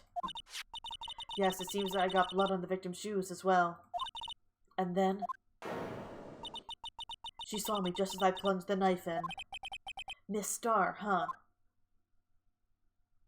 Yes, Angel did see her stabbing someone, but he was already dead. Why did you need to hide Dark's knife so badly? It took a lot of work to finally close the Dark case 2 years ago. It was over with. I didn't ever want it to be opened again. Oh, the Ambrose. Are you back? Yeah. My intent was to prevent that by whatever means possible. So, you hid Dark's knife? The weapon used to stab the detective was evidence of the Joe Dark case. If word got out, which it would, the reporters would have a field day with that. So you wrapped the knife in your scarf and hid it in Edgeworth's exhaust pipe. Right, then I called my sister to tell her what happened and to ask her to hide the knife that was inside my muffler. You asked Emma? I didn't want anyone on the force to know about this. That would explain why Emma is so confident about Lana's innocence. Speaking of phone calls, I had a bad feeling about one of them that day. A bad feeling? The truth is, after I received those orders from Chief Gant, the first thing I did was make a phone call. A phone call to Patrolman Jake Marshall. To Marshall? Why on earth would you call him? The lead investigator for the SO9 incident had been murdered. I wanted that fact to be kept hidden, and I needed help. He was the only other person I could trust. Or at least, I thought I could trust him at the time. However, it seems that after I spoke to him, he went off on an escapade on his own. Oh, you mean, not wanting the case to die, he decided to take things into his own hands. He disguised himself as Detective Goodwin and tried to steal the evidence. He had already stolen the ID card, but it seems he still hadn't made up his mind to break into the evidence room. After my phone call, any remaining doubts he had must have disappeared. So your phone call caused the incident in the evidence room.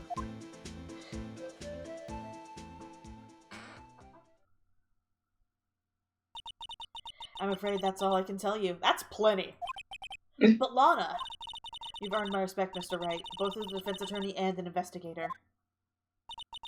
Now, yeah, Phoenix basically is a detective in his own right. Yeah. Don't pursue this any further in court tomorrow. Tomorrow's trial. There's only one way to drive off Lana's demons. I've got to get to the bottom of everything. Detective Goodman's real murderer, Gant. And what went down in the chief's office 2 years ago. Damn. Do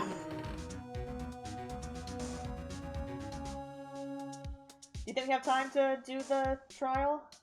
I think it's gonna take more than an hour. More than an hour, yeah. Alright. That means next week we will finish this and then probably immediately jump into Ace Attorney 2. Yippee! Alright. I'll make sure Ace Attorney 2 is actually downloaded. Oh god, I'm gonna have to set up, I'm gonna have to, in the middle of the stream, switch scenes over to Ace Attorney 2. Alright, but I will see you guys next week then.